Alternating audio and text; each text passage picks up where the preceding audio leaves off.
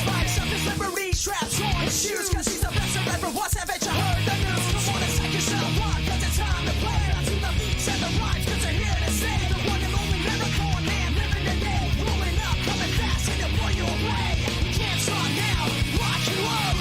Don't stop now, come on and rock and roll. In this world, try to make your own way. One is all in this world. Life is just a game of play.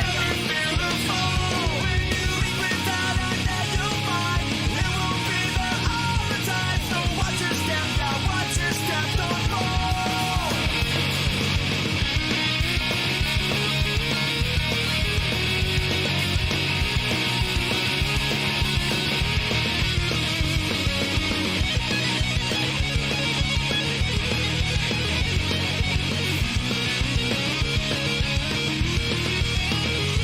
It's a galactic continental champ running things. Hyperactive instrumental and pulling strings. He is the one who understands when the tides will swing. So he's breaking down doors, never falling away. Because the pressures of this world, they can take control. The only way to break free is to break the mold. You can't stop now, rock and roll. Don't stop now, come on and rock and roll.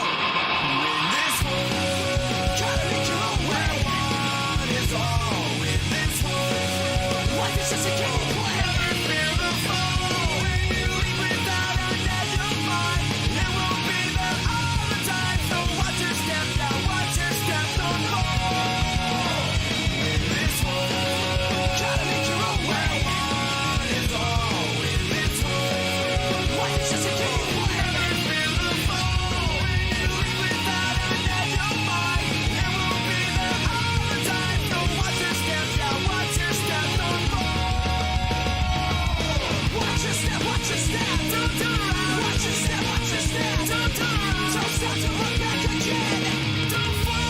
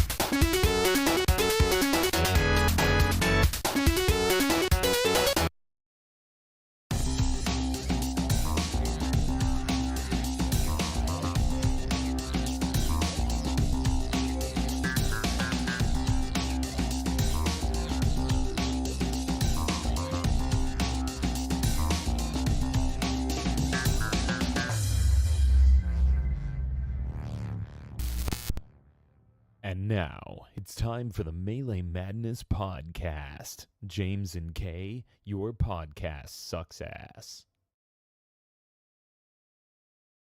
Good morning.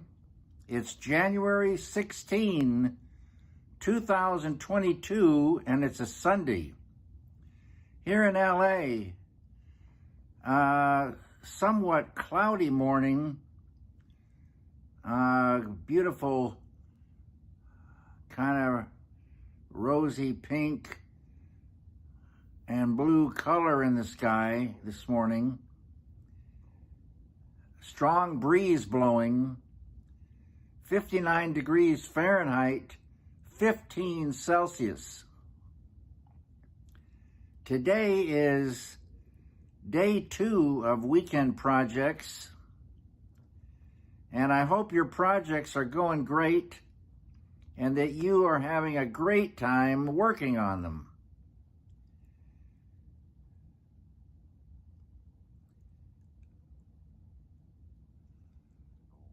This afternoon, it'll be going up to 73 degrees Fahrenheit, around 23 Celsius, and it looks like we're going to be partly cloudy all along the way.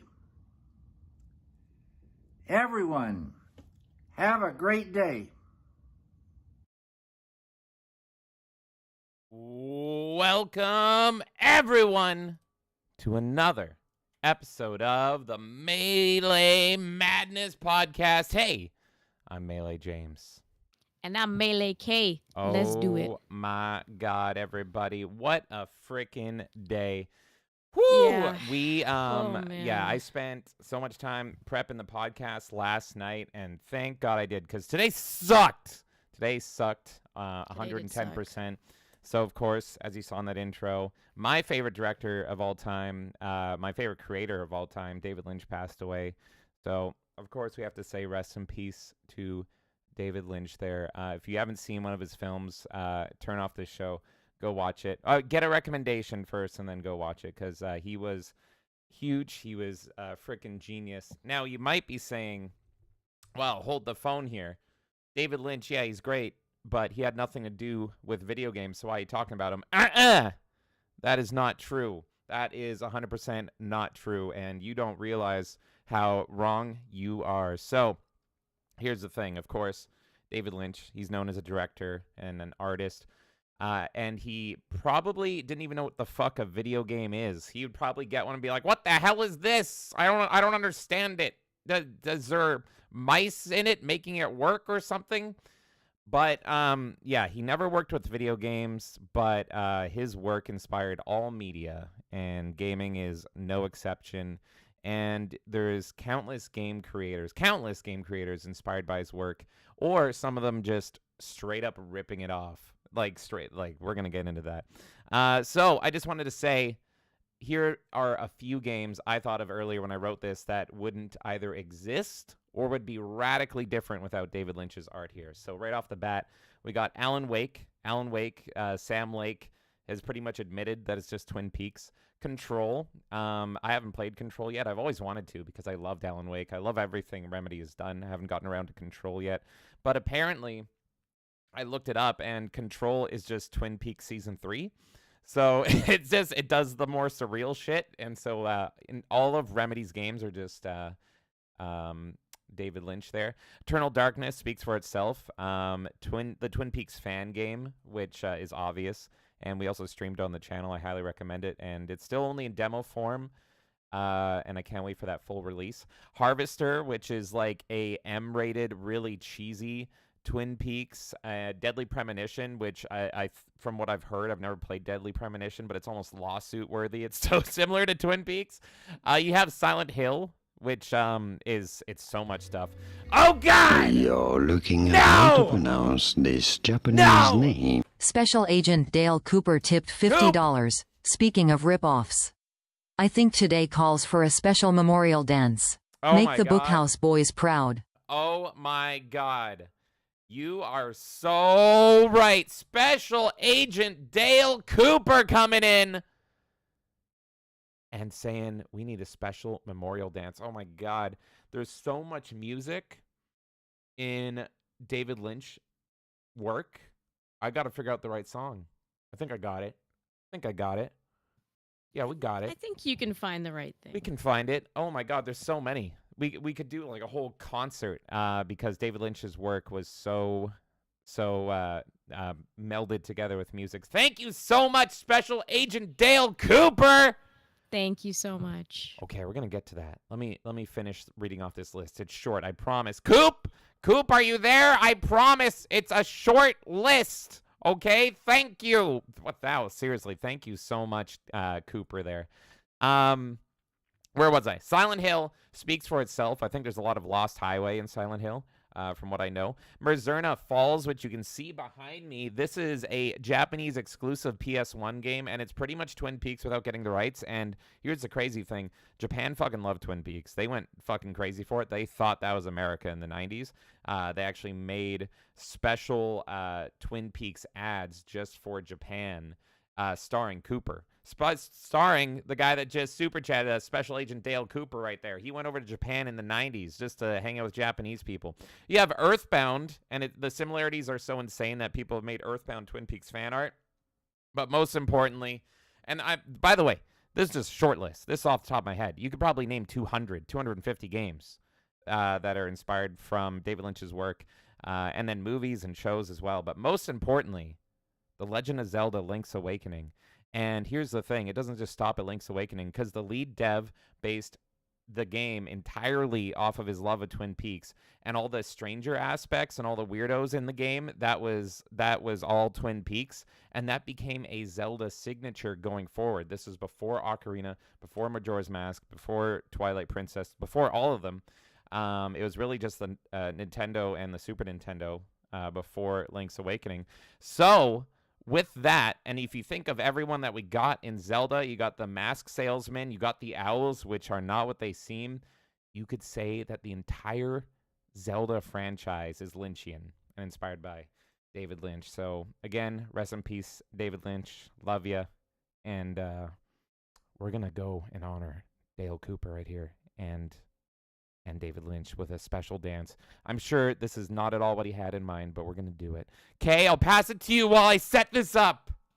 Oh my God. Well, I think that's an excellent list that you set out there for things that David Lynch has inspired. And in my opinion, even if it's not directly credited, I would say anything that has, a crazy dream sequence. I would say David Cage's work, in my opinion, is also heavily inspired. That's true. By Twin Peaks. Just all the wackiness, all the it's not what it seems type stuff. I would definitely credit all of that to David Lynch. I think he was the first one to really establish that in media. And his work is just amazing, and the amount of people that he elevated, and just his love for life, and the way that he treated everyone with so much love and respect, and just understood people.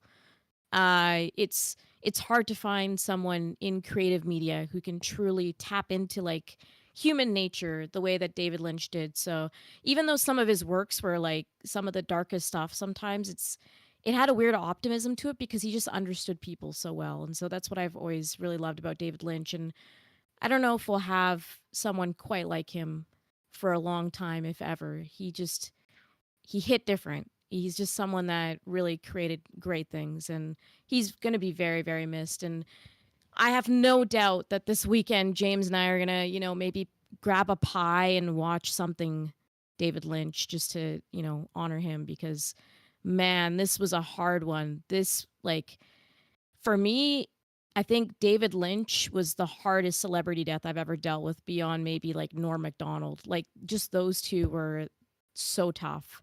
And I think everyone's feeling that. I think at some point everyone has either loved something made by David Lynch or something inspired by David Lynch. So this is definitely hard for everyone in Absolutely. Entertainment. Oh my God. I've been horribly depressed all day, everybody. And you're going to hear about me talk about it non-frickin' stop. But don't worry, we still have a great show. We have a great show for all those that don't care. But there's still more tributes going on because of Special Agent Dale Cooper. Now, Coop, you sent in a photo of David Lynch here being friends with a fucking bear. Why the fuck would David Lynch be friends with a bear that could eat him? That's actually incredible. I tried doing art of Dale Cooper, and Grok didn't know who the fuck Dale Cooper was. But this David Lynch looks like him. So this is crazy. Oh my God. This is crazy here. So, oh my God. Thank you so much once again, Special Agent Dale Cooper. And I was trying to think. I only had a few moments here. What song encapsulates everything? What song would be perfect for a tribute to David Lynch here? So I was thinking, because there's so much. If you're a David Lynch fan, there's so many songs. And I thought of one, and it's not even from Twin Peaks. It's not from Twin Peaks, but I hope Coop doesn't get too mad at me, because it is a song that Kyle MacLachlan is in. He's in the film this is from. I just think it'll work well. I don't want to strip to any sad music today.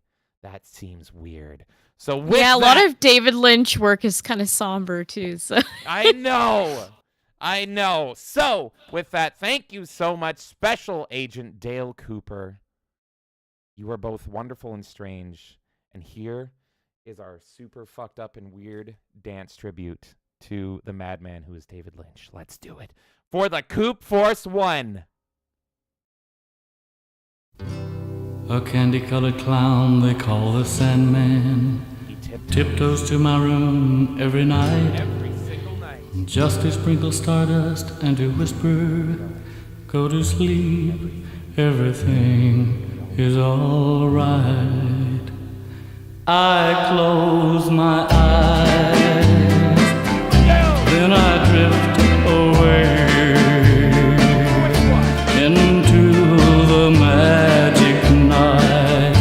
I softly say a silent prayer, like dreamers do. Then I fall asleep to dream my dreams of you. In dreams I walk with you. In dreams I talk to you. In dreams you're mine. All the time we're together. In dreams I want everyone dreaming with me. Let's go. just before dawn, I awake and Fuck Heineken. find Back blue ribbon. I can't help it. I can't help it if I try. I remember that you said goodbye. Don't say goodbye, Gengar. Too bad. Oh, God. The Bear Force. And We can through the night. Let's dream. I know, grab those balls.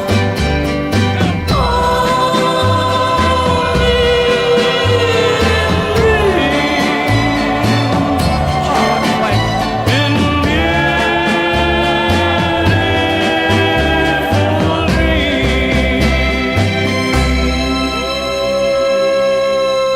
woo! What a beautiful tribute, everyone. That was gorgeous. That was gorgeous. That was a Thank perfect you. choice. And there was so many. I was like, what do I do? There's a lot. That was the perfect one. All right. Well, thank you so much, Special Agent Dale Cooper. Coop, did you know I would dance naked with a bear and a purple fat ghost? This was the plan for season 4. Yeah, it's not that you were in our reality or anything. It was the fact that you were in a reality of Pokemans. I was going to have Coop fuck a little punny. Thank you so much. Oh, my God. Beautiful tribute. And that wasn't for me. I didn't do shit. That was Special Agent Dale Cooper coming in and saving the day because he is the FBI. Thank you, Coop. Oh, my God. Oh, my God. Okay. Let's say hi to Video chat. games. Let's say hi. How's it going, everyone? And also a thank you just before we went live to Jonathan Davis for gifting us Skyrim. Jonathan Davis Yes. took up the mantle. DJ's held this mantle, and now he has taken the crown to be like, look at me. I'm Todd Howard now. Thank you so much, Jonathan Davis, for yet another version of Skyrim. There we go. Woo! All right, let's say hi to everybody from here on out. How many? Hmm? Go on. No, What? you do your thing. No, wait, you go Say your first. thing. You go first. I was just gonna ask how many fucking versions there are of Skyrim now. What can you not play Skyrim on? I don't know. But I told Jonathan, I'm like, how is this gonna top the horses? There's no way it can top. I don't know if it can. The Skyrim incident was just so beautiful. The time of night, the wackiness, the situation at which it. Oh yeah, K is too loud. Yeah, K is too loud. You're right. Sorry, my bad. Music. I turn music up. Don't turn it down.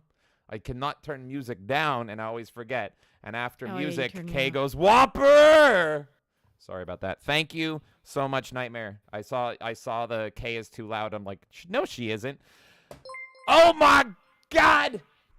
The goo. Hold on, I need to go. It's cutting off the name here. The Goon Room. The Goon Room. The Goon Room. What a way to follow up Special Agent Dale Cooper. Thank you so much again, Coop. And now, Coop, we're in the Goon Room. The Goon Room has said, I just want to know where the maps are. K. Oh, no. Where the fuck is the Goon map? I'm having There's another. no maps. I had another Monica Bellucci dream, and I need to know where the Goon map is. There's no map. How in this place. How the fuck we am I? free roam. How the fuck am I going to Goon without the Goon map in the Goon Room? You fucking idiot. There you go. This is how we're honoring David Lynch's legacy. Is I'm just doing a bad impression of him talking about gooning. It's a great impression. He's probably watching up in heaven smoking, and he's probably so happy he can smoke again and be like, who the fuck watches this shit? There's like over 10 people looking at this? Why? Get a fucking life. Thank you so much, the Goon Room. And you know what? We're going to find those maps. We're going to find those fucking maps, man. Oh, God. Oh, yeah. I'm afraid. Okay. I'm very afraid. With that, video games, folks. That's we right. have a great show, and I'm so happy that David Lynch with a freaking bear is going to be blessing the entire stream. We got a jam-packed show. We have a crazy show. There's so much news. Even if you ignore the fucking Switch 2, I'm so mad because I spent so long, and I'm like, this show's going to be so good, and then Nintendo just went, here's the Switch 2. I just added. I didn't cut anything. It's just a long show, everybody. So with that, let's get into it. Kay, say hi to the people, and we're going to go. You turned me down, right, before I start reading like crazy? You're down now. I think we're good. Okay, thank you. I think we're good. Nightmare said knew it, so I think we're good now. Nightmare's here. How's it going? Bless in the chat. We got JB doing the Vulcan Gang for life. How you doing, JB? Dassus Goats doing the clap. What's going on? As long as he's not getting the clap. No. No one's getting the clap here. No. Except for maybe Gengar. Well, we have a map to the Goon Room now.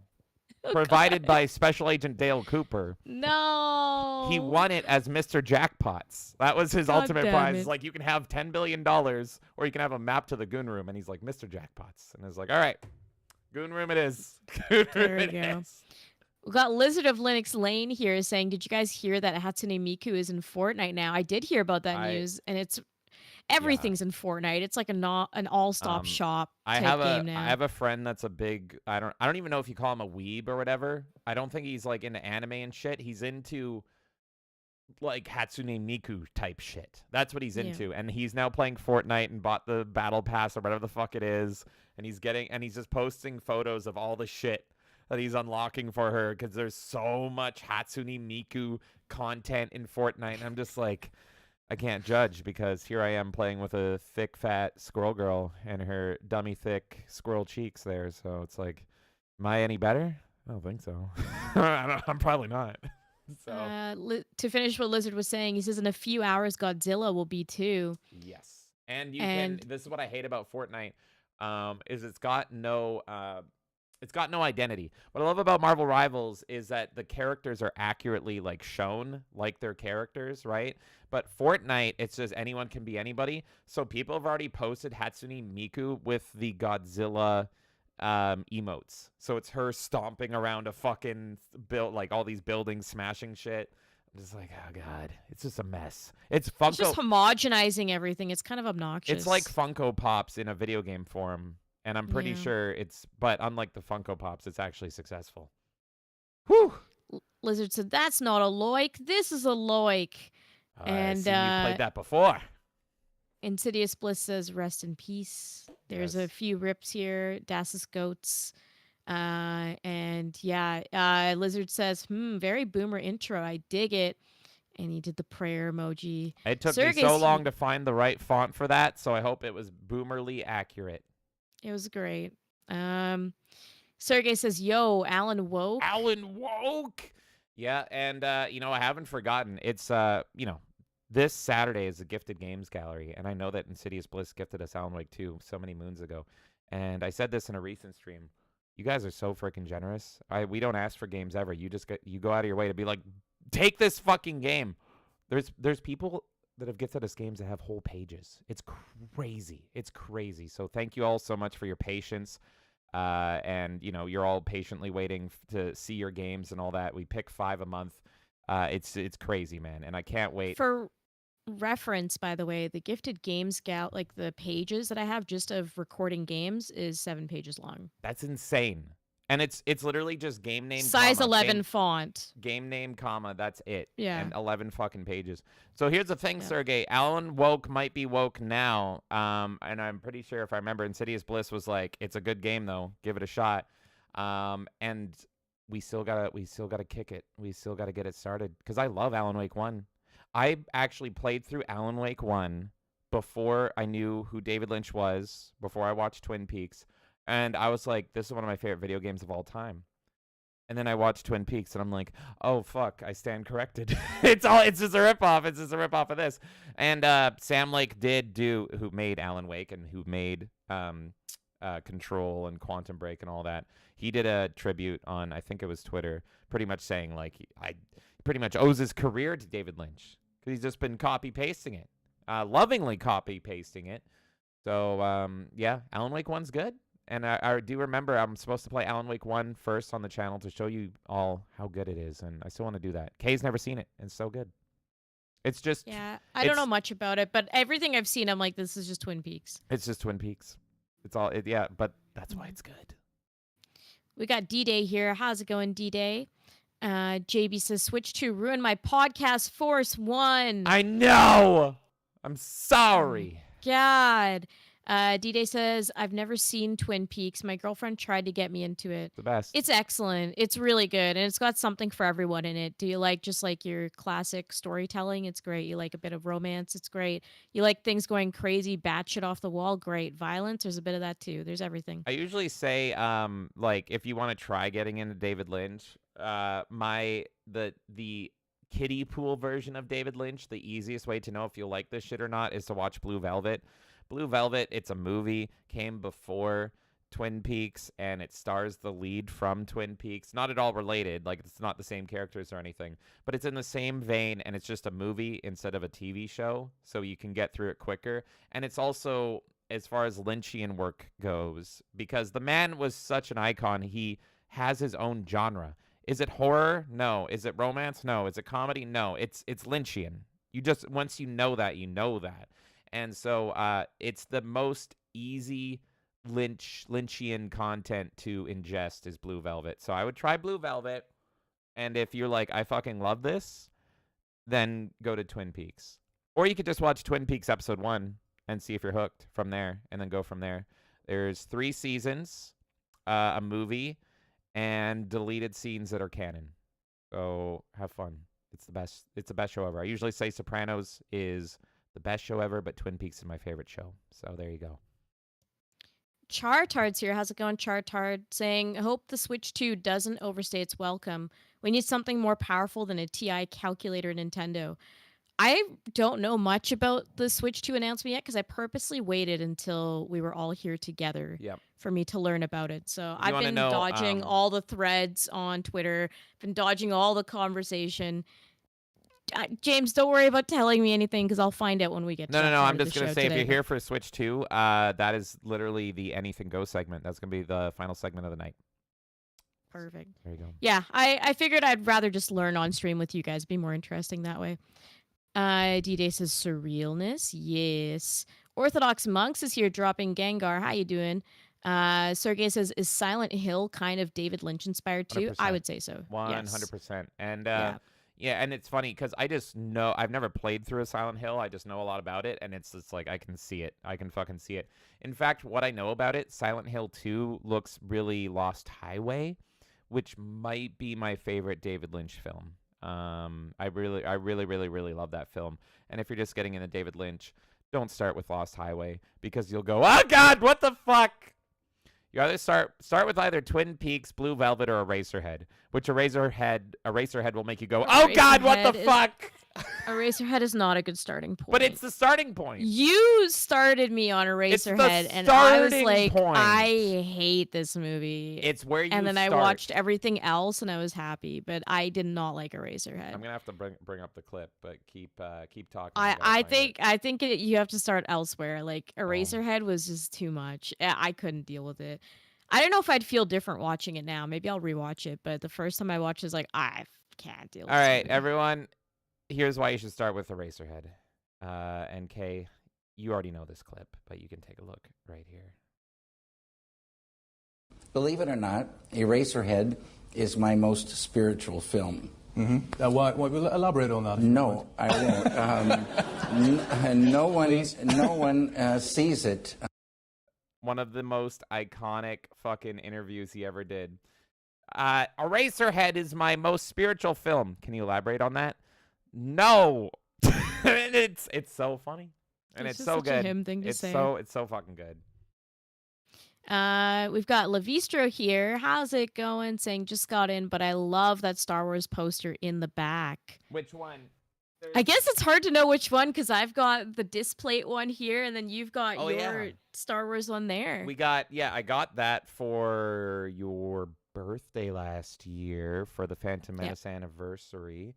And then this back here, it must be that one because this one I love though. It's of every character from 1 to 6 all standing together. And you can't even really make it out, but that's what that is. And I love both, honestly. Might be another one in here. I don't know. I'm looking now.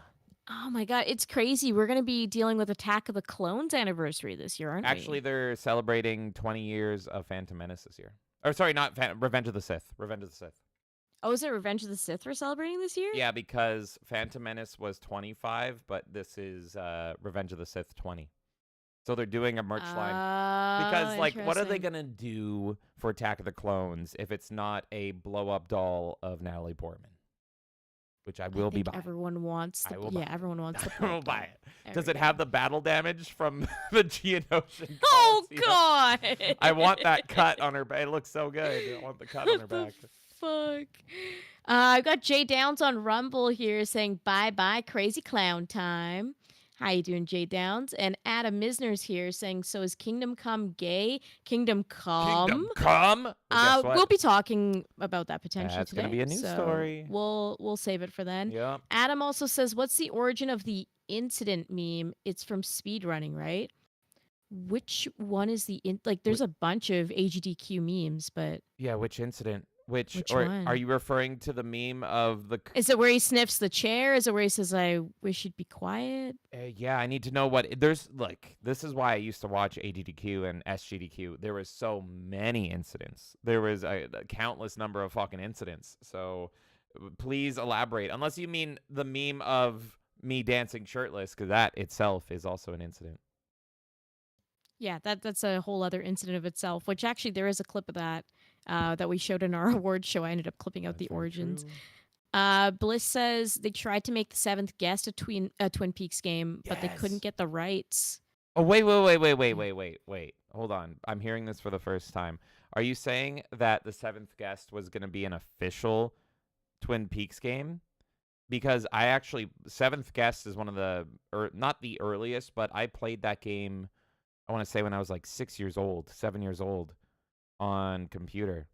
So that would be maybe the first thing I ever saw that was Lynchian, I guess you could say. Because, oh my God, Bliss might be coming in and blowing my mind here. I had no idea. God damn. We'll have to look into that later. That's interesting. Nightmare says my big ones were Stan Lee and Kevin Conroy in response to me saying this was like one of the toughest celebrity deaths I've ever dealt with. Yeah. Both of those hit me hard as well. Absolutely. And D-Day said, what happened? He's probably like, why is everyone so sad? What's going on? Yes, for those of you who don't know, David Lynch passed away. That's why we're talking about him so much today. Well, don't worry. We'll be talking about video games for the rest of the show. And David Lynch, like we said, inspired a lot of video games. But we just wanted to make sure that he got a proper tribute. It's because of how amazing he is. And D-Day said, rip. Insidious Bliss said, that's a good David Lynch. Up there, I know. And there was There was another one because it always generates 4 images, and it's like 3 out of the 4 were pretty good. I think that was the best one, but it's goddamn. There is some art out there of David Lynch hanging out with a bear now, and I love to see it. JB says, if I recall correctly, before they gave Dune to David Lynch to do in 1984, they pitched it to Ralph Bashki. But what he had in mind was too batshit crazy. It wasn't Bashki. Okay, we watched that documentary. What was it? It was because Ralph Bashki was the the guy that was like, we're gonna rape her and make her bleed all over her dress. Ralph Bashki is one of the best animators, if not the best. I was animator Lord of the all time. Rings. That's why I was like, what? That would have been interesting. Known for rotoscope animation, but it's oh god, I can find it. It's a very similar name. Jodorowsky's Dune. Jodorowsky's Dune. And this was going to come out actually, I think, before Star Wars. There was a documentary on this. And if you don't know Jodorowsky's work, he's a fucking lunatic. One of his most famous movies features a nude scene with his actual son when he's like very underage. He's fucked. He is such a fuck. And they interview him in the fucking documentary for Dune. And he was like, yeah, it's my dad. Because he's now an adult living a normal life. I highly recommend everybody watches Jodorowsky's Dune. It's a documentary on the failed attempt, and it was going to be bonkers. He compares his love for this film that never got made to a bride and how it's so beautiful, but you must rip open the wedding dress on the night and whip her. His words. And I intentionally tried to slur my words because we already had a short because of Kay swearing going limited. So anyway, everyone go watch Jodorowsky's Dune. And that was also a great short. I might have just been yelling fuck over and over again, and YouTube may have been Finally, like, YouTube paid attention to us. Yeah, YouTube was like, and keep in mind, like, all the copyrighted music I use for YouTube Shorts, there has been swearing before. They never fucking care in YouTube Shorts. This was like one of 2 YouTube Shorts we've ever had that they were like, okay, maybe not all of our advertisers want to have their ads next to this. Like, I think so. I would advertise like a Coca-Cola next to that short. It was great. It was a shout of desperation. It was all I had, okay, YouTube? All I could do was jump around. Bliss says perfect for your song choice. D-Day says, I can imagine the Joker dancing to this. Das's Goat says, absolute cinema. The Goon Room's here. The Goon Room, thanks again for the support and saying, free those nips, James. We are free. Lord Slosh is here. How you doing? Saying Roy Orbison is so crazy fitting. Yeah, yes, I thought that 100%. Was the perfect choice. I was going to do something from Inland Empire because there's so many good songs. Not Inland Empire, Mulholland Drive.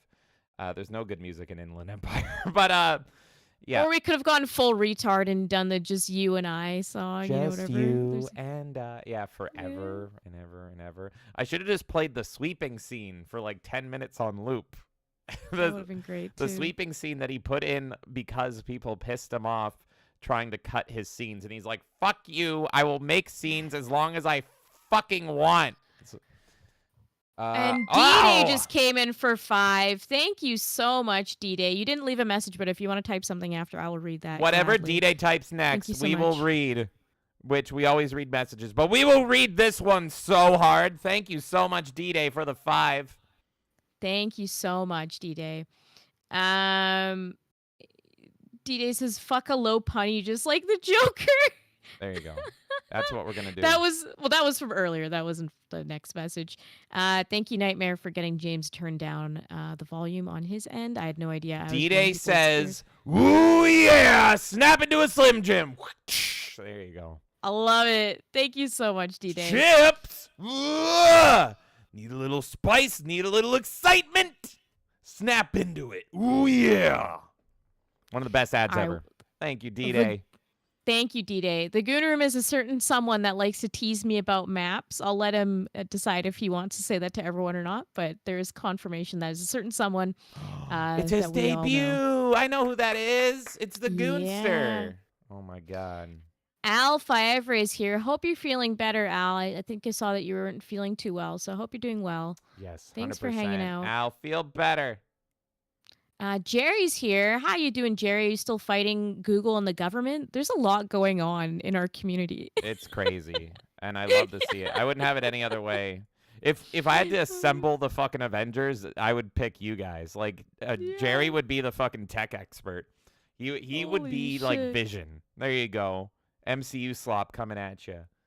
Oh god. Jerry says big booties. Marvel Rivals is just assets. That's right. D-Day says basically Fortnite is quintessential normie slop. Yup. 100%. Yep, it is. Wait's here, and he's going for tequila. You enjoy your tequila, good sir. I'm so jealous. I want it right now. Wait. Sergey says, unpopular opinion, I did not like Control. I did like Alan Wake 1 and the Max Payne series is peak. Yeah, no, I mean, the thing is, I loved Remedy, but I've loved so many companies, and all those companies have kind of fallen.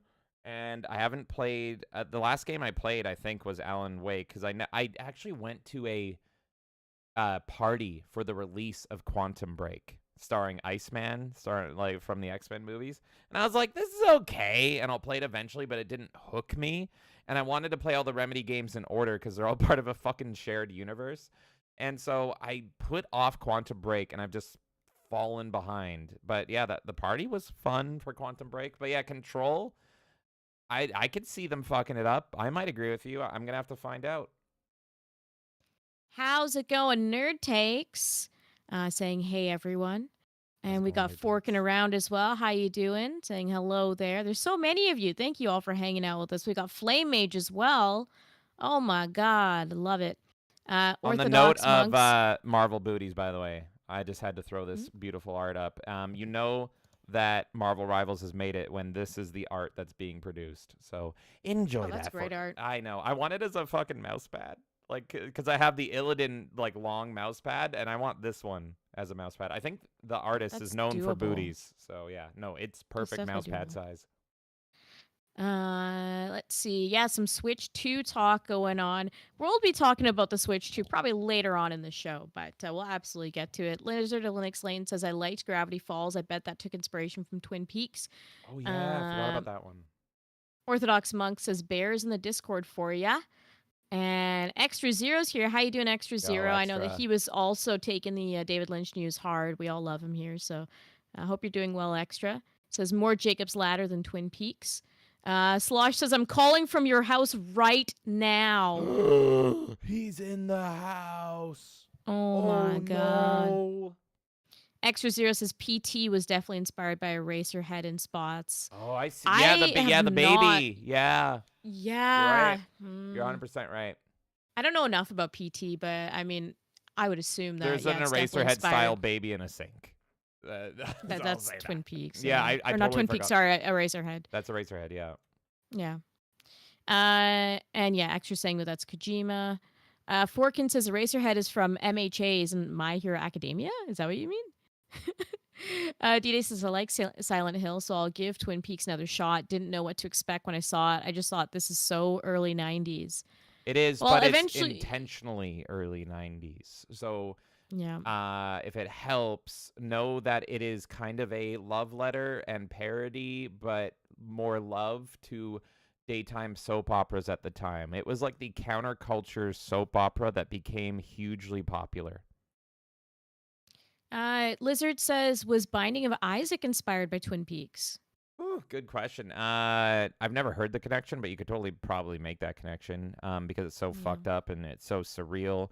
And it's also, if you pay attention to the Binding of Isaac story, a lot of it is like, is this in his mind? Is his mom actually trying to kill him? Is he actually already dead? Because one of the loading screens, again, I played more of the original Binding of Isaac than Rebirth, but one of the original loading screens was him when he initially falls down into the cellar. It's like, you don't know what those loading screens mean, but there's one of them where he dies. And so I remember talking with Elvis to be like, what if this is like, he's dead and this is his purgatory the whole time? And so you probably could draw a comparison just based on the fact that you don't really know the story. Like, there's a baseline there, but then you have to formulate your own opinions. So that in and of itself, I don't know if it's a direct inspiration, but you could definitely draw comparisons. I'd be curious what Edmund McMillan, I never know how to say his name, but the creator Binding of Isaac and Super Meat Boy, I wonder if he has ever commented on it. But I've never heard it, but I believe it. Jerry says refuses to elaborate. Slosh is saying, yeah, Revenge of the Sith anniversary this year. D-Day saying Kingdom Come 2. Insidious Bliss says, yes, they tried to get Twin Peaks or Clue for seventh guest. Wow, I see the Clue, but man, I've always wanted to go back and play through that game because it fucking terrified me as a kid. It terrified me, and I never got far, but if you look at the footage now, it's super, like, hokey and cheesy, but I love that, too. So one of these days, I think Night Dive remade it, so one of these days I am gonna go and give it a shot. I love what D-Day had to say. D-Day says, I bust in through the wall like Kool-Aid Man, ready to party, but everyone is all somber and James is all dancing shirtless and shit. Just the Kool-Aid. I gotta oh my god, I gotta do. Oh my god. I gotta find it in GIF form or else Fox will fuck me. Oh my god. I want, you don't know, maybe I can just describe it. You know, no, there it is. I got it. Hold up. Come on, load. Don't kill my, yeah. Yeah. Oh, that's not it either. No, I want him backing up slowly. There's a scene in there it is. There it fucking is. And there's just a slow back up. It's like, I guess I'll fucking go. I appreciate it, D-Day. That is so fucking perfect. I love it. JB says, is that the one where she screams fuck for a minute straight? Which time? But yes, that is the one. The short where I'm just screaming as Hulk. Fuck. Slosh says, Kay and her Jeff Rage. Fuck that adorable shark dog so much. Sergey says, Castlevania Nocturne Season 2 is peak. Is that the Netflix show? I stopped watching after they fucked Alucard in the ass. And speaking about fucking Alucard in the ass, Dude1286 Live just rated the stream over on Rumble. How's it going, dude? Welcome to the show. Much, dude. You all know this is the Melee Madness podcast, and Lock Guard to you. Thank you so much for the raid, dude. Absolutely. Thank you so much. Slosh says they gave LA Knight the Slim Jim ads now. Yes, yeah, I think fit. he's perfect for it. Like, I can't think of a better person for it. Absolutely. Jerry says Google removed DEI from their footer. We got Paul here saying, what's up? What's up? What's up, Paul? Nightmare says, I'm still fighting the state over $1,000. Good luck with that, man. It's fucking crazy. Yeah, I won't talk about that too publicly, but you posted that in our Discord. I hope it goes well. And keep us posted if you like. But goddamn, I hate them. I fucking hate them, and I'm rooting for you, Nightmare. Slosh says, that's my secret, Cap. I'm always gooning. I could goon all day. Sergey says, did you guys see the Wanda bikini mod in Marvel Rivals? No. Yes. No. What? No, it's in our Discord, Kay. I posted it. Oh, okay. I didn't look at it. I mean, I barely pay attention to the Marvel Rivals stuff. Go to our Discord in the Marvel Rivals chat because we've been posting a lot of mods in there, and it's real funny. Oh, my God. D-Day says, not normally the biggest fan of blondes, but damn, Susan and Dagger. I know, right? Slosh says, I butchered... Where's the Lost Highway quote? Did he say a Lost Highway quote earlier? Are they censoring? He says, I butchered that Lost Highway quote, but yeah, great scene. Which scene? I didn't see your quote. Unless I read it earlier and I didn't realize. Oh my God. Okay, well, feel free. You don't have to type it again, but if you want to, feel free. Sergey says, wait, Returnal has so much David Lynch inspiration too, by the way. I just remembered. I've always wanted to play Returnal. If you want to play that, I own that, James, if you ever want to play it. Oh, okay. Pretty sure, Shit. yeah. I've been eyeing it on PC, but if we already own it on PlayStation. I think we have it on PS5, yeah. Do they give it away or something? Okay. I've always been curious. I think I was given a key or something. I'm trying to remember, but I remember that we owned it. The game looks so good. The reason I haven't played it is the character is so fucking ugly that it turns me off. Yeah, I don't blame you. So it's like, can we get a mod for that? Can we just put Bikini Black Widow in Returnal on PC? Then I'll fucking play it right now. I'll close the stream. We'll go play that. Dude says, howdy, just finished the Savage Labyrinth without taking 15 hearts of damage or using magic. Good lord. Good job, man. That's fucking difficult. He's doing all the challenges because he's doing the achievement shit in Wind Waker. And it's fucking hard, man. Lizard says, I have to look for more interviews with McMillan then.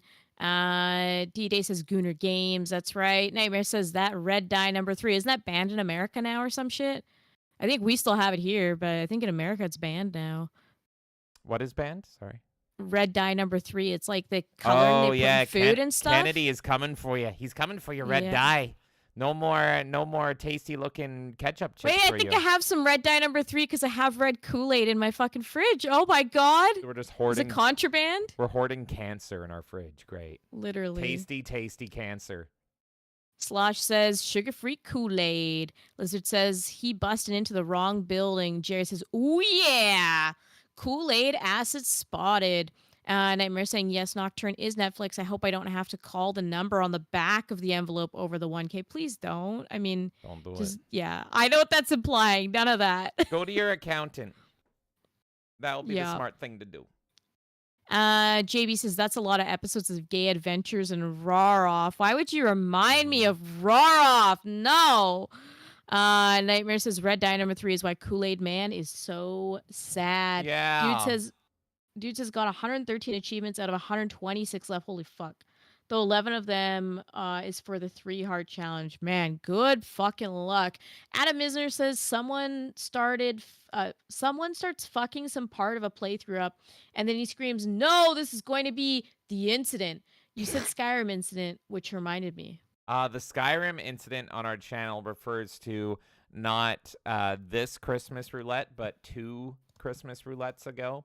I was up until like 3 a.m. spinning on Christmas Eve. And if I remember correctly, it was only me, deliriously tired, at 3 a.m. on Christmas Eve, Insidious Bliss in chat, and I think Elvis. And I was just like, what is this? And I was not at all entertaining. And we landed on Skyrim. It was there just because snow. And what we proceeded to see, it was just magic. It was just Skyrim. I swear to you, because people have seen that clip and they're like, so you put in the wrong mods? No mods. Vanilla. That was a fucking vanilla copy, baseline man. Skyrim. Hit launch. And we clipped it on the channel. So if you go to our video section over on YouTube, you can find the Skyrim incident. I'm not even going to spoil it. It was magical. You just had to be there. But we did also archive it and clip it because it was so funny. So go check it out. Chartard says, I think you mean Yellow Dye number 5. Is that also getting banned in the States? I have no, like, Canada has no part in this. As long as they don't ban Mambo number 5. There you go, yeah. But I have no idea. I think there are some dyes that are getting banned, right, or something in the Americas. Kennedy comes Good for in, you guys. I'm banning death. You can no longer... Yeah, I know, right? Like, I'm happy, honestly, because that's great. You guys are can actually no getting longer food now. die. So it's like... Yeah. It's like, all right, why didn't we vote for him before? Fuck. The Goon Room says Raroff No. Raroff needs to return. That shit is funny. What? No, please no. Again, My heart can't handle Snapple was so nice that he tipped us a Raroff tip, and he was like, but instead you get to play a good game. So I'm looking forward to that. And that's happening next week. For 10 minutes, we're going to play a good game. Oh, thank God. Thank you, Snapple. You're too nice. D-Day says, I can't find Bikini Black Widow. Nightmare said, no! Nightmare says, if I had Raroff money, they'd be a Raroff channel. I don't even want to think about that future. I would never want to be a Raroff channel. Fuck that. I'm just showing our fucking, I'm just showing our whole Marvel Rivals chat right now. I'm going to show this quickly because it was so funny. A superhero that can't... There's a Japanese X-Men called Sunfire. Sunfire. They don't say it like that. Our Marvel Rivals chat is fun. Where the fuck is it? There's been a... There it is. There it is. Behold in all of its glory, Bikini Black Widow. Oh, Peak. I did see that. Peak. Never mind. Absolutely peak. That's, of course, a mod. Some other great mods are Never Goon Hulk. They literally just put Hulk in a black t-shirt that says Never Goon. And my personal favorite, and the only one I'm real tempted on, Ryan Gosling, Black Panther, Wakanda Forever. There you go. I was just playing Black Panther, by the way. He's pretty OP, so I really want to download the fucking Ryan Gosling mod. He's really fun. I think he's better than Wolverine, and he is way fucking better than Spider-Man. Holy fuck. And there's a lot. So anyway, maybe you'll see a Ryan Gosling stream sometime in the future. All right. Well, let's get into the news a little bit. Let's do it. No news. We'll get into our gaming. What games we're playing first? No news. Clearly, I'm thrown off by the death of David Lynch today. My brain's skipping over our plays of the week. What the fuck is that? Hey, god damn it! I'm up here with a fucking bear, and you don't even know what video games you've played. I know. What's a video game? All right, everybody. Well, we're gonna get into our plays of the week to prove that we play video games, and I'm gonna start this off because I find this funny because we're not starting with a video game. We're not starting with a video game. All right. I bought something. I bought a little something. Hold on. I should pull up the tweet here. I'm going to pull up the tweet here. I made a little purchase. I thought you were joking when you suggested this. No, not joking. Hold on. I'll find it. I'll find it. This is totally honest and true. This is my own photo. Once I can find this. Oh my God. There it is. I bought a little something. I couldn't wait for the Switch 2, so I bought the next best thing. I bought Alarmo. Oh, yeah. Do you guys remember Alarmo? Everyone was waiting for the Switch 2 announcement, and instead Nintendo said, here's a fucking clock. I bought it. And for the past 2 nights, I've been sleeping with Alarmo. So here's my little Alarmo review. It counts. I've been playing with it. It's retarded. So, it's a fucking alarm clock. What did you fucking expect? But it is pretty neat. I do kind of like it. It might be overpriced for what it is. But I was like, yeah, fuck it. We get to talk about it. We can film shorts on it. They're going to keep supporting it. It's kind of neat. So, here's what it does. First of all, it constantly watches you, and it tracks your sleep cycles and everything. And you can set it so that you wake up to whatever Nintendo music you like, and they're going to keep adding more Nintendo music and themes. And as you can see there on the screen, they're doing New Donk City, Jump Up Superstar, and this woman's waking up to it. But they've since added Mario Kart, and they're probably going to add more. There's Splatoon, there's Pikmin, and it's actually themed. And so during the day when you're not sleeping, if you look at Alarmo, like if you have the Mario Kart theme on, you'll see Mario like kind of driving around it, or a Splatoon like Octoling like chasing a little squid girl or something like that. And then I think Owachi, the best boy from Pikmin's there as well. So, and you can see the font there of the time is themed so that it's actually like it. So it is cute. If you're looking for an alarm clock, it's like you might as well get this. And the way it works is, well, here's the catch. It doesn't. Alarmo is for incels only. Sorry, all you happy people, but there's a warning when you get it on the box that says, if you sleep with someone, you can't really use it. I'm not even joking. There is a warning on the box that's like, Alarmo's only intended for people who sleep alone. You have the box. Where does it say it? Okay, find the warning. It's on there. I think it's somewhere on there. Because the whole point of Alarmo is that it literally watches you sleep. And what's supposed to happen is when you have to wake up, it will play a Nintendo song quietly. And then maybe it was in the instructions. Fuck you, you bought it. We hate you because you're happy and in a relationship. I don't see it on here, but... So the alarm starts, and then it gets louder and louder and louder. The more... well, I found it in French. Chocolat bleu, you cannot For sleep beds with people. with pets or multiple sleepers, button mode offers a standard alarm experience. Yes. So they also add in the pets. What am I, a white girl?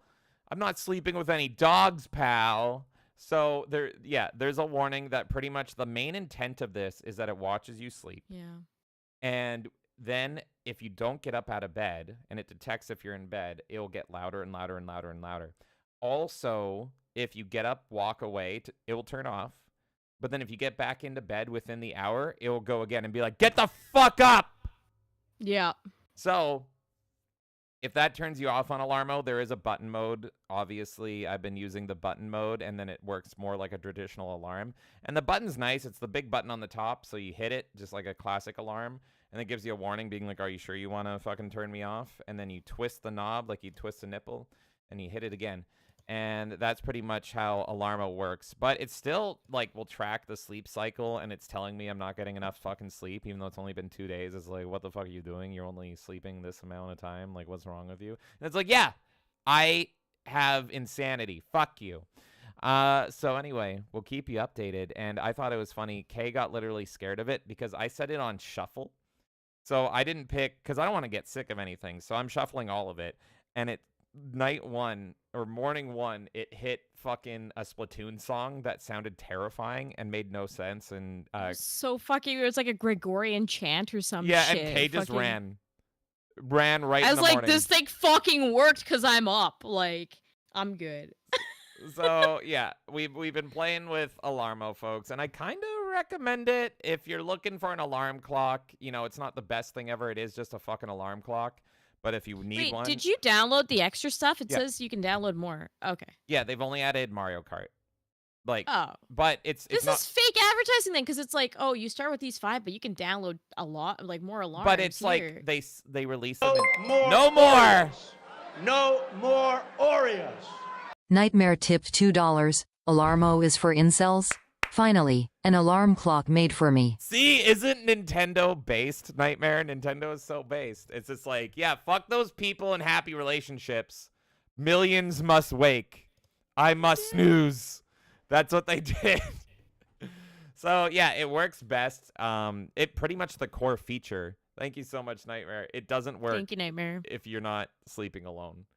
So we have that disabled. But then I was telling Kay, I'm like, what if you leave that on? Let's say it's for a couple or a white girl with a dog, because it says don't do that.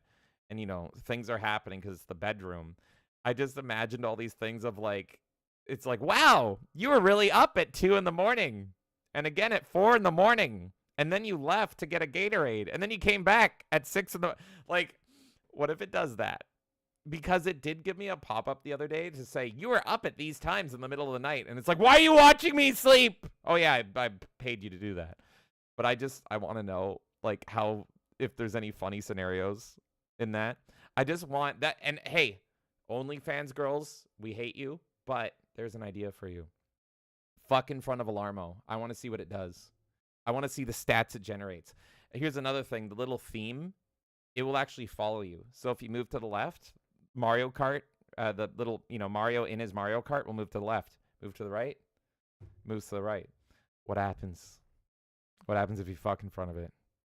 I gotta know. Does Luigi just stare at you? Fucking deadpan stare like in Mario Kart 8? I want to know. So anyway, yeah, I kind of recommend it if you want a cute little alarm clock. It's probably the top recommendation for alarm clock, but it's not like fucking amazing or anything. You also kind of have to be a Nintendo fan. And I have not tested the incel mode, which is the core mode. So there you have it. There's Alarmo. Any thoughts on Alarmo, Kay? It's terrifying, man. Yeah. It's fucking terrifying. Why did it pick Splatoon the first night, man? That was fucking creepy. And then this morning, you got terrified. You didn't know what it was, but it was Bowser going, roar! Yeah! What the fuck was that? It wasn't just normal Mario Kart or some shit. No, it was it wasn't. fucking Bowser growling. It was like, Bowser. what the I fuck? woke up to Bowser God. growling. I'm not even joking. There's also a setting for nighttime sounds. So it pretty much is like you can set a bedtime and it will play for like an hour nighttime sounds. So like pretty much like ASMR type shit to help you fall asleep. But I haven't tried it yet. But in the demo of it, it was playing the fucking Super Metroid theme, and it's like this is supposed to be fucking That's terrifying. so ominous. It was doing why the would I the do do that? do do do do do do do, and it's like God, I think I'm gonna get sucked by a Metroid. So there you go. Alarmo, everybody. And it was like what, $150 Canadian with tax or something? Wait, for us? like for Mhm. everything, I think it was like 150 Canadian. Yeah, like shipping and It'll stuff. come to like 100 American. So there you go. Yeah. Fuck you, Alarmo. All right, Kay. I don't know what terrors await for me tomorrow. Yeah, we don't know. We'll keep you updated. We'll keep you updated on what we awaken to. But yeah. Good morning. We woke up to this today. I want more stupid shit. I want it to be the stupidest shit ever. Charitard came in for the 2. Thank you so much. Saying, hope it has amiibo support for Guiji ASMR. Oh no! Oh my god. That would have actually been smart. Developers. Whoa!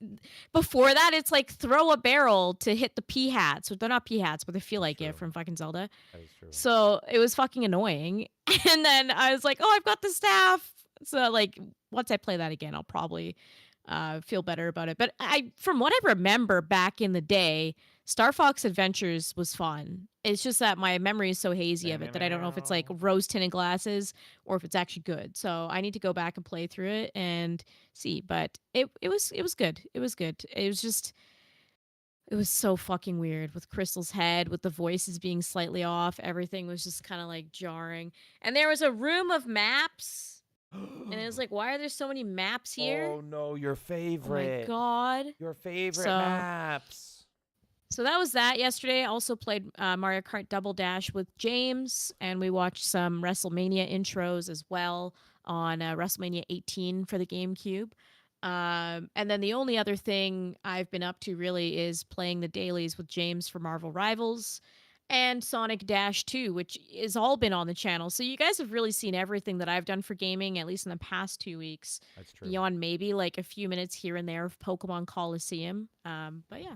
So that's why I figured I'd go first. I've been gaming mostly on the channel recently. Yeah, and then I'll tack on to the GameCube stream, and I will say it was super nostalgic and fun to see WrestleMania 18. How the fuck did they pay for Limp Bizkit and Motorhead though, and not the NWO theme? That seems fucking crazy to me. But hey, WWE has been retarded forever.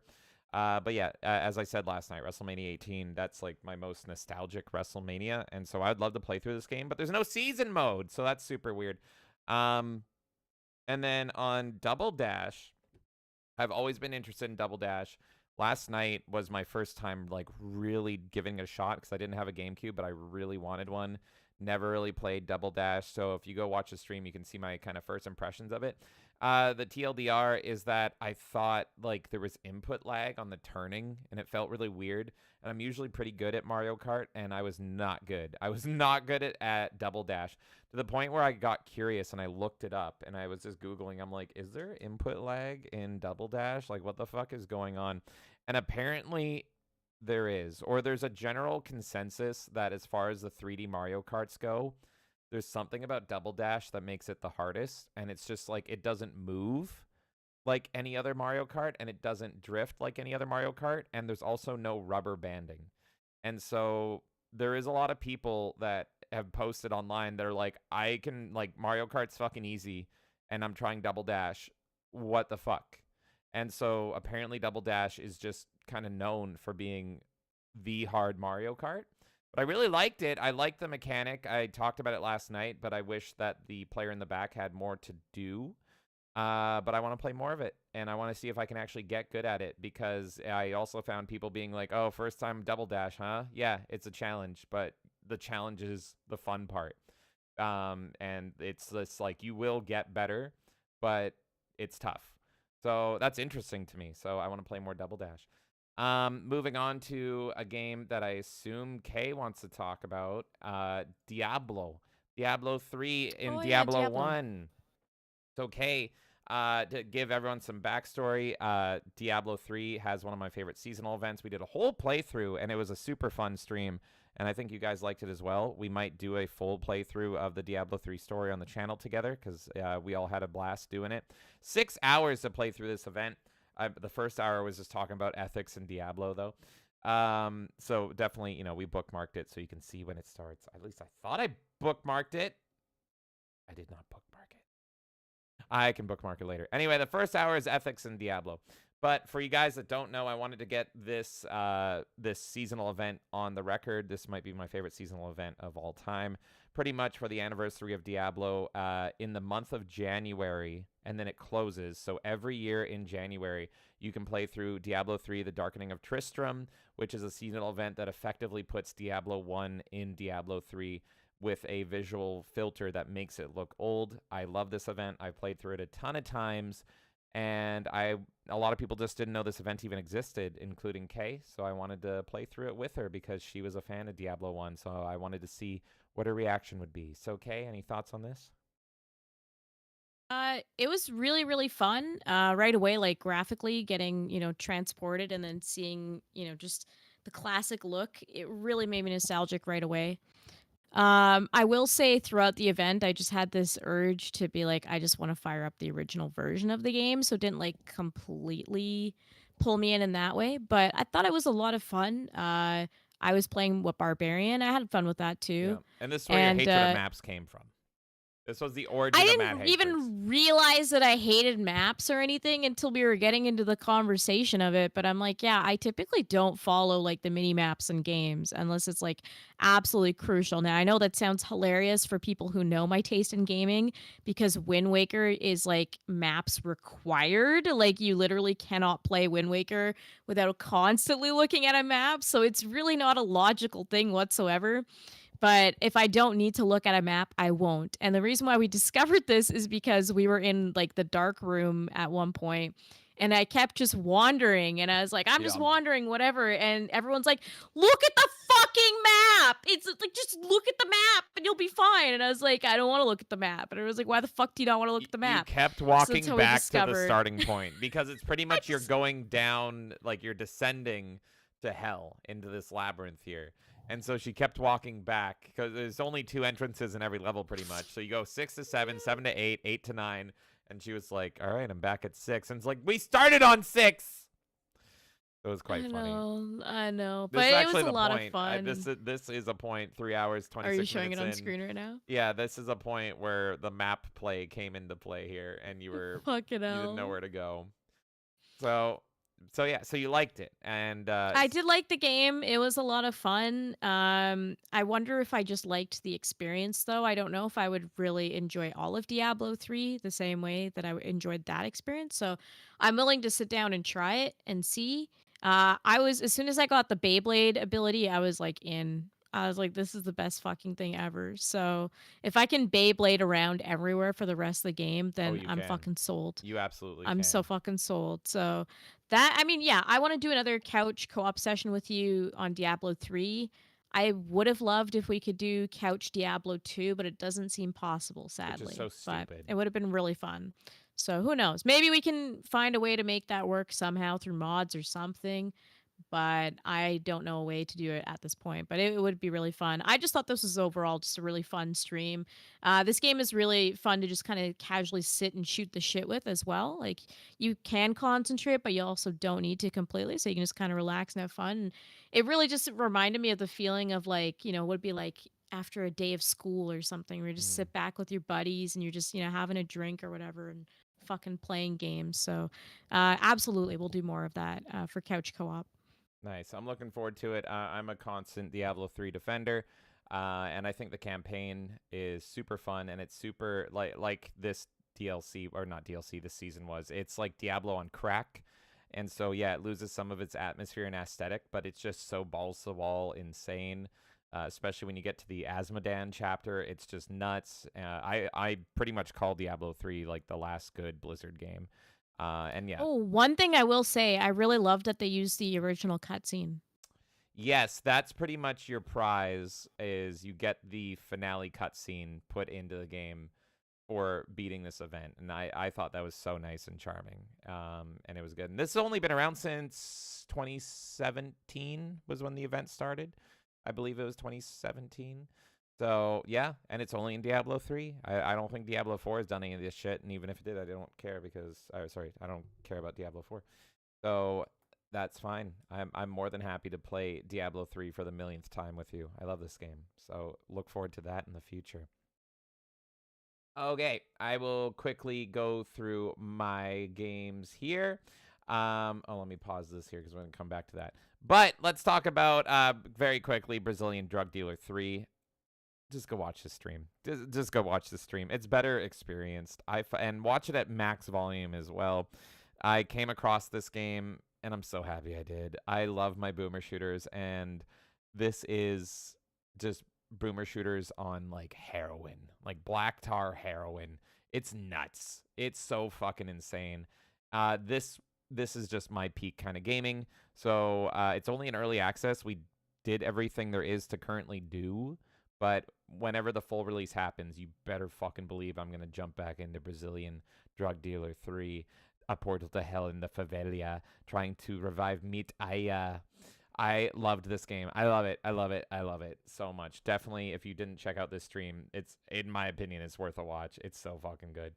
Then we went over to Dead Estate, which I've always been curious on the game here. Dead Estate is a Binding of Isaac-esque roguelike. It's most compared to Binding of Isaac. And I always felt conflicted with this game because I love the art style. It's got big-tittied witches in it and big-tittied nurses, as you see right here. Love, love, love, love, love the art style. But I could never love the gameplay in the game. And after that stream, I got to say, my feelings haven't really changed. It's not perfect, but it's really that aesthetic and atmosphere that makes me keep coming back. The main contention point is that it's got a survival mechanic where if you spend too long in a section, this like super powered boss comes and tries to fuck you. But after the stream, I did look up like how are you supposed to contend with this guy, because it's just like the game is super hard.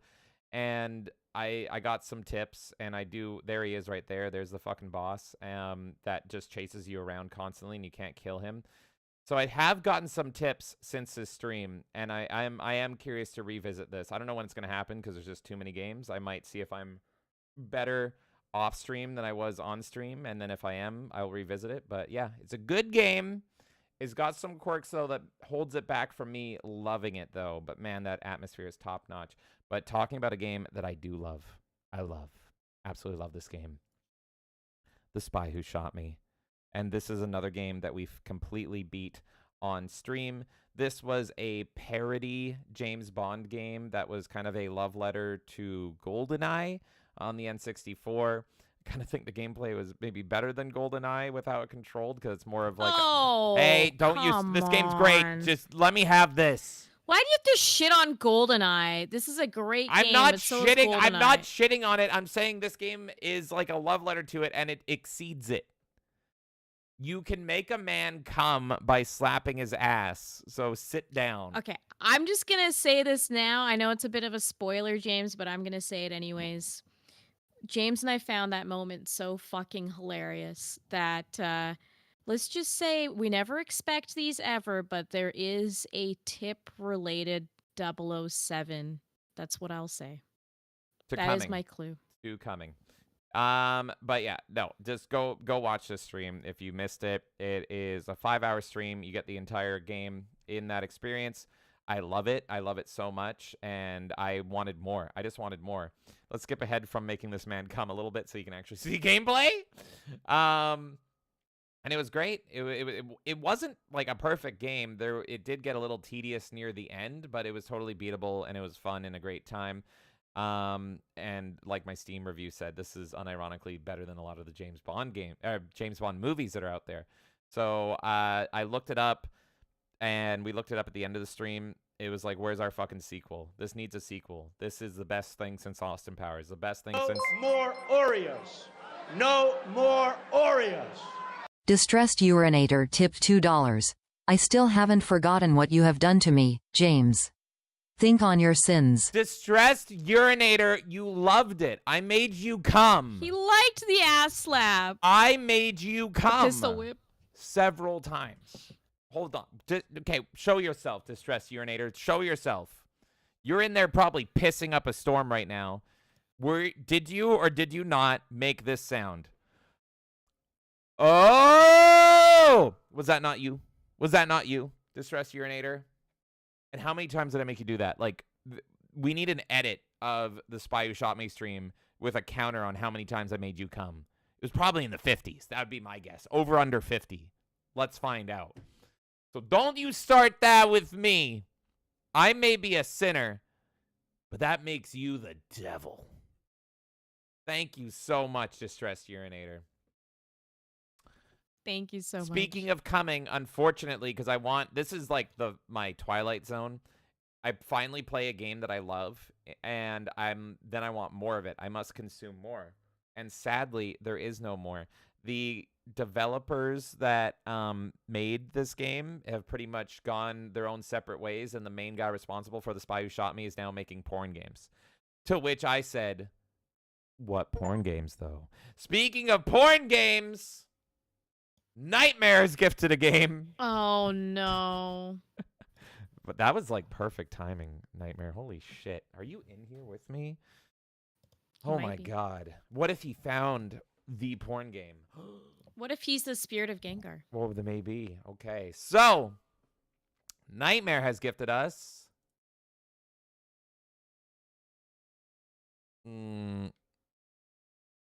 Oh, that's a man. I was like, this kind of...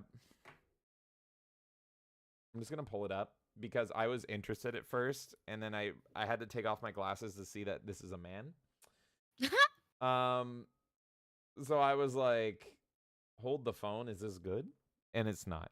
Nightmare has gifted us Alpha Hole Prison, a yaoi gay bara visual novel. And he says, this is what you've done to me, James. Buckle up, the distressed urinator. Goddamn right. Goddamn right I did. Oh my God, I love it. So the top one, I was like, is that a fucking woman? And then, yeah, this is why I can't wear sunglasses in public, because you don't know who I'm coming home with. Let's just say that. What the fuck is a bara? I don't know, pulling a barv or something from Dragon Age. Alpha Hole Prison, a gay visual novel dating sim. Earthling Miguel Santos has been sentenced to a life at Alpha Hole, a notorious space prison. His survival depends on using his charms to convince a powerful ally to protect him. Oh, so you're the bottom bitch. I see. You're not the fucking bear in prison. God damn. A gigantic 7-root hardcore gay dating sim loaded with anime scenes. And we're gonna get loaded. Thank you, Nightmare. Thank you. This is what I get for making pissing men come. I can't help but make pissing men come. So then I get thrown in gay man prison. And into that segue, I'm going to talk about the game that I shouldn't talk about right after that. Thank you, Nightmare. Montezuma's Revenge. Joshua, I'm sorry. Look, as we've said before, go check out our Montezuma's Why Revenge. you saying sorry to him? First of all, Otako Cross was because of Joshua Michael you're right. French as well, You're and right. same with a few other games. Boo Party was also Joshua Michael French, You're so right. like he loves these games. So He tags me in these games all the time. So if anything, he would be the type to make a gay... I think he's happy that this is following it up right now. Okay. Is this like, this is we should do a bundle. Montezuma's Revenge with the gay prison game. There you go. That's a win-win. You can get frustrated playing Montezuma's Revenge and then jerk off all over the game, man. It's a win-win. So just to quickly mention this, we did Montezuma's Revenge stream, and this was thanks to Joshua Michael French of East Asia Soft, who gave us a key in advance to check out the game, and we streamed it. And we had a gay old time with it. Not as gay as what Nightmare would like, but it was still a pretty gay old time. And man, this game is fucking wild. The game is out now. If you guys are interested, definitely check out the stream. I had a lot of fun, and it was super funny hanging out with you guys, and I fucking suck at this game.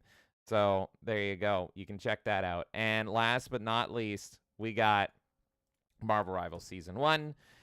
Which we've been playing nonstop, so we don't have to talk too much about it. But Marvel Rivals Season 1 is here. I bought the Battle Pass. It's fucking 10 pages long, so you're going to be seeing a lot more Marvel Rivals, and they have, of course, added Mr. Fantastic and Invisible Woman, and they're now on a cycle of releasing a hero every month and a half, which seems way too frequent to me. Like, it feels like they're going to really get burnt out quick if they're releasing heroes that frequently. A month and a half turnaround time.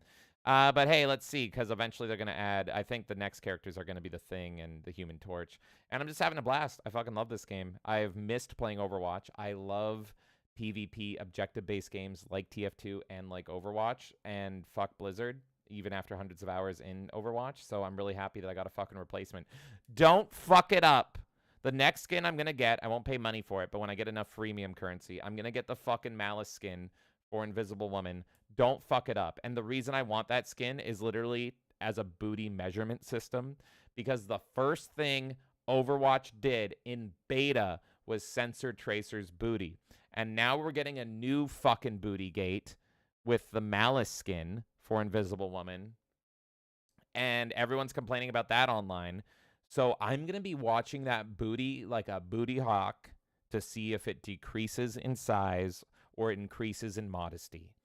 So that's my next plan, is I'm going to be grinding just to get that skin, because that seems to be where the line is. That booty is the line, and I am here to hold the line, which is a booty. And that's our plays of the week. Woo! That's a Woo. lot of games. That's Holy a lot of fucking shit. games. That's what we do here. We play games, people. Thank you so much, Nightmare. Thank you so much, Distress Urinator. Thank you, Shane. Thank you, Chartard. Thank you, Slosh. Thank you, Nightmare. Thank you, D-Day. Thank you, Goon Room. Thank you, Mikey. And, of course, thank you, Special Agent Dale Cooper, my hero. Damn. Thank you guys so much for all the support. Okay, I'm going to start where the Alarmo talking was. Okay, I'm going to be listening. I'm going to run away, come back. And then we're going to talk about the Tard Larmo, and then we're going to get into the news. And the news is some good shit. Tard Larmo, god damn. Don't you love it? No, look, guys. It's so good. James, you can run away. Don't worry. I'm talking to the people now. You run away.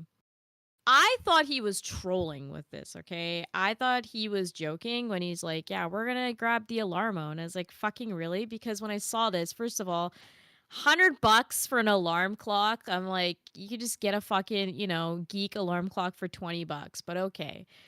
I thought I was fucking getting trolled with this shit. And then he's like, no, we're going to order right now. And so we bought it. So now every morning, I don't know what I'm going to get traumatized by. But so far, it's been weird Splatoon chanting and Bowser growling at me. And I'm afraid to know what tomorrow brings. So we'll see. I was expecting like normal stuff, like, I don't know, Jump Up Superstar or something, or like the Smash Bros intro. Not this. Or like Zelda, I don't know, like fucking Breath of the Wild music. No, you have Bowser growling at me in the morning. And it fucking works because I wake up now from it. Slosh says new Yoshi Island theme. What was that fucking Yoshi song? Oh god, if that's on there, I can't. For you, those of you who don't know, there was like a song in Yoshi's Island that was just fucking retarded, and it might even be in it. I don't fucking know. Nightmare says finally an alarm clock made for me. Jerry says you know French. No, I just realized that there was English on here too. I did not read the French. In Canada, we're supposed to learn French, but I didn't fucking absorb any of it, to be honest, except for like some numbers. Slosh says Mario watching you fap for the 10th time. Oh no! Mamma mia! That is not the spaghetti sauce. D-Day says I'd get one if it came with Bowsette or Rosalina. Smart. It might have Rosalina in it. I haven't seen her yet, but there is a Pauline theme, and there is a Peach one. So there's that. You can wake up to Peach. So I'm just saying. They put Ring Fit Adventure music in here. What the fuck is like? I don't know, man. We haven't hit that yet, but I do have that all shuffled. Let's see. D-Day says Mario likes to watch, apparently. Imagine a Waluigi watching. Oh, God. I don't even want to think about that. Listen, Waluigi's always watching me. Look at this. Ah, no. Always near me. He comes fucking in best game of the year right here. He just comes in wanting to sell you tacos and is like, I will be back. I think you need a taco after this. Yeah, you know what? It's possible. Maybe we can mod the thing to have fucking Waluigi watch us. Over on Rumble, Adam says, was a fun stream. Well, thank you. I'm glad you dropped by last night. I had a lot of fun going through the GameCube, and that's my, favorite system from childhood, pretty much, the GameCube, the Dreamcast, original Xbox. So I had a lot of fun just going through my library and being like, oh yeah, I own all these games, and some of them I played 20 years ago. Some of them I keep up with frequently, like Soul Calibur 2. I'm playing that fucking every year at this point. But yeah, it was really nice to revisit some of those GameCube games. And he says, oh, I miss Double Dash. That's the best. Fucking yeah. Double Dash, I love Double Dash. I know it felt weird to you, James, but I really love it. It's good. But yeah, I definitely need to get used to it for sure. Dude says, I'm glad you both love the Marvel Rivals meme I sent you. It gave James some cyberpunk vibes. Adam says, yeah, that meme was hilarious, dude, by the way. Adam says, you know how oil on your driveway has that rainbow effect on it? Red dye number 40 and the others are made by isolating the colors from that iridescence. What the fuck? Really? It is less healthy than licking the oil off your driveway. That's fucked, man. What the fuck? Challenge me with a good time. I will do it. Adam says, Mario Kart 64 Z hops when you fuck. Yeah, Yahoo! Waha! Can you imagine it puts you on a Mario Kart track That'd and be it's amazing. like, fuck. Are you that's kidding hilarious. me? Of course that'd be amazing.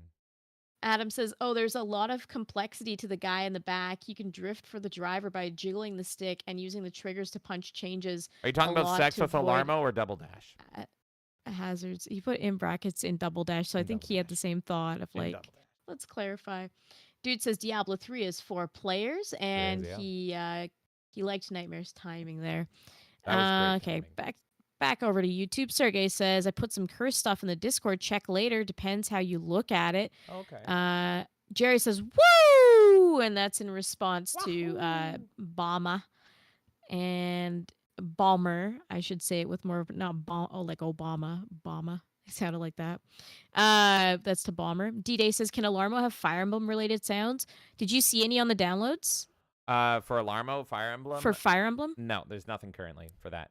I could see a possibility because like Intelligent Systems works with Nintendo, and then maybe Pokemon could even be in there. But there's multiple like alarms for all these games, but there's only a limited number of games. It's yeah, you mentioned it. It's all the ones on the back, K, plus Mario Kart 8.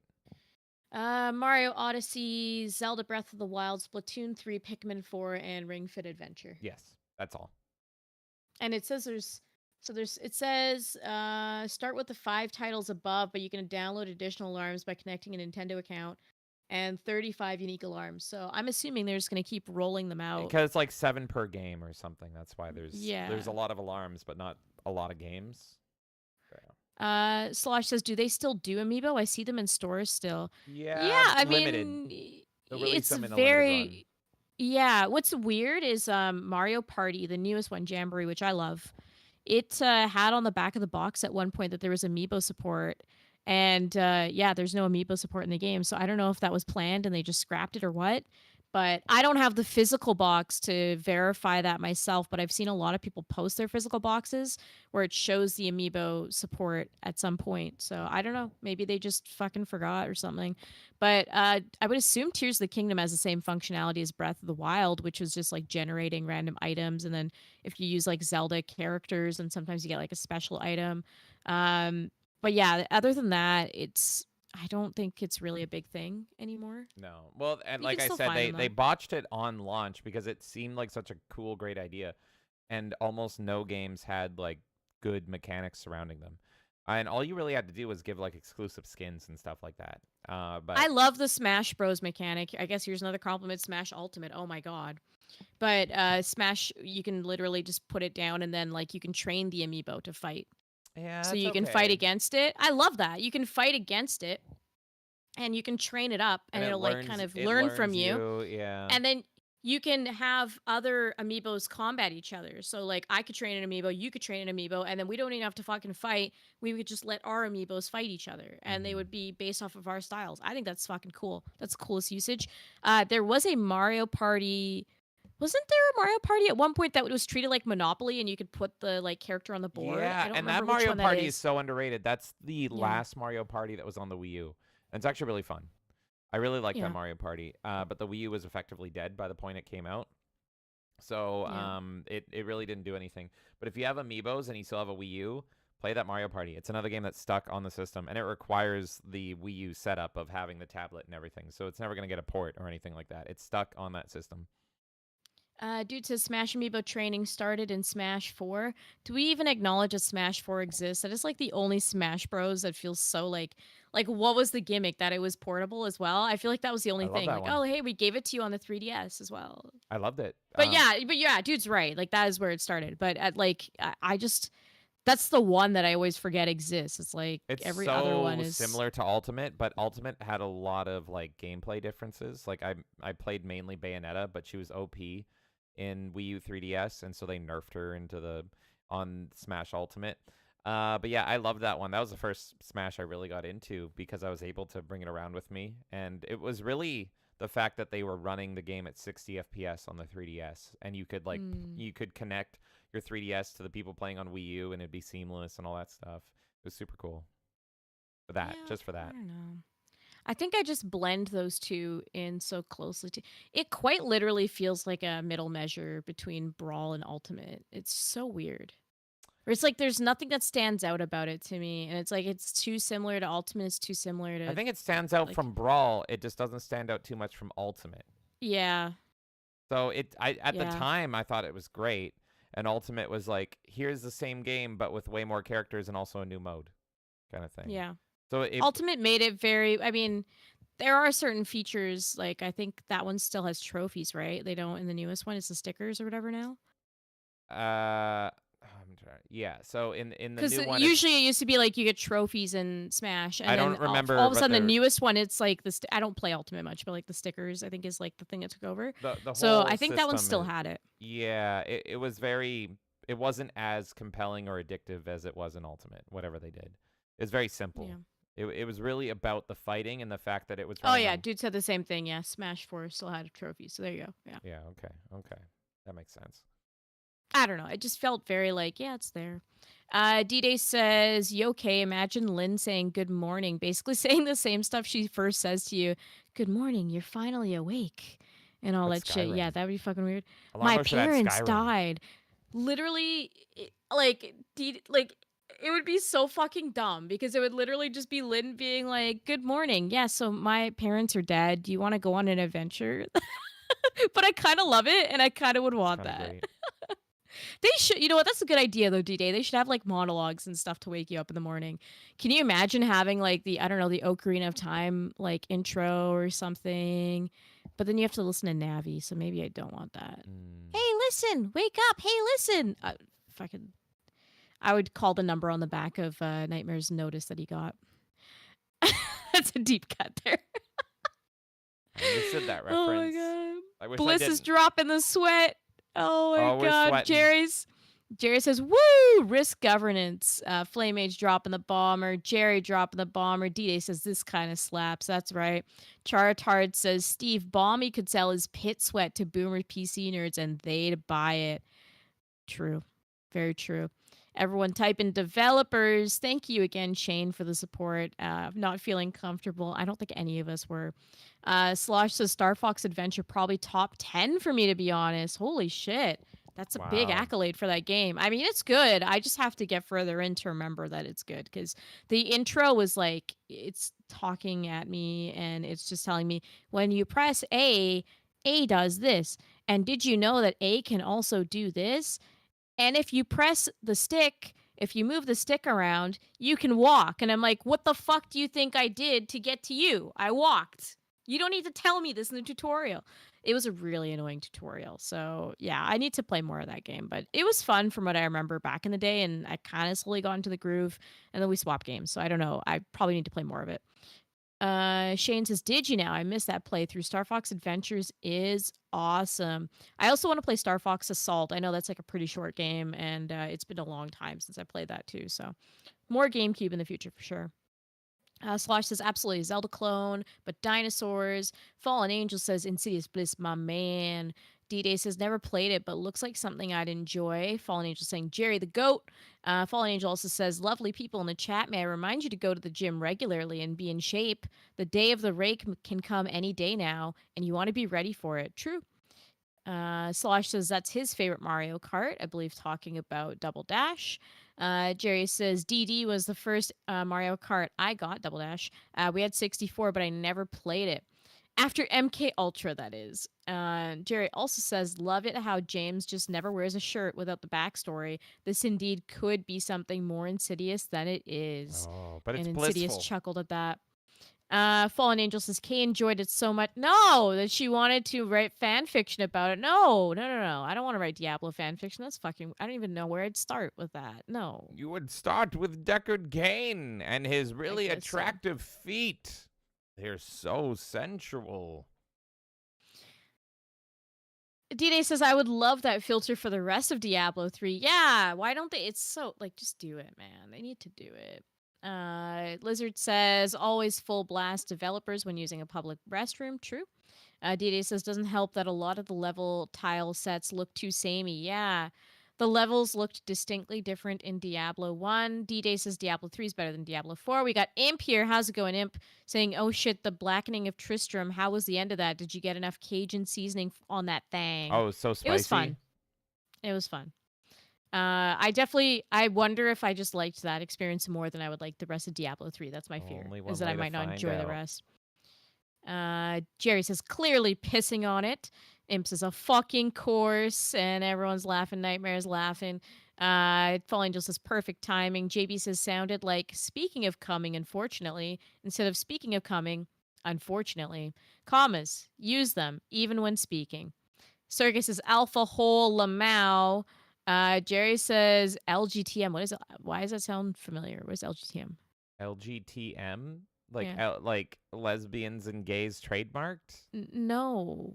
LGTM? That's like fucking acronym. That's like an, if I recall correctly, like an IRC, but it's like something else. I don't know. I'm retarded. Lesbians and gays are now trademarked. Nightmare says James is beginning to enjoy these gifts. A little bit. Just a little bit. And Sergey says that must be a huge hole. Nightmare says I think Bara is like a manly gay. Oh, like a bear? Oh, I thought we called those bears. They're called bears here, sir. What the fuck's going on in Japan?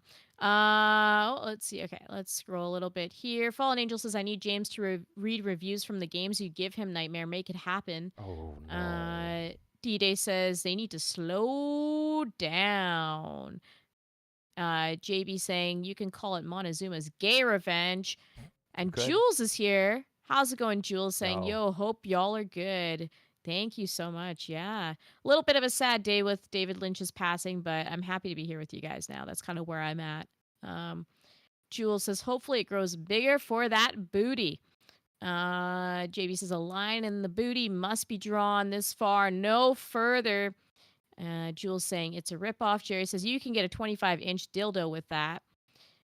Nightmare, no, why did you remember the song? Nightmare says the Yoshi's Island song Kay loves is called Flower Garden. That's it. Yep. I know it. No. Yeah. I hope to God that's not on the Alarmo. I'm gonna scream. I want to hack it. We're gonna add it. We gotta add the it. Goon Room says you love maps, Kay. That's not true. Them. This is fake news. You love them. I don't love maps. No. Love your maps. Jules says we need more GameCube. Star Fox gotta finish. Oh yeah, we'll play definitely more GameCube. Like I said, that's one of my favorite systems ever. So I want to do more GameCube. I want us to do an original Xbox stream where James and I share like our childhood games and stuff together. 360 was asked for yesterday, and I think that's a great one as well. So yeah, there's definitely gonna be more like just console. Like, hey, let's grab a few games off our shelf. You can see holes in the shelf because I grabbed so many GameCube games. Oh my god. But yeah, we'll just grab a stack of like original Xbox games or some shit and just sit there and shuffle through them. I think that's a lot of fucking fun. Fallen Angel says the Yoshi Island song is called Darude Sandstorm. Fallen Angel says Breath of the Wild is Nintendo Labo compatible. Bing Bing Wahoo. D-Day says I'd like Ocarina medleys from Ocarina of Time, especially Zelda. Slosh is heading out. Have a good night, Slosh. Thanks again for the support and everything and for hanging out. Jerry says, looks good to me in reference to the homosexual visual novel. Let's roll with it. Jules says, Xbox games be dope. They do. I'm so down. Like, original Xbox era is fucking amazing. Yep. And dude says, the last Metroid is in captivity. The galaxy is at peace. And he also despises Ultimate Spirits. I don't mind the Ultimate Spirits. It's like the one thing I don't mind about that game. That's why. But I love trophies. The Ultimate Spirits is why it's my favorite Smash. I love that mode so fucking much. I'm not going to get into this. No, we have too much news, Kay. And we haven't even begun. Let's go. All right, everybody. It's time for What the Fuck is Going On in Gaming. Now, Kay, I promised you that every single time there's an update, I was going to update you all. So, everyone, I have a question for you all. Where in the world is not Carmen Sandiego, but Super Sega Alejandro? Our Super Sega boy is missing now. Just to quickly recap, I don't even know how to recap. This is getting like Chris Chan levels of lore at this fucking point. TLDR, super quick. Crazy man named Alejandro makes a modded console called the Super Sega, promises to play every Sega game, and everyone's like bullshit, and he's like, it's true, it's real. He then shows videos that are heavily edited of him playing every Sega game on it, and it's off of his like phone, his dirty like phone and everything, and it's super funny. He's like putting out cigarettes into his fucking carpet and shit. This guy interviews him. He's like leaving, and they think he will leave in the interview to prove to him that the Super Sega is legit. He's just getting a beer. We love Alejandro. We love him here. He is a fucking king. And then it seemed like he was going to kill himself. Turned out no. Then suddenly Sega is cool with the system after they told him to shut it down. And the writing of that like letter where they're like, yeah, we're cool. You can make the Super Sega now. It was saying that they're at fault and to call the police after them or something. It's so crazy. Go watch the previous episodes because this lore is just building and building and building. And today, we bring you the next two parts of Super Sega Man. Part 1, he is missing. He's fucking missing. So, everything when we last left him was sunshine and rainbows. Sega sent him a letter allegedly being like, yeah, you can make it. Also, send us to prison. Just fuck our shit up, bro. Just do it. This is our bad. You are the cool guy. And I agree with Sega for once. Now he's missing. So, okay, we're going to go watch Ian. I'm sorry, Ian. I think it's Ian. Leon. Fuck. He retweeted us last time as well. He's a cool guy, though. And he's been mainly the one investigating this. It's Ian, I think. Ian? Yeah. It's E-A. Because it's Ian Lee and the L and Ian the Lee. I look different. So Yeah, I think Ian. it's Ian Lee. It's Ian Lee with an extra I in it. Yeah. Ian Lee has been mainly reporting on this, and we're going to go to his new update. And I love his face right off the bat. His face, like, just on the pause screen here, it's just like, he knows we're in for some shit. He's like, I don't even know why I'm updating all this shit anymore. It's just like, he's like, here we go. We're all in the same boat together. He's really. like, here we go again. Oh my, is this my life now? Like, look at his face. He's like, this is my fucking life now. I'm going to be having to chase around the Segatard for the rest of my life. I'm going to be a senior citizen wondering, where is Alejandro, the Super Sega Man? What has he done with Sega? Are they all in prison? Is he dead? Currently, he's missing. Let's check this out. Where the hell is Alejandro? And where the hell is the money? I'm starting to get really peed off with this Super Sega story. I just realized David Lynch is in the corner the whole time judging it. Yeah, David, I understand. We're going to move you down, though. Thank you. Okay, let's continue.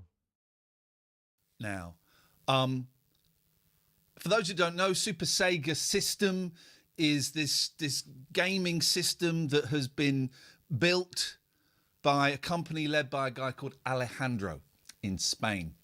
It's supposed to play all Sega systems. It's an FPGA-based system, and it's supposed to play all Sega systems, including the Dreamcast, which, from my limited knowledge, I don't think FPGA can play Dreamcast games. Saturn emulation recreation is improving a lot and has done a lot in the last few months. Can't do Dreamcast. Alejandro came on the show I host with my partner, Catherine Boyle, recently, and I'm starting to think I went too soft on him. No. People like him. Don't you talk shit about my boy. That's my boy Alejandro. If you remember, he was going, like, in the last updates, Ian was being like, has he hooked me? Like, I feel for the guy, and I want to believe in him, and I want to. Yeah, what drastically changed in the like? I don't know. So it's been 2 weeks, I'm thinking. I think it's the fact that Alejandro said, "Oh yeah, I remember he refunded everybody and took the shaky cam video to Sad But True." Or no, it was to Enter Sandman, but he played Sad But True. Yeah. And he's like, look, see, I'm negative like $100,000 like crazy. But and it was like, what all the that fuck? was proof that he transferred the money, not that he refunded it to everyone that pre-ordered it. Yeah, exactly. And he's now been a ghost. $134,000 used to be here. Now it's just a ghost town. I knew that was coming. And Tommy Tallarico, They're really charming. And that's in part how they get... That's a great idea, Ian. Can we hook up Alejandro with Tommy Tallarico? What was it, the Amiga or whatever? It was the Amiga, right? I think so. I don't fucking know. Oh my god. Isn't it the Coleco or something? We Coleco? always forget. Let me I see. don't fucking know. Yeah, it was the Amico. Intellivision Amico. Amico! Fucking hell, there's so many of them. Yeah. Amico. You know what, Tommy? Abandon that shit. It's all about Super Sega, bro. Back our boy. Yeah, there we go. D-Day and Bliss said Amico. Amico, yeah. Back our boy. A Tommy Tallarico funded Super Sega can't go wrong. It's because it fucking rhymes with his name. Tommy Tallarico, Amico. So then my brain goes fucking Coleco. It's just all... I don't know. Fucking make me an Atari 2600. Fuck you. Was the Ouya considered a scam? I bought one. I have it somewhere. Well, you do have a Ouya. Yeah, I bought an Ouya. We launched it once. To play that frog game. That was fun. Yeah, I like that game. That's the one good game on the Ouya. It. I forgot about that. Was like 10 years ago. Yeah. Let's stream it. Okay. I still have my Ouya like fully in box, so if you want to play it sometime, we can find it. Stream when?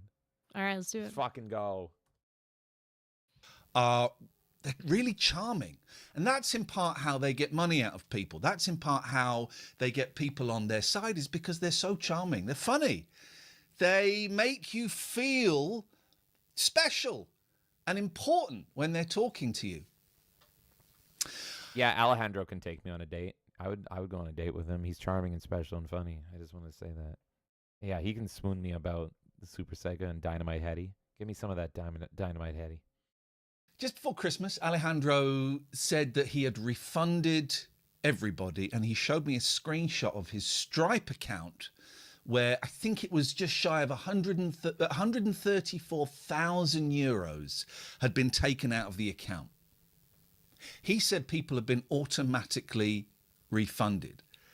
The picture didn't prove it. All the picture showed was 134,000 euros had been taken out. It was done just before Christmas, just around Christmas Eve. Santa stole it. So it would be difficult to trace it and to follow it. He then, the same night, said he'd had an email from Sega saying, Sega are cool with it. Get on with it. And they want you to throw him in prison. That email was clearly bullshit. Can I read you some of it? It's so good. It's so good. This is from Sega, apparently. Subject, information about Super Sega. Greetings to whomever of Super Sega Super SPGA Group may concern.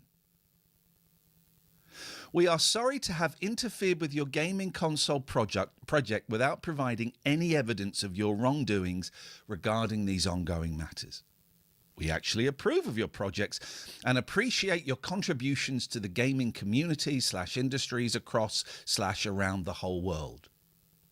Please understand that some of our legal team employees / associates behind the false takedown requests intentionally made false reports in order to commit crimes in the name of your group members for no reason.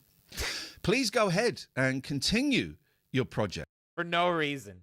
Sega's admitting that there's somebody on their team that's like acting like the Joker.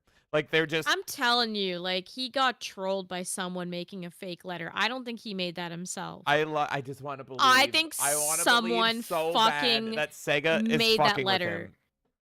Oh yeah. No, I'm convinced You're right. it's someone that did. Like I don't think he's even forging it himself. I think he's emailing someone at Sega, and that's why he's having such an emotional reaction, because didn't they originally say he couldn't do it anymore? Yes. And then all of a sudden it's like, now he can. So someone's fucking with him, and They didn't even say that he couldn't do it, for the record. They just said he can't call it the Super Sega.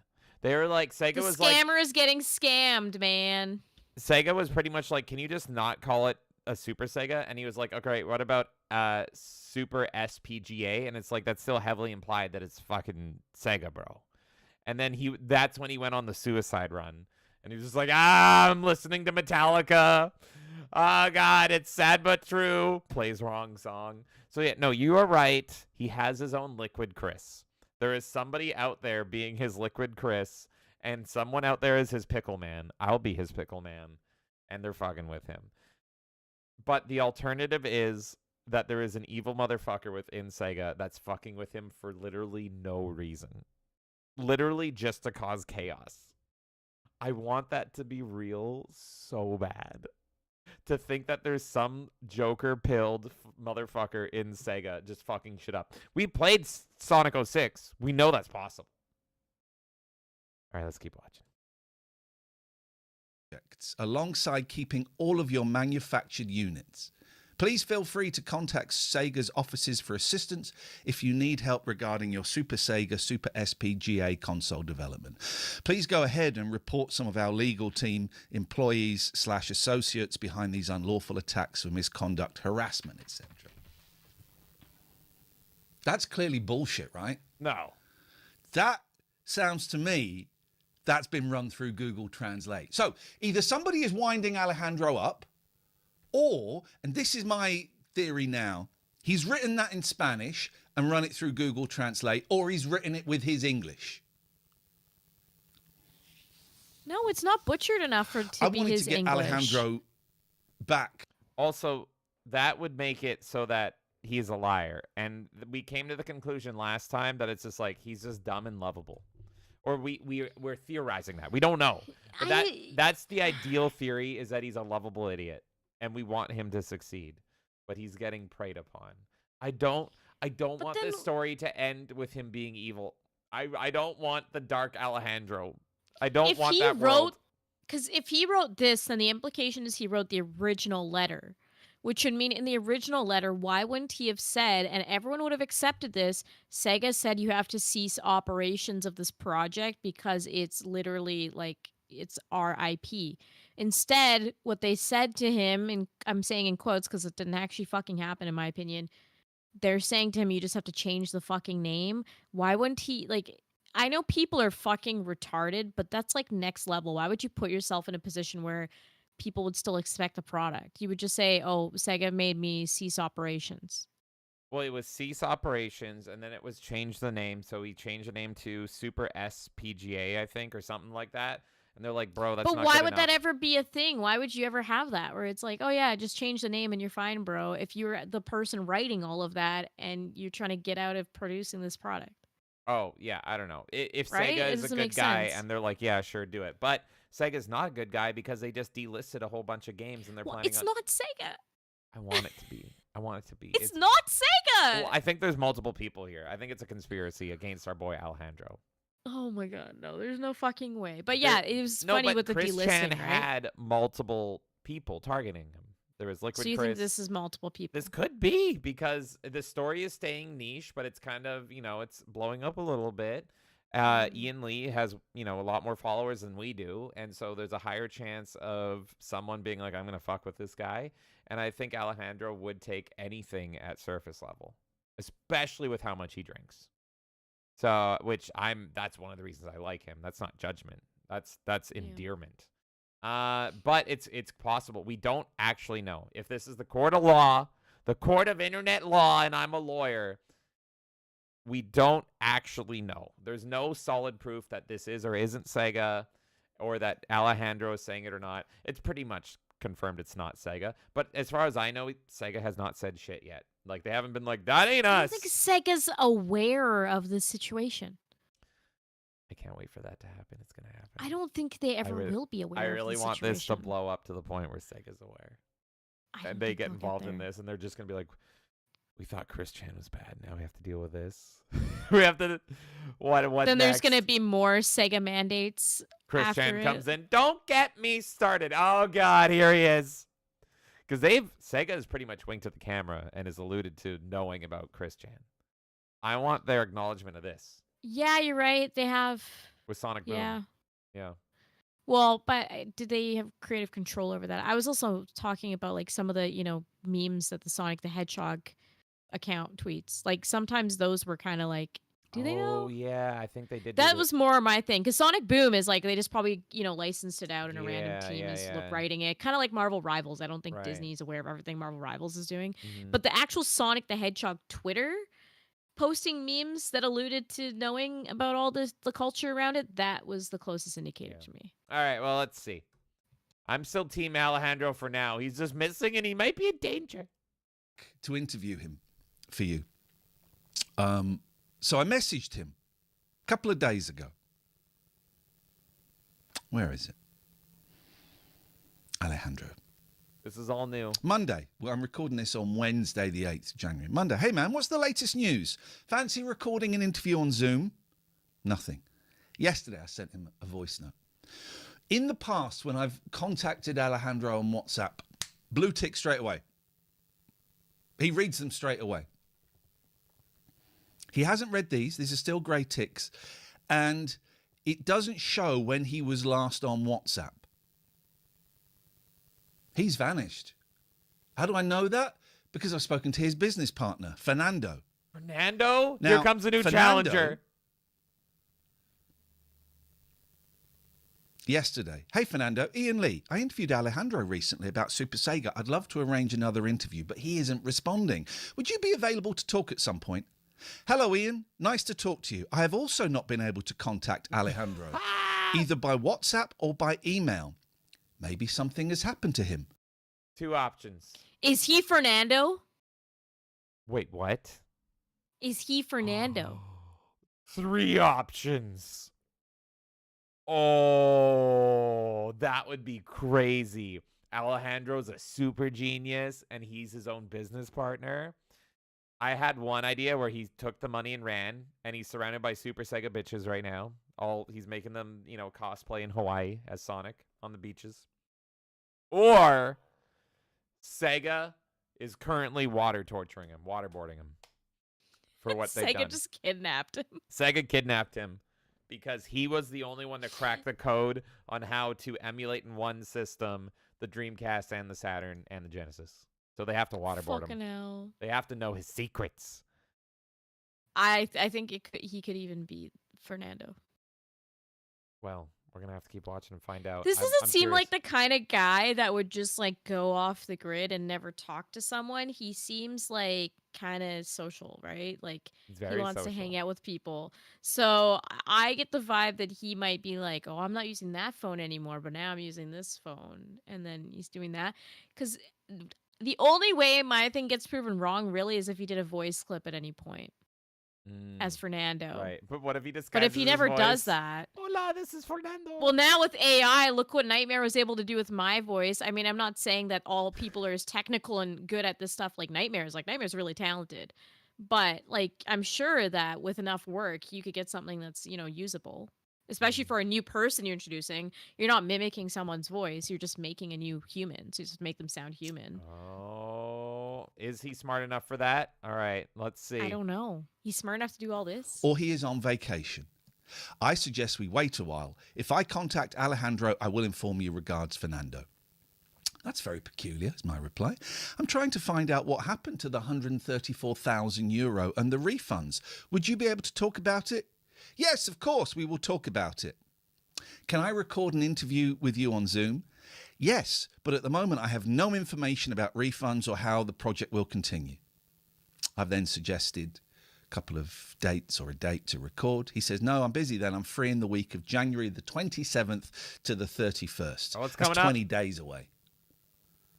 I can tell you he's selling his car to cover the costs of the project. And then it links to... what's he sent me the link to? Oh, he sent me a link to a car sale website. I don't know if you can see Is that. that Pornhub at the top? No, it's...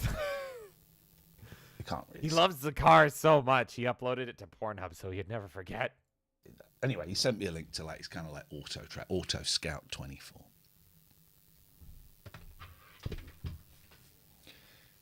It's looking like, Alejandro, you've run off with people's money. I couldn't find anybody that's had an automatic refund. If you have, comment below. Because if he has refunded everybody, I want to be as honest as I possibly can about this. Here's where my thinking is. The whole thing's a scam. He certainly didn't have any units, certainly didn't have a working prototype, and he's run off with 134,000 You know what I love Alejandro, with all of this? Is that this guy is getting more like Joker pilled the longer this goes on. He's getting riled up. He started off so like just, mild mannered, and this is no diss to him because I'm sure I'd be going fucking crazy dealing with all this. But just seeing a man transform over time, over the craziness of the situation. No, see, It's funny in its here's own the thing. difference between Ian and me. I don't want to speak for UK, but the difference between Ian and I'll speak for him. The difference between me and him is he's genuinely getting riled up. He's genuinely getting mad about this situation. And he's been following. Of course, because he cares about people not getting scammed. I'm totally with him. I'm get here that. for the ride. I'm here because I want this to be a disaster. Look, I want a shit show, and I am getting it, and I'm so happy for it. I want Super Sega to be the biggest explosive nuclear shit show ever. And Ian is the perfect. He's not Joker pilled. He's the Batman to Alejandro's Joker. Okay, he's the one that's getting. He's like, "What'd you do, Alejandro? What'd you do with the money?" Well, you know, it's refunding. Here, let me listen to some Metallica. Now's not the time for Metallica music. I haven't been able to find anyone. I've been up all night searching for someone, and I just love. It's the perfect combination. These two, an eternal battle. I understand that part of it because I love lolcows and I love blood sports, and I deep dive into all this shit, and this really feels like that kind of thing, like The Sector, if you will. Yes. And this really feels like all of that, and I feel bad for this Ian guy because he's just trying to seek out the truth and figure this out, and I can tell the man is like losing his patience with it. And I think any of us would. So in that way, it is kind of funny to me, and I'm not going to be dishonest about that. But dear God, I hope those people are not getting scammed out of their money. No, I don't want anyone to be scammed out of their money. But while they are being scammed out of their money, I'm going to watch this whole thing and watch it all burn down. Let's finish this here. The missing Alejandro. Prove me wrong. I wanted to get him on because I did feel I'd been a bit soft on him in the previous interview, and I wanted to be very direct and ask him where the money is. So, Alejandro, I'm asking you now, and I know you'll be watching this because your ego means you won't not be able... Unless he's getting waterboarded by Sega. ...to watch it. Where's the money? Where are you? When are people going to get their refunds? We know they're not going to get refunds, don't we? Thank you for watching. I'll keep you updated. All right. So that's part one. Thumbnail. That's part one of two. There is more. Can I? Okay, before you do that, I just want to catch up with chat. So we're all in the same little bubble together here talking about this, and then we'll continue on to the rest of it and see what people are thinking. Okay, so I'm going to start with where Jerry was laughing about Tommy Tallarico and D-Day and Insidious Les know it was the Amico. Jerry says it was Tony Hawk's Pro Skater 9001. Fallen Angel says, I can't wait for the Ouya Tuya. And Jerry says, okay, this is where we're starting our little theories here. So Jerry says, what if it was some Jap using Translate?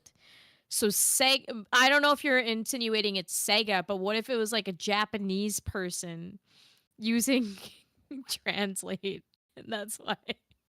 Oh my God. This is so botched. You said things during the David Jaffe rant recently, and now during this. I love it. He said, I'm just reading what he said. You can get away with anything. I can't. I'm just reading what he said. I can't get away with shit. Here you are being like this and that. He said. That's what he said. Fallen Angel says Liquid Sonichu. What if it's Chris Chan fucking with her? Can you imagine? This is Chris Chan's hobby. I can't have sex with my mother anymore, so I am gonna ruin the life of the Super Sega Man. Be amazing. Oh God. Jules says, what if he ran off to the islands with all that money? See, this is a possibility that he just fucking disappeared. He's in the Chow Gardens. Gone. He's in the Chow Gardens with Chow the strippers. Fallen Angel says, whoa, buddy. Whoa, buddy. This is a very keynote coverage here, and I'm here for it. I love it. D-Day says you're mistaking Sega with Nintendo, as in the things that Nintendo will go to. It's true. D-Day says, yeah, he needs social validation. That's what I'm thinking, too. He needs that, connection to people, that social aspect. This is like his villain flaw, because he could run away with the money. But the hook that we have is the social validation and the need for attention. So you can get him to poke his head out. But to finish what D-Day was saying, unless that's what he wants you to think. 4D so I don't know. Maybe he's tricky. No, but I think he does need the social validation personally. 4D chess, Super Sega. Have a good night, Sergey. Thanks for hanging out. Insidious Bliss says, Kay is correct. He is faking being his own business partner. Why would his business partner attest him selling a fake car? That part doesn't make sense to me either. Why would he be like, oh yeah, he's totally, he's selling his car and he's refunding. Remember that this is the guy that made an AI girl ad for the Super Sega. So he will not stop at anything. Do you remember that, Kay? Yeah, I do, but I'm just trying to, I'm sitting on Bliss's thought here because I'm like, why would he, I am personally convinced it's him regardless. I think it's him. But just let's devil's advocate, it is actually a business partner. You're working with someone that's clearly been, pretty unhinged with this whole thing. Wouldn't you be a bit more frantic yourself as well? Oh, yeah. He seems relatively calm. Now, we're getting this through a lens because we're getting it through this Ian Lee guy reading it. So I don't know the British if accent it comes makes across it very more frantic. Yeah. Then there's also, it's in text, it's not in voice. So maybe the way he's typing comes across more calm. This is how communication has changed for us over time. Mm-hmm. But still, it comes across a lot more he's extremely cooperative and calm and oh yeah, don't worry, it's all being taken care of. He's selling his car. That's what I know. I can just tell you what I know. I don't really know anything. Is it just you're trying to get out of accountability for this? How involved are you in this? So I that's why I think this is the same person. And I agree with Bliss on the whole attesting to him selling a fake car. That makes no fucking sense to me. D-Day says humans and Pokemon shouldn't be together, Alejandro. I'm gonna do it. I'm gonna do it, Ian. I'm gonna have sex with the little punny. And then I'm gonna put her on the cover of the Super Sega. Ian, it's gonna happen. I can't wait. I love Fallen Angels says, speaking of lolcows, James, did you hear the news about your favorite lolcow? Are you talking about him quitting and because he's been on too much alcohol? And I'm gonna quit. Did a 10-minute video. It's over for the kill stream. Yeah, I fucking doubt. And I do believe. And then, I think the news is Jim is doing 2 streams. One tomorrow and one on Monday for the inauguration. I didn't get a chance. We've been so busy. I didn't get a chance to watch Ralph quitting the internet. Kay, did you watch it? I watched the first few minutes and it was just him reading off a piece of paper and being like, hollering I again. started the kill stream with Nora. Shout out to you. I miss you, Nora.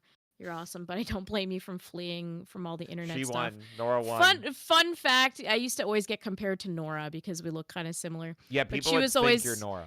Yeah, I always used to get compared to her. She's great. I love her. But yeah, it's he just did one of those, and then he was like, but I'm a wrestling fan and I play into the kayfabe and all of this stuff, and it was one of those videos where he pretty much is trying to pull the I'm playing a character shit. Nora stayed with him while he was in prison and left him when he got out, meaning that Ethan Ralph is more bearable when he's behind bars and you can't see him as a boyfriend. And as soon as that was I will stay with you while you're in prison. As soon as he's back and free, fuck this. What do you mean, fuck this? I'm free, baby. I think most of it is public, but I won't speak on all of it just in case it's not. But I know Nora was trying to do stuff in real life with her life, and it just, the internet, the whole blood sports shit did not clash well with her real lifestyle, essentially. And I think that was the breaking point. And I'm pretty sure that information's public. I won't go further than that just in case. That's what she said. But yeah. Imagine living with Ethan Ralph. Because it's just ever since prison, this is how he's been, and it's been great. Fuck that. It's been so good. Jules says no one's getting money back, and I never heard of the story until now. It's so good. We've been covering, it's been what, maybe a few months, I guess we've been covering this. This is part 3 on the podcast. This is part 3. I want to try to go through our fucking podcast VODs and track down all these segments and put them into a supercut eventually. Yeah. But I'm waiting until we get to a more definitive point with it before I make a actual long video with it. Yeah. But I do want to eventually stitch this together if we get some kind of, the shit Ballad here. of Super Sega. Yeah. So if you want eventually this will be a whole cohesive story. If you want to catch up, the last Melee Madness podcast, the title story was Alejandro and the Super Sega up to that point, and it was so amazing. I'm like, every single time I'm going to be updating on Super Sega Guy. And I can't remember, it was a few episodes prior to that where we once again went full Super Sega, based in Super Sega Pilled. There was at least like one gap because you showed me something that was like normal, and I think there was even somebody else in the community that ended up had that device at some point and like knew about it. And I was just skeptical of the gaming device because I was like, because of Super Sega. Yeah. Yeah, it was like, here's the Super Sega if it worked. Pretty much. Yeah, and I was like, "There's no way. No. Are you showing me another scam?" And then it was Alejandro like, has warped your entire trust and perspective on console emulation. Like, you don't trust shit. Okay, are you ready for part 2? Just to finish here, Falling Note says yes. Nora was way out of his league, and she's a doctor if I recall correctly. But yeah, sorry for the derailing. No, this is all blood sports shit. We love that shit. I love it. This is our Alejandro is our blood sports. This is video game blood sports, baby. Exactly, literally. Okay, go ahead. Okay, so everybody, here is. Oh, 1 second, dude's message just came into me now. Yeah, and that's true. I could make it into a playlist to make it easier on people too. So we can do that if you guys prefer. But then it's like part 1, part 2, part 3. Anyways, we'll see. I don't know. He says there's no laws against the Pokemon. There's no laws against the Pokemon, Ian. Okay. So here we go. Here's part 2. I don't know if he's missing anymore. So all I know is the title. Title of this video is Super Sega Alejandro Cheats Death. Viva la raza! We lie! We cheat! We steal! Let's go. He has risen and he is returned.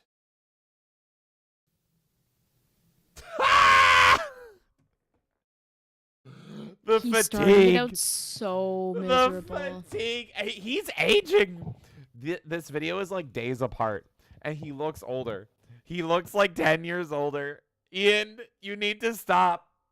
You can't handle it. It's like opening the Ark of the Covenant, except it's a Super Sega system that you're opening. You can't look directly into the Super Sega. Oh, no.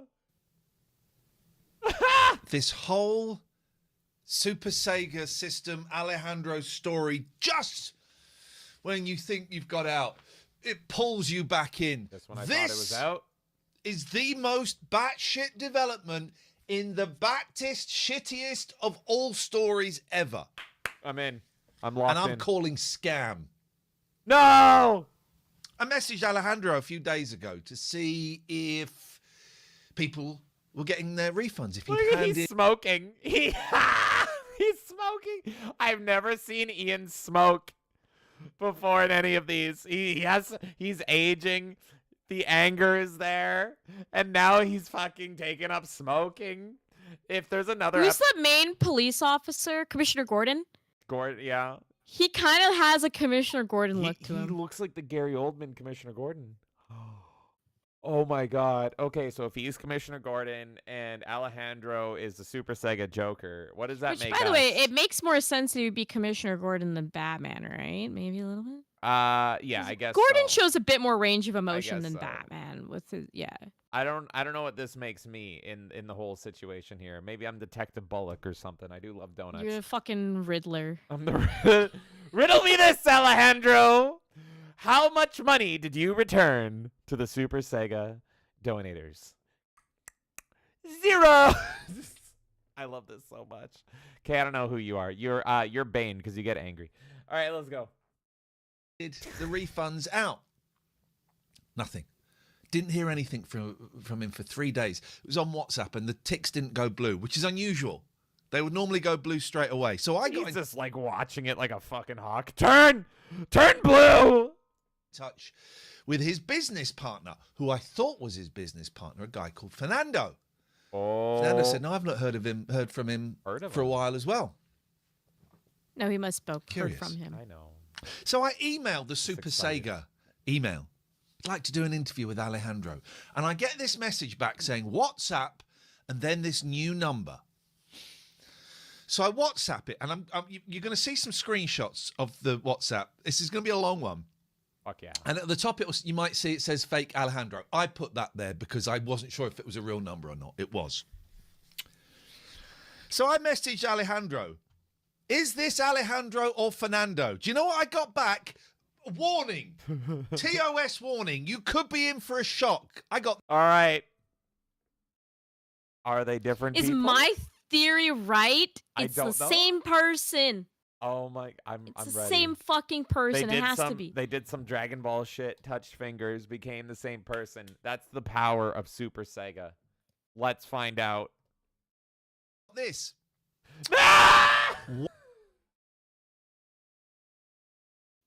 Oh my God. Oh no.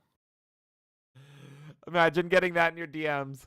Is this Alejandro? Is this Fernando? It was me, Austin. Oh my God. It was me all along.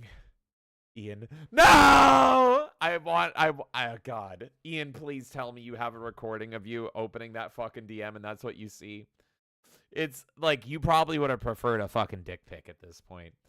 Oh my God. It looks like you fucking slapped a toupee and a pencil mustache on a penis. This is incredible. This is fucking incredible. This is what you get. This is the DM you get. OS warning. You could be in for a shock. I got this. Wowzers. Just let that sink in for a bit, right? Just let... What's wrong with his one tooth here? Did like? I don't know. Is this AI generated or something? Like, No. What the fuck is? What did he get his purse stolen in Portugal? What the fuck is this? What the fuck? Let that sink in for a bit. That is what I got sent. With the message, "Hi, I just left the hospital. Contact Fernando with your wife translating. He will be able in certain date to make an... SK. What? Wait, what? What? Wait, what? What, you don't believe him? You just left the hospital. It's just like the whole like pose and then like the just all of photo. it. The photo But looks like it why was would taken his- by someone that's like punching him or something. But why would his wife need to be involved translating if Fernando's been speaking in perfect English this entire time I wouldn't otherwise, say right? perfect. Okay. He can But say he's the word been Super way Saiyan. more comprehensible than this guy, right? It didn't seem like there was any, like, unless this Ian guy didn't mention it, there was no weird, like, I didn't understand him, something, like, it was... They've been talking through Google Translate primarily. both. Yeah, both Fernando ways, and yeah. Alejandro. Yeah. Okay, I don't know. It came across weird that it was like, because that was what he was doing with is- this guy. This is the first I've heard of a wife. I will say No, that. what? The wife was there last time. She was Wait, on is stream. it Alejandro's wife he's saying, or Ian's He's wife? saying get your wife to help translate Oh, with okay. Fernando. Yeah. That's why I'm okay. saying it's weird because he did- Fernando was he did doing get- perfectly normal English No, before, on to my the knowledge. in the live interview, that's why his wife was there, was to be a Yeah. translator. Yeah, that's what Yeah. he's just pretty much saying. Just contact my business partner with your wife, and she'll help you translate, and you guys can talk. That's what Send he's your trying to wife say. to my business partner. Yeah. Here's what I look like right now. Oh no. Contact Fernando with your wife translating. He will be able in certain date to make an interview. I'm not going to make fun of Alejandro's English. His English is way better than my Spanish. It's not my wife, it's my partner. She speaks fluent Spanish, but I don't speak it. He speaks. I don't know what that means either. Why did he have to correct that? I don't know what that means either. But I don't know. I don't know what a partner is in this situation. It's not a sister. This ain't Andy and Lele situation, but he always says partner for this person. I don't know. British people are weird. Spanish people are weird. Super Sega. It's English, so I'm not going to have a go at him for that. But this is clearly the photo equivalent of when you phone up your boss. Oh, it's Friday, I fancy Friday. Hello, yeah, I can't come in. I can't. That's that. He's had to take that selfie of himself. If you want to recreate that photo and send it to me. I will. I'll do it It was right at this now. point I knew before, but I knew that we were now entering the realms of complete bullshit. I got a lot of answer phone messages. Do you want to hear some of them? Or WhatsApp Yes. messages? Do you want to hear some of them? Yes. So he sends me that picture. Oh, I should probably put my headphones in, shouldn't I? He sends me that picture. And he also sends me a voice note where he actually does do the sick voice. Fucking let's go. So this is the first voice note we get. Hello, Ian. This is the world we created right from the scratch. Is he singing? Yes, yes. This is Alejandro. I'm not fine at all. I just left the hospital. Things that may happen. What? When you do this kind of project. I'm still chatting with some guys that did not receive the money. I can tell you that we are counting about between 4, 5, 6, 7,000 euros as much. Give or take. From the more than 100. Because we have no more funds, no more money. These are long messages. With the Lamborghini. It goes on. I'd forgotten that these messages are really, really long. They're great. So I'll play a bit. So what? Poor old Alejandro. He's got to sell his Lambo. I'm a poet and I didn't realise. My reply. Alejandro, I have to be honest. Yeah, no. He's going insane. He's going insane. Ian He's is going fucking he's insane. I love this. Ian is like 2 chapter updates away from flying over to wherever Alejandro is and being like, "Where is he? I need to find him." And he'll just softly hear Alejandro singing in the distance, very peacefully. I am sick, Ian. You cannot find me. I have the Super Sega. Where are you? This is incredible. This is not. Where is this picture taken? I can't find a single person that has had a refund. This is starting to smell very, very bad. Please let me know when we can talk. Fernando hasn't heard from you in days. Along comes message number 2. Excuse me. Who said that I'm in hospital? You did. I said I just left the hospital. Okay. Who said I was in the hospital? I said I was in the hospital. Not that I am there. That's the new sticking point, apparently. How many people you contacted about the refund? You said I can find a single person, but how many people you contacted? I've contacted a few. None have had a refund. If you are watching this and you have had a refund, please tell me. Because I want to say, I cannot find a single person that has had a refund. I then send, what is wrong with you? He sends me, he sends a lot of evidence that shows absolutely bugger all. So he then sends me this, which is I think it's his Stripe, and it shows it's 6,634 euros overdrawn. Well, that doesn't. He's saying he doesn't have enough money to refund everybody. There's 10 or 15 people that he hasn't refunded. Well, how does that work? Doesn't make any sense. I'm going to go through these messages kind of quickly. I said this photo doesn't prove anything.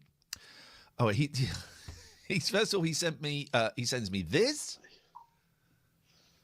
You can see almost all people get back this money. What? We are now on 6,000 euros. So about maximum 15 people did not receive the money. And that's what this picture is showing us. Some of these guys. What do you think is wrong with me? I think you're a bullshit artist.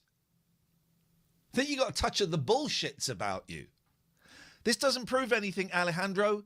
It looks like a scam. His reply. You think that is a scam? Yes, I do. I do now. It's your opinion. It's your opinion. Okay. Well, that's your opinion then. It's your opinion. And his voice changed from sick to sinister. In the last, I know. He's literally pulling a Palpatine. I'm too weak, and then turns evil. Yes. So he was like feigning like the victimhood and pretending to be sick, and now that he's being called out, he's like, "That is your opinion. Once more, the Super Sega will rise." I just love it. Strong argument. This is where it gets really, really weird. This poor man. The next update, he's just gonna be bald. He's just gonna be like ripping his hair out. Alejandro! I gotta rewind that. I want to see that again. That was so good. This is where it gets really, really weird. Flailing his arms. That wasn't weird enough. I say to him, Alejandro, you had no working prototype. You don't have a Dreamcast on the FPGA. My technical language and knowledge is not great. That screenshot proves nothing. He sends me 2 videos to prove he has a working system and to counter my argument he has no Dreamcast FPGA. Get ready. This, I'm embarrassed for him to play it. I'm embarrassed to play it, but I'm going to play it. This is the video he sent me to, when I say you haven't got a prototype and it doesn't play Dreamcast. He manages to pull himself out of his sickbed. Software error. Here we go. He just fell over. And he's He just fucking collapsed. Oh my god. Well, now I go. He's managed to pull himself out of his sickbed and light a fag. God damn right. God damn it. I forgot that he's allowed to talk about cigarettes that way. God damn it. I'm so jealous of the brown women and the British men. It's the same thing Siggy, in sorry. Britain. State of that telly. It's like a plasterer's radio, isn't it? This is to prove he has a working prototype and it can do Dreamcast. This is the popular cartridge I used on a Super Sega. Oh god. The Poltergeist kids are here. The but fuck Afterburner. You can see here some pins. Yeah. Many people said, no, this will not work. This is a fake, because this cartridge cannot work because it have the damaged pins, blah, blah, blah. Slam it in. Let's hit up Afterburner. No, he didn't. Okay. But he didn't. He did the thing again. He didn't show footage of the game playing. Once again, and that's the thing on the original Super Sega footage. He would sloppily make it look like he was playing the game, but then there would be a cut in between him loading in the game and the game popping up. Is the next video going to be the game miraculously working and him being like, see? I can only record in 10-second intervals. Fuck you. But trust me, with the power of Super Sega, I will have your system. He then sends me... there's about 20 of these messages, and there's no way I can play all of them because it would... I had to listen to them, and it drove me nuts. You don't need to listen to them. Okay, so he sends me that. Gray. Then he sends me... then he sends this. Yeah, sometimes I'm not working. There it is! But he it's did a it separate again. video. Don't fall for it, Ian, please. It's a separate Ian, video. He cut the video again. He slammed it in. It's even less convincing. than the one where he cut it in one video. He's sending you 2 different videos now. It's amazing. This. Yeah, Wait, what are the titles of the video? Hold on. Then he.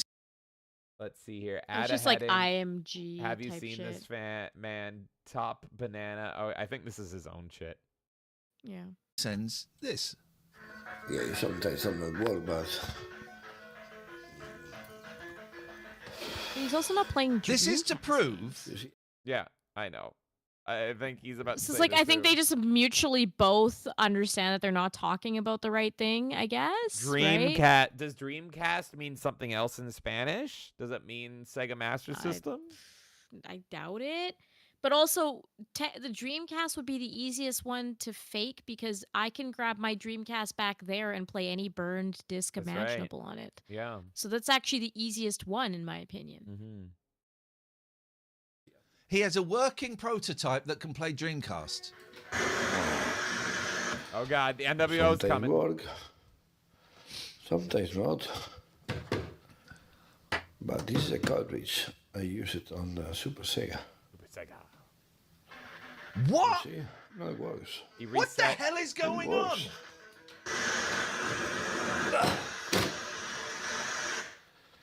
And you can see, is it one that many people said this doesn't work. Okay, thank you. So, is he showing that he can reset and pull that game up again? Is that what he's trying to do? He's showing that he can play a Sega Master System game on the Sega Master System. On a Sega Master System, exactly. That's it. That's all he's showing. And just look how bewildered Ian is here. Like, look at the shock. And Alejandro is doing this so fucking confidently, falling down on the ground with his like dirty ass TV and being like, "Look at this! I put in Afterburner. Afterburner works." And Ian's here being like, "What are you selling? Where is the hundreds of thousands of dollars?" Super Sega. So I say, and I'm aware this is, so he said, and I said, and he said, and I said. So Incredible. I say, this is a Master System game running on a Master System. How does this prove anything other than you have a Master System? He should be proud of that. Not easy to get a Master System nowadays. I'm sorry, Mike. You are wrong. Keeps calling me Mike sometimes. What? You are Mike now, Ian. Accept your new name. What is he, Matan Evan? Everyone's a Mike? Everyone's a Mike. Listen Mike here, and Mike. formerly Ian. Your name is Mike now, and you will answer only to Mike. I will not Holy address you shit. any further if you claim you are this Ian guy. I don't know who the fuck that is. You're Mike now. I just love that everything that's refuted is like, you're wrong. It's a matter of opinion. It's like, no, you literally playing a Master System game on a Master System. No, do you want me to demo it again? Proceeds to do the same thing. Yeah, it just resets it again. Look at these pins. Like, okay, Puts yeah, look, I fucking can show Sonic you in the a pins on Genesis. this too. Look at that. Ooh, Ooh, oh my God, pins. those pins. Oh, wow. Are you Mike? We have the Dreamcast FPGA. They do have it, do they? Okay. I have all. He's doing the British look here. I'm tempted to play Wallace and Gromit music. Anyway, that's unrelated. Believe or not, it's your opinion.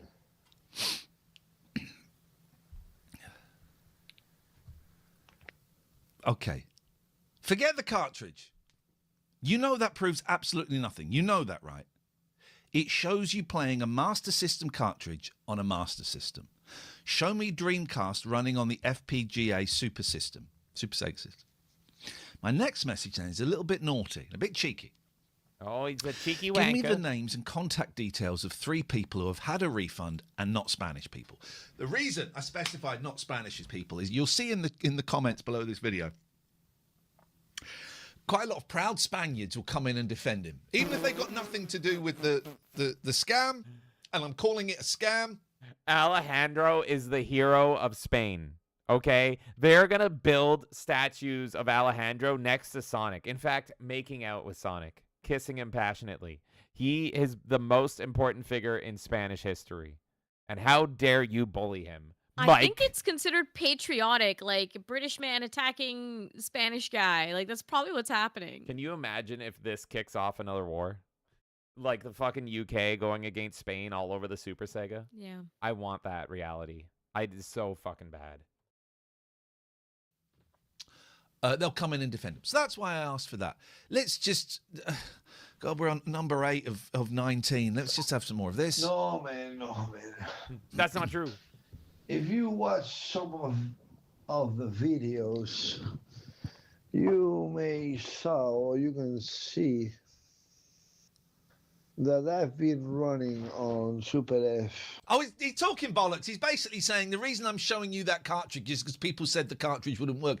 I'm saying the whole system doesn't work. Well, let's skip through these because I'm feeling nauseous. There's shed loads of them. Oh God, he's seething. So he sent me some more messages, and I might. So that was number 7, 8, 9. So I then say, so you are talking to the 15 people who haven't received their money.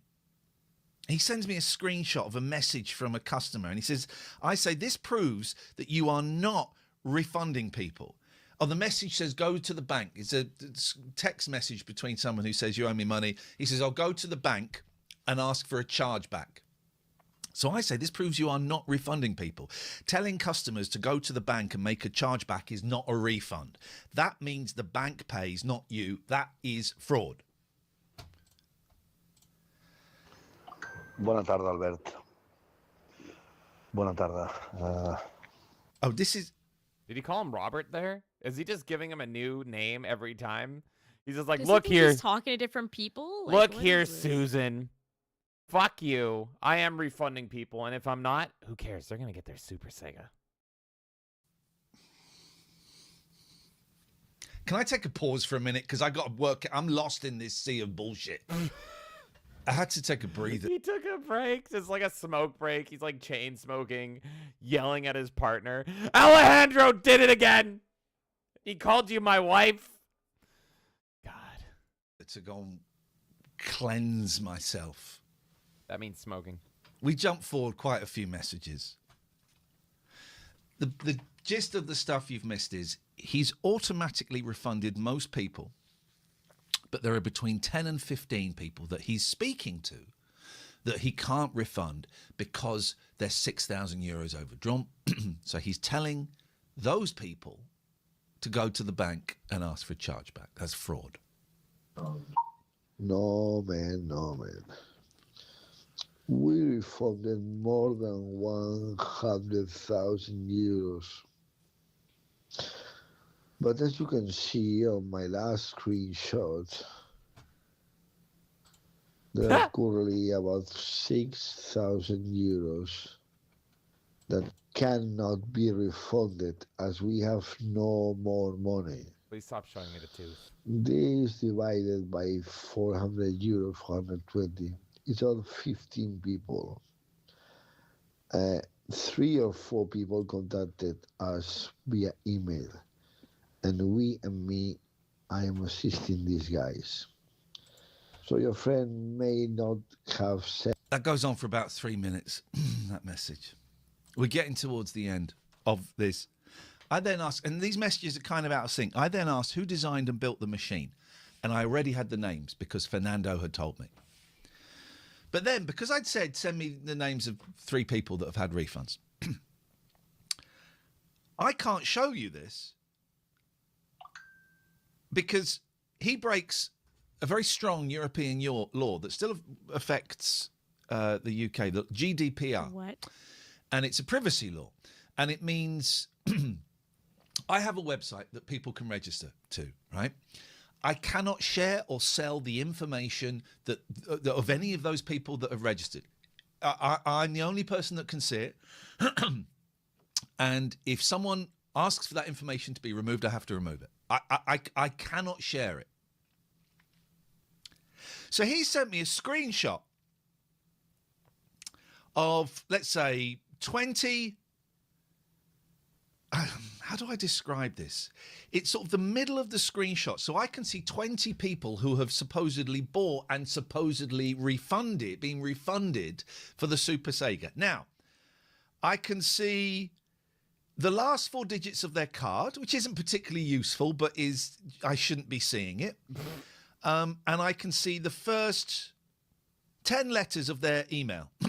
What's interesting is a lot of these emails are the same. What? Now, What? What do you mean they're the same? They're the same.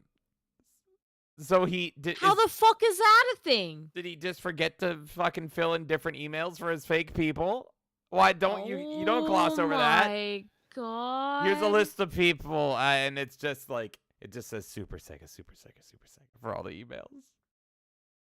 Oh my god. But why would he fill in fake emails? To inflate sales? I don't pretend? know. You could just make up emails at that point. I don't know. To say to this guy, here is emails you can contact, but it's just him answering on the other side? I don't, or it's somebody fucking with him, the Liquid Chris scenario, and he's not realizing they all come from the same email, and it's someone claiming to be a bunch of other people that bought it to scam him out of money, to scam Alejandro out of money. God, this is so retarded. I don't know. What the fuck? Are the same. Now, could I contact these people? It would be very, very difficult, but actually probably not impossible. He should not have sent me that screen. He's broken the law. He'll run away again. It goes on and on to and the on Chow and Gardens. on and on. I don't think we need to hear any more. I want to.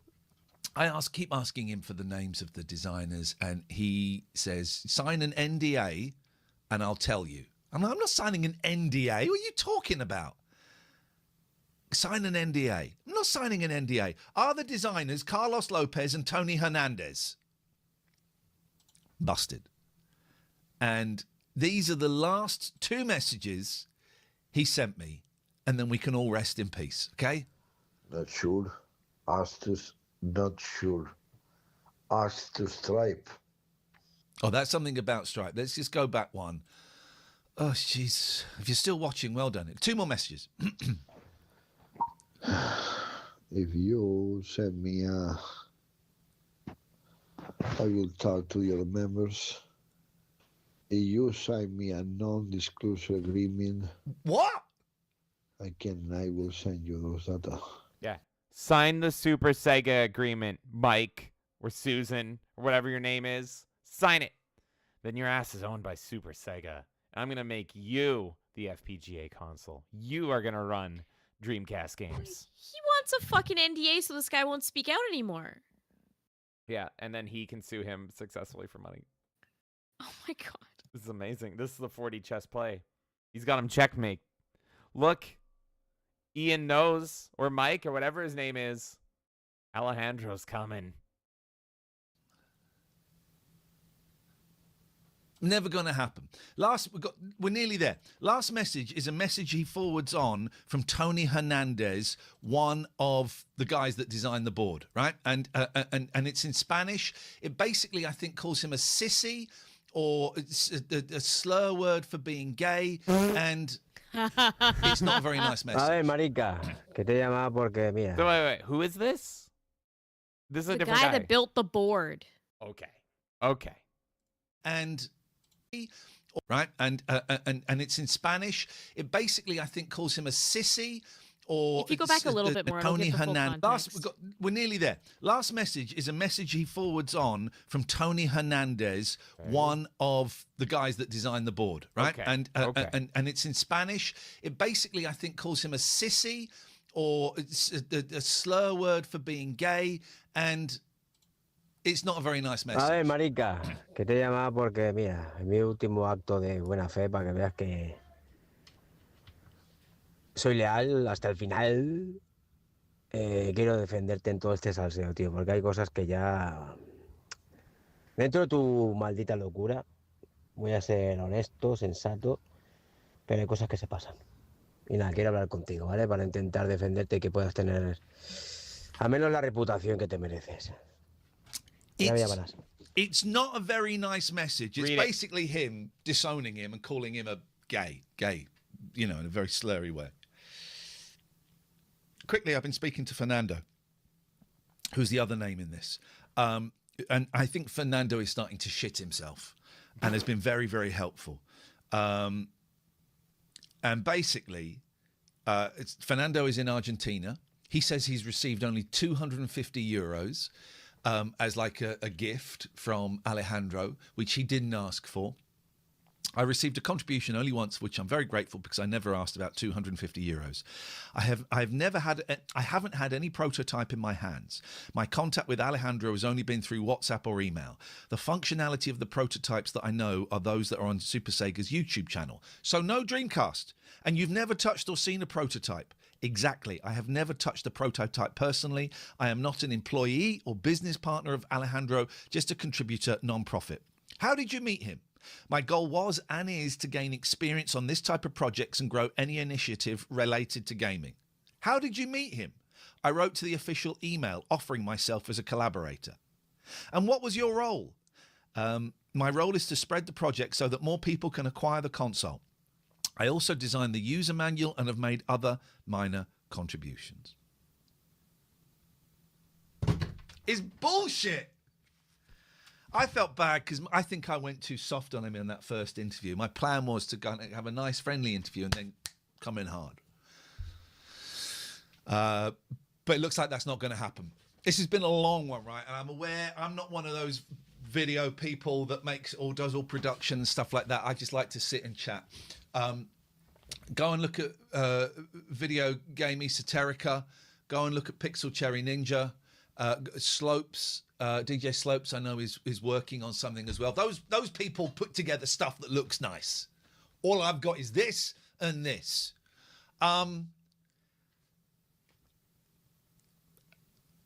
Thanks for watching. That's it. That's how it ended. It ended with him looking like he's gonna have a stroke.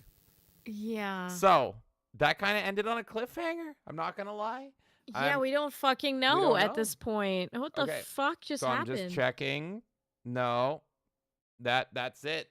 And I checked earlier today. No updates from Time Extension, which has been our favorite website that has been reporting on it, and that's how I found out about it. So there is our current status for Alejandro and the Super Sega. I don't know. That didn't feel conclusive to me. I feel like we need another chapter in the story, Kay.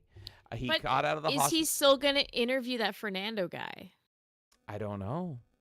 I feel like if you look at Ian at the end of that, there's no way he can let this one go. It might be a week. It might be 2 weeks. Could be a month. But Ian's hair is only getting grayer, and the cigarette butts are piling up, and it's going to gnaw at him. Where in the world is Alejandro now? Has he fled with the money that he sent off to the wrong Metallica song? Is he in the hospital again, missing a tooth, being sick? Or is he playing Afterburner on the Sega Master System? We just don't know. So, we're going to keep watching this. And if we don't hear anything, I'm going to keep checking Ian's feed. Go follow Ian, by the way. It's great. It's hilarious. He's the only one that's being informed on this whole situation. I'm just here to laugh at it because I find it hilarious. Go give Ian a follow. And also, I'll be checking in on Time Extension, see if they have another article. But if we don't hear anything, if Ian's done, and if Time Extension's done... That's it? No. Maybe it's time I reach out to Alejandro.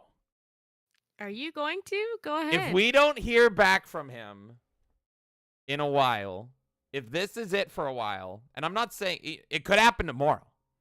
There might be another interview tomorrow. There might be the full refund tomorrow. Currently, we don't have anyone that is actually confirmed that they got a refund by the sounds of it. Am I wrong on that? It sounds like nobody in the world's got a refund. That has confirmed it publicly. So, I'm going to let... This is their story. I'm here to laugh at it. And I am not going to be as good of a reporter on this as Ian is because I find Alejandro hilarious. And I'm not going to be able to not fucking laugh at his shenanigans. But if we don't hear back in the coming weeks, we're on Super Sega Watch. I will keep you guys updated. Even if there's nothing 2 weeks from now in the next Melee Madness podcast, I will say there's been nothing.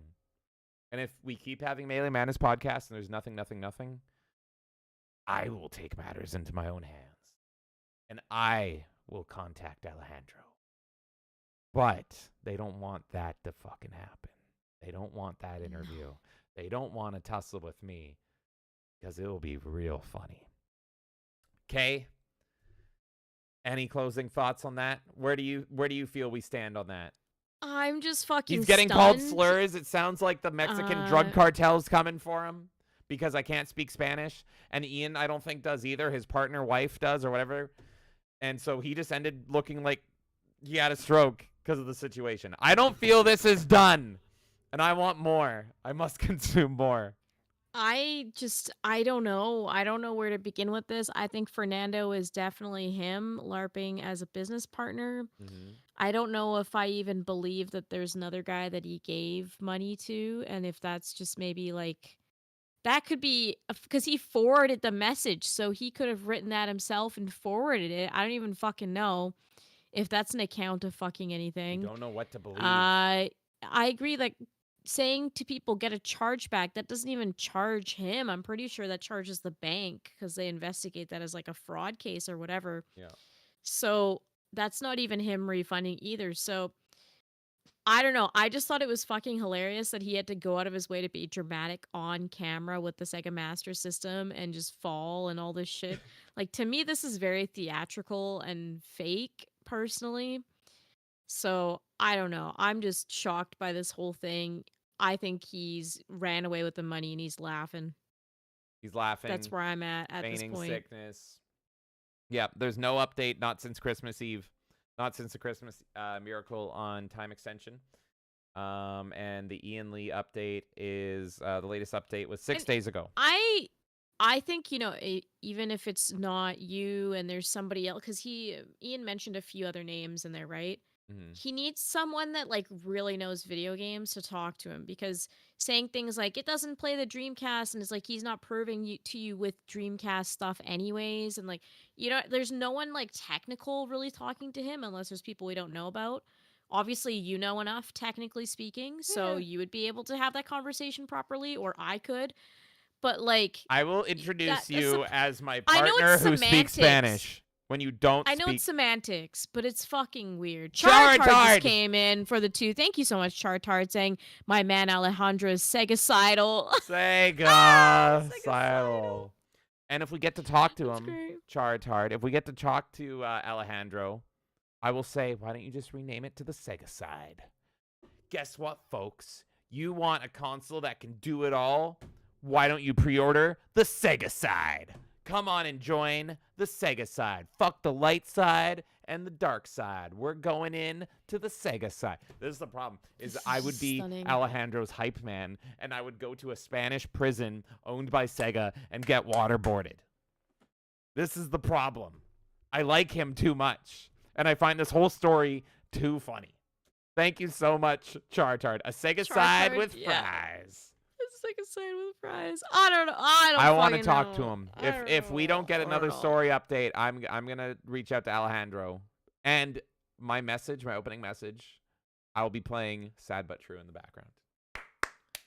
There you go. That's perfect. My peace offering. It's like a peacock gesture.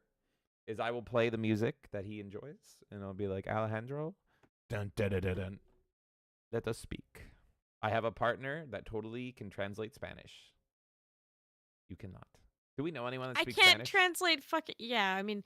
Well, Fallen Angel said he understands Spanish, so there you go. Fallen Angel. You want to be a translator? Ooh, this could be fun. This could be fun.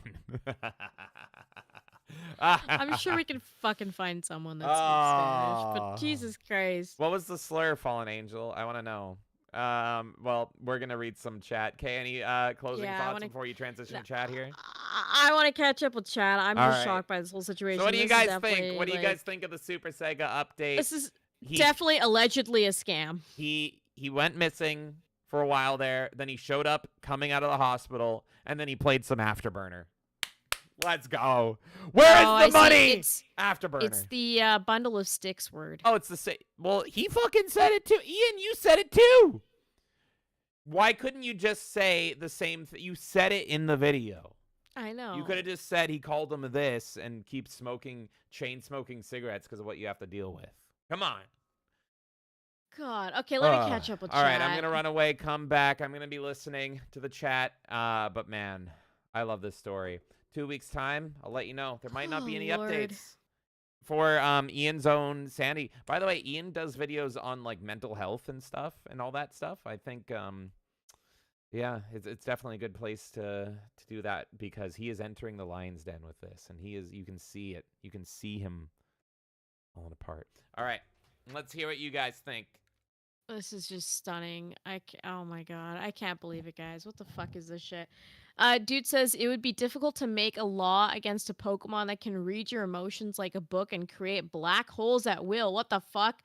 And he says it would be funny if they were twins. Yeah, you know what? This could be like a relative. It could be like he's got his family fucking in on it and they're all just rich and laughing. So here, and I think it's good that Ian said, please don't make it like a Spanish speaking person because these people just fucking defend you and all this shit. Yeah, I think you just need a fucking like English speaking person to verify it because you don't know. It could be his fucking relatives. Who knows? Dude says the way he pronounced Ian. Oh my god. And yes, we read some of this earlier, but Jules is like, nah, he fucking ran off with that money. Let's see, we'll start here. Jules says, you know what I'ma do to this Pokemon Batman, don't you? D-Day says he's like Danny Glover and Saw or people investigating the Zodiac Killer. This is fucking crazy. Yeah, it's like fucking It's Always Sunny with the map and he's just like going crazy. Oh my god. I don't even know what to think of all this now except for I feel very confident this is a scam. That's really where I'm at, but otherwise I just don't who are all these people? Like either there's a bunch of people in on it with him and they're fucking retarded and liable or like he's just making up tons of people. But we've only heard his voice, so it's very likely he's just messaging from other accounts, and that would be the easy answer. JB says Batman has Super Sega in the Batcave. Fallen Angel says, I'm loud and obnoxious. I like music that rhymes. I make a fraction of the population, but commit half the crime. Jules says, it was me, Austin. Jerry's saying gay. Either he's a cock or gay, talking about the partner talk, I would assume. Fallen Angel says, it sounds real to me. Jules says, why people always say they were in the hospital when they owe you money, right? Oh no, I fell and broke my leg. Yeah, claiming victimhood. Jules says he's going to be gray hair. D-Day, where's the trigger? Where is it?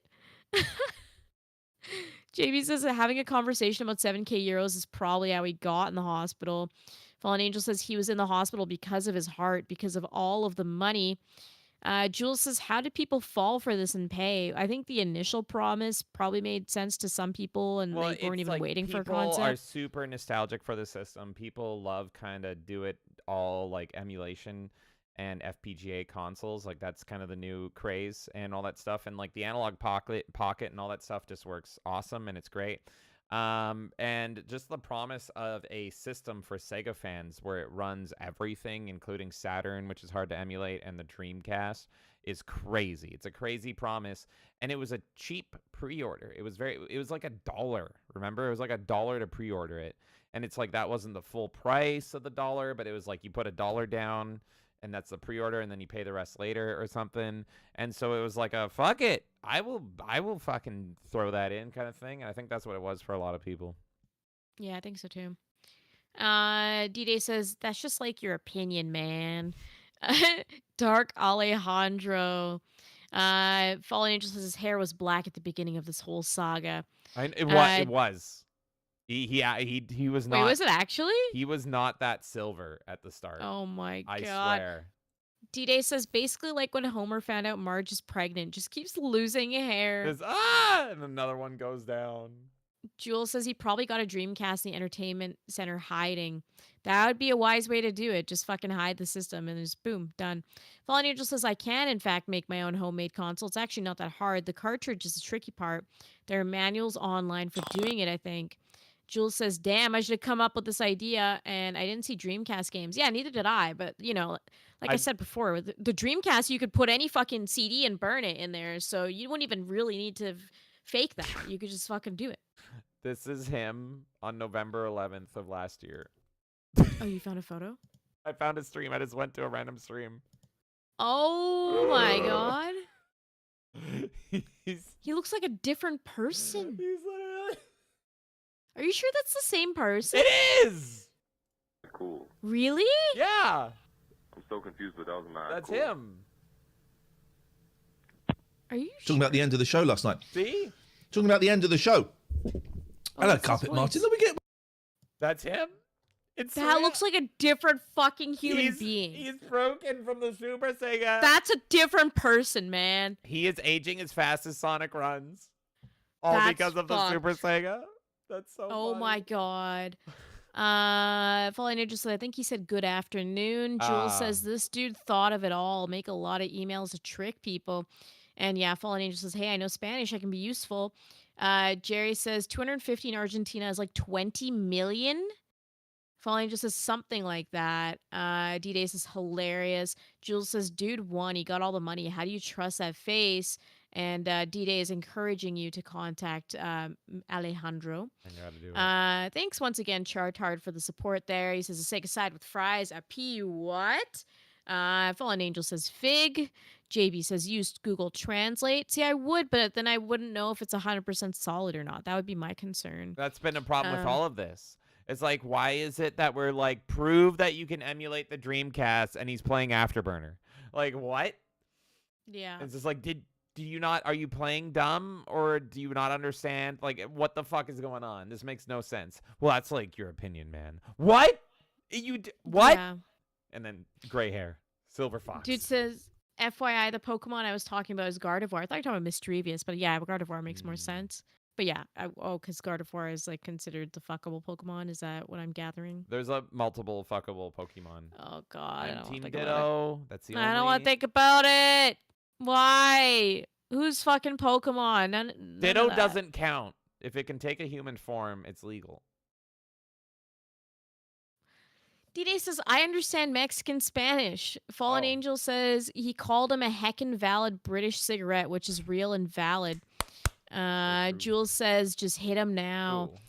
Chartard says, you don't understand Portuguese nuts. Got him. And I tried to use Google to translate, but it generated $signs. I tried to use Google to translate, and now suddenly I think I'm going to start making a Sega FPGA system. D-Day says, calling your wife your partner is beta as fuck. I don't know what the relationship is. It makes it so confusing. It's like he didn't clarify and be like, oh, she's just my girlfriend or something. Like, he just says, well, she's my partner. And it's like, in like business partner? What? Like, elaborate. This is the thing. This is why I don't even want to interfere. I'm just enjoying the show, is because part of the fun is Ian and his responses to it. That is absolutely part of the fun. It also just feels like a diversion. I don't really care what their relationship is, but it was just weird that we stopped everything to be like, well, no, it's not my partner. Like, people sometimes make mistakes about what our relationship is. I don't pause the whole thing, and I'm like, no, actually, you know what I mean? Like, now you can just tell people we like, share an Alarmo. That's true. Yeah. I can just say, That clears it all up. Actually, that's not my husband. We just share an Alarmo. Yeah, we're on button mode Alarmo. We're not... To clarify for anyone that's confused now, because now I've made it a point of contention about us, we're engaged. So sometimes people call James my husband or me his wife. Yeah. And so I don't go like, actually, that's my fiance, because I think that's really gay. So I don't do that, but that's what's going on. No. We're Alarmo buddies. Yeah, we're Alarmo buddies now. Poor Jules says, poor Sega fans, they got robbed. Jerry says Afterburner was lit.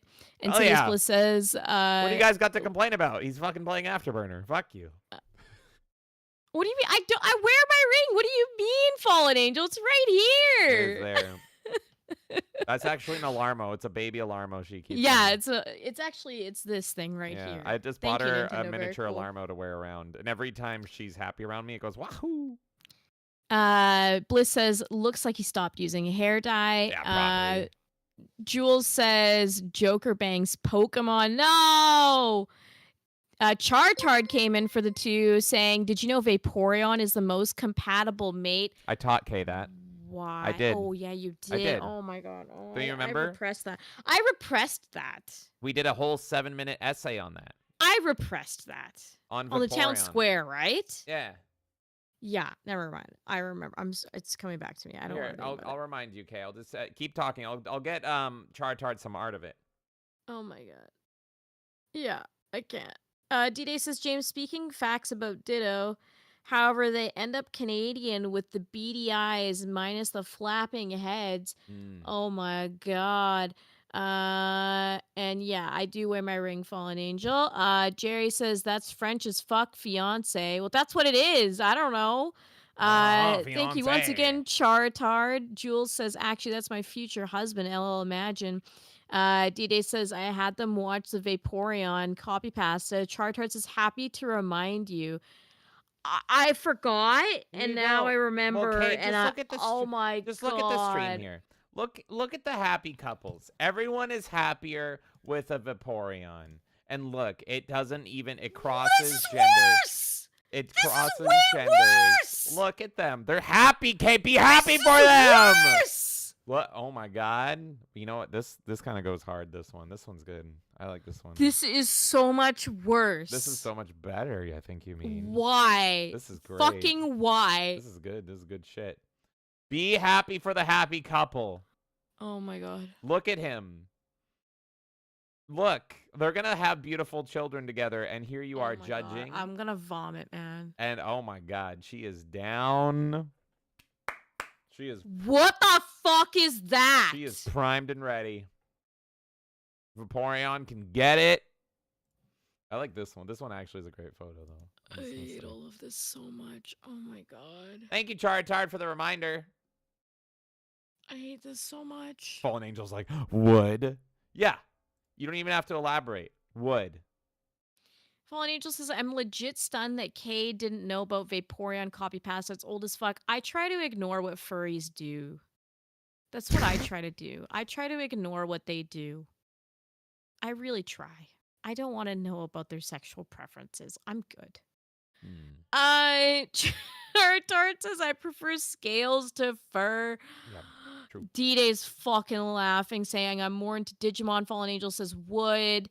D-Day's laughing. Chartard says, that's not canon. They don't have fur. Jules says, I didn't know this was a thing. Jules, we were better off not knowing this is a thing. I'll say that much. D-Day says, I'd smash the brunette. Jules says, I'll stick to Low Bunny.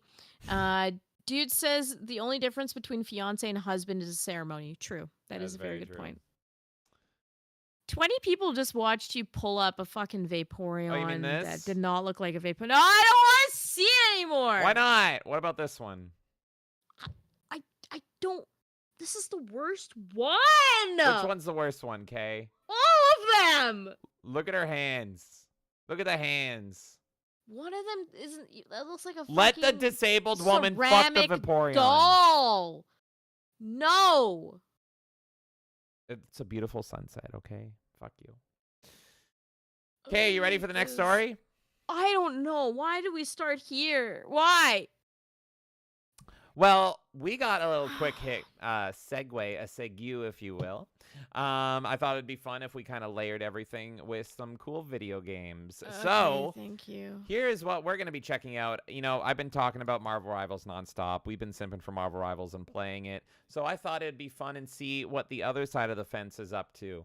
And I'm, of course, talking about DC Comics. Now, nothing good is coming out of DC Comics officially. But there's a little game, a little fighting game called Justice League Task Force that came out on a Sega console, the Sega Genesis, if you will. And, whoa! Chartar just came in for the 2 saying, just leave the music alone. RoboQuest Max tipped $13.13. James likes them better with fur? That's news to me. There's a few things. Okay. Oh God, a lot just happened. Oh God, a lot Okay. just happened. Okay. So we can combine this. Okay. We can address both of these at the same time. Lord. Thank you so much, Chartard, and thank you to RoboQuest Max. Charizard says, just leave the Muse alone. And RoboQuest Max said, James like him better with fur. I'm rereading this. This is a lot worse than I initially read. Yeah. Maybe we can't combine these. Okay, so the Muse thing. Look, okay, we can handle the Muse. We can handle the Muse, and then I'll deal with you, RoboQuest Max. Legally? You said, Charizard, just leave the Muse alone. Now, you said that, but I can read into your heart and soul. I know what you want. So, we're going to give you what you actually want here. Let's see what this pulls up. Come on, Elon. Let's whip it out here. Is it worse? Is it better? We have the comparisons up here. Oh, here we go. Oh, look at that. They're 2D. So, okay. So there's rules. There's rules to dating a Mew, Charizard. Oh my God, why? First of all, you have to have no arms. You have to have stumps. And then you can date a nice little blue Mew there. And you have to be a 2D anime boy.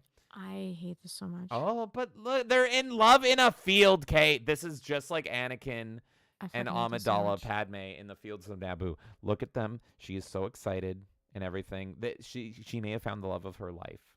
And, oh, what's that, though? It's not exclusive to the men. The girls can get it, too. They like them thick Mews. No. They like them a lot. That looks like it's out of the Pokemon movie. Charizard says no. I'm not. It's not me dating a Mew. I wouldn't date a Mew, Charizard. What the fuck happened to this Mew? It's from the Detective Pikachu movie. It's from Detective Pikachu. What the fuck is that? And look, they're so in love. They're so in love. They're so nicely in love. Oh my God. Thank you, Charizard. Now, RoboQuest Max came in and said James likes them better with fur. That's news to me.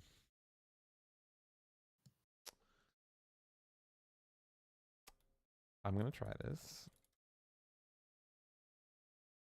Now, I am doing this in protest because I keep getting accusations that I go on dates and I'm dating RoboQuest Max. So I'm going to pull up photos, fur or none, to prove that I don't, dear God, that I don't date. See? Not real. That ain't RoboQuest Max. I don't even think that's me. That looks like James Gandolfini's son right there. That's more like me, but not RoboQuest Max. Nuh-uh. So no RoboQuest Max here. And then look at that. Totally normal couple. I don't know if that's supposed to be UK. You're getting whiter. And then, because it doesn't know how to make art of me. Look at that. There's true love. There's the Melee Games robot. New mascot of the channel here. It's like Vision falling in love with totally legal, not RoboQuest Max. Now let's see here. I don't even know what I'm looking at anymore, honestly. What the fuck is this? At least it's not the Mew. That was... Ugh. And see, I'm not alone. Even Reddit.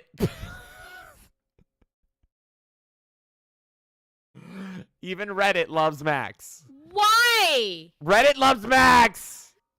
They love her. Oh my God, Lord help me. Why is there a moderator announcement on this post? Wait, what? Hold on. Love the color. The moderator's saying. Love the colors, the sheen on the hair, shading blemishes. It's great work. Oh my God. It even has a watermark.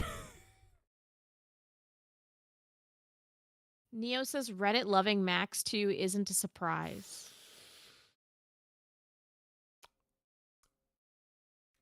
Yeah.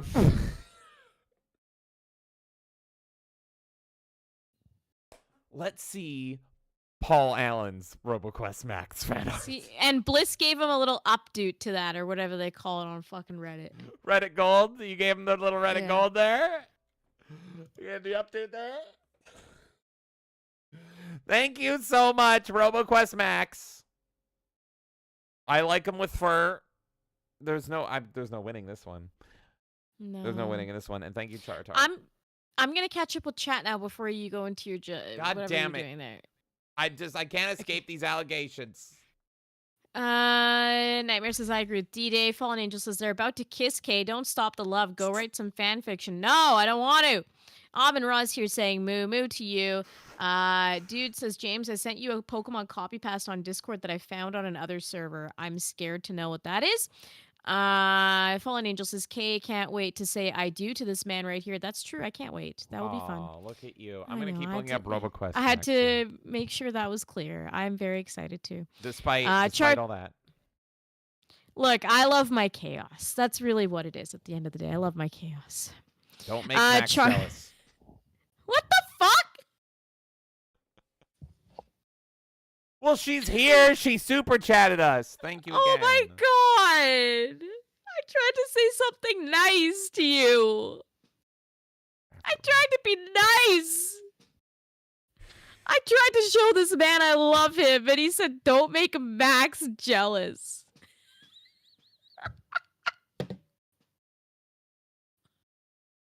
I just don't want her upset. She's clearly watching. Charizard says, no! Fallen Angel said those Mews are ready for action. You know what I mean? No, I don't want to know what you mean. I don't know. Of the action. D-Day says, give me that Asian chick. Yeah, D-Day's like, I don't even fucking care what the fucking characters you got in there. I want the Asian bitch there. Fallen Angel says, that Mew is in love, Kay. Don't stop love. She's in love. Love is love. Dassus Goats. Is it Dassus Goatus or Dassus Goats? Am I saying this wrong? You said it the latter sounded like it was from Warhammer. Dassus Goats. Brother Dassus. Brother Dassus Goatist. Do you respond, brother? Will you love the Mew, brother? Love that Mew, brother. Well, apparently Mew is a sperm. Which, oh my god. And then Chartart says they're literally embryos. Stop it. Well, eventually they'll become a Mewtwo. D-Day says Patrick Bateman is the moderator. Jerry says love is love. Love.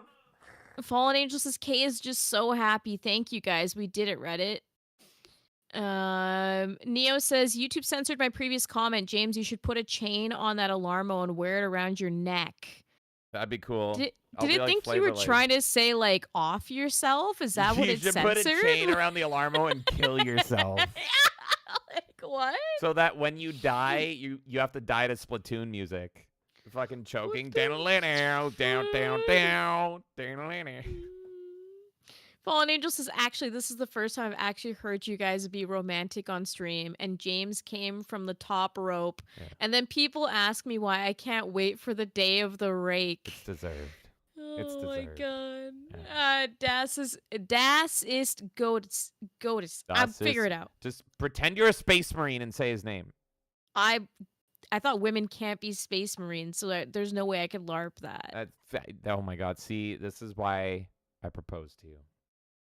Well, that's just factual. There you go. D-Day says women won't care. D-Day says, does the Mario death jingle? Yahoo! Dassus Goats. I'm gonna figure it out. Brother. I'm gonna fucking figure it out. Brother, it is Dassus Goats, Dassus brother. Dassus Goats. Okay. Jerry says technically. Oh no, I'm not reading that. You're gonna clip that out of. I'm not reading that. I'm not reading that out of context. Fallen Angel says women can be sisters of silence.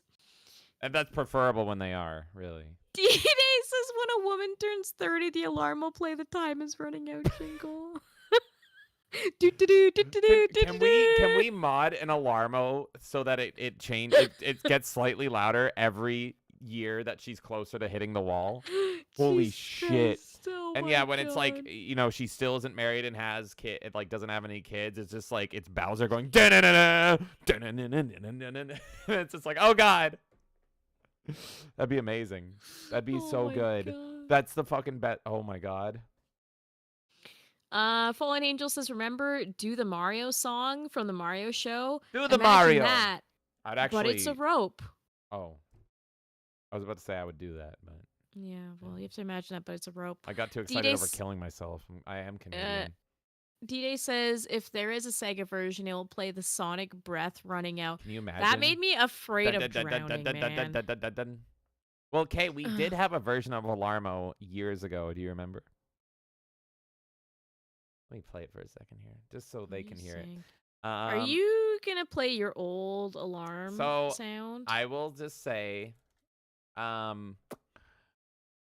this is for years when me and Kay were first Alarmo buddies. This is what she had to wake up to every single morning for a couple of years. Buddies. Alarmo buddies. And I ruined it for her forever. You did ruin this song for me. It was such a nice way to wake up. I'm bringing it back. No, it's not. It's like fucking ear rape. Waking up to this.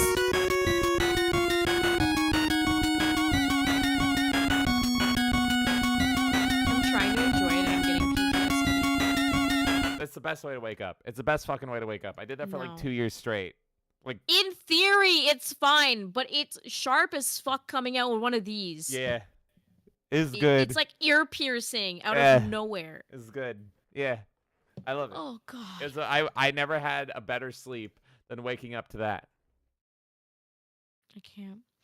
Jules says that'd be funny as fuck. 30-year-old alarm, you hitting the wall soon. Insidious Bliss says new Alarmo tagline. At least with Alarmo, there'll be someone there to watch you go. It's this Mario putting his hand on your shoulder as you're hanging yourself. I wish I was there to make you feel better. Yahoo. Fallen Angel says, do it, James. Do it, James. It's happening. Be the change you want to see in the world. What are you doing? What? Are you listening to the song again? Yeah. I love it. I thought you were just doing that like in silence, because usually I can tell when you're playing music and I'll go listen to the stream, but I thought you were just doing that in silence, and I was like, am I getting married to an actual retard? No! I thought it was a joke this whole time. No! That's on you. That's what you get for earlier for your Max comment. It was funny. I know, it was. God. Yes, D-Day, it literally is. The way it comes out of the alarm on your fucking phone, it sounds like ear rape. I'm not joking. It doesn't sound normal like it does on the fucking... Because it's like coming through like extra 8-bit. Yeah, it really chips that chiptune. Oh, God. All right, anyways, go talk about your game that you're excited about. DC Task Force is a mod game. It's a modded game. Okay, show the old one. Justice League, it's based on Justice League Task Force, I am pretty sure. And Justice League Task Force was a fighter, but what if we expanded it to way more characters and made it a beat 'em up? Okay, go check out the side tube, and all of you watch the stream for DC Task Force. AI art. Uh-oh. Whatever. Not like DC's doing any better. Oh crap, it's Doomsday. Here we go. Batman's alone, as he should be.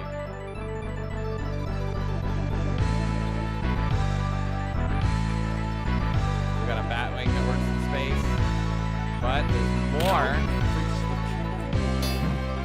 Plays Aquaman. We got the Flash here.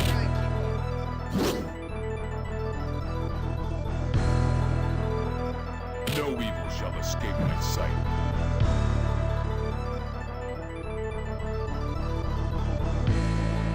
Teen Titans. For everyone that wants to sleep with Starfire. And it's even a better Suicide Squad game.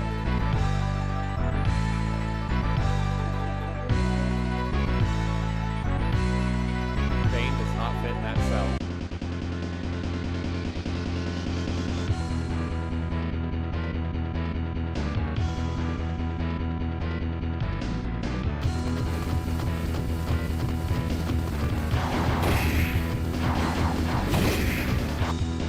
It's pretty fucking awesome.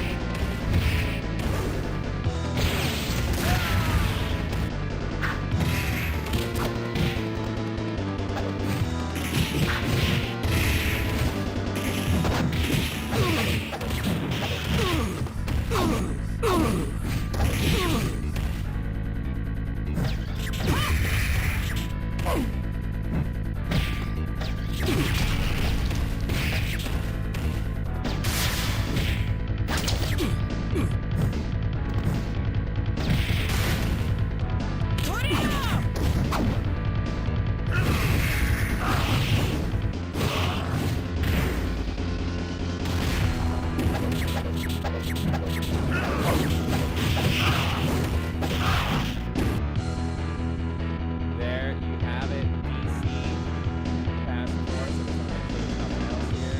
Nope, that is it.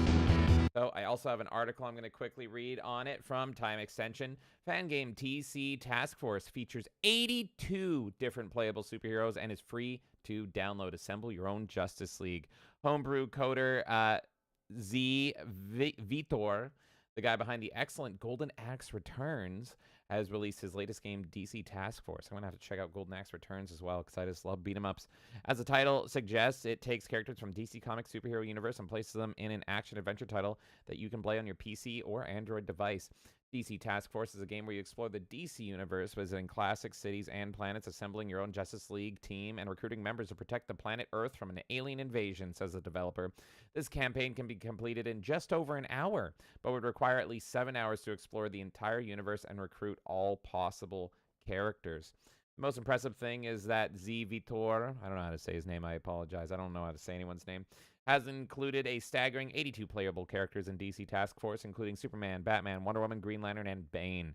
He's also thrown in some cool bonus characters such as Major Dutch Schaefer and Lieutenant Lynn Kurosawa, both from Capcom's Alien vs. Predator coin-op, and Dark Horse character The Mask, who came to global fame thanks to Jim Carrey's 1994 movie of the same name. Oh, and the Teenage Mutant Ninja Turtles are all here too, along with Master Splinter.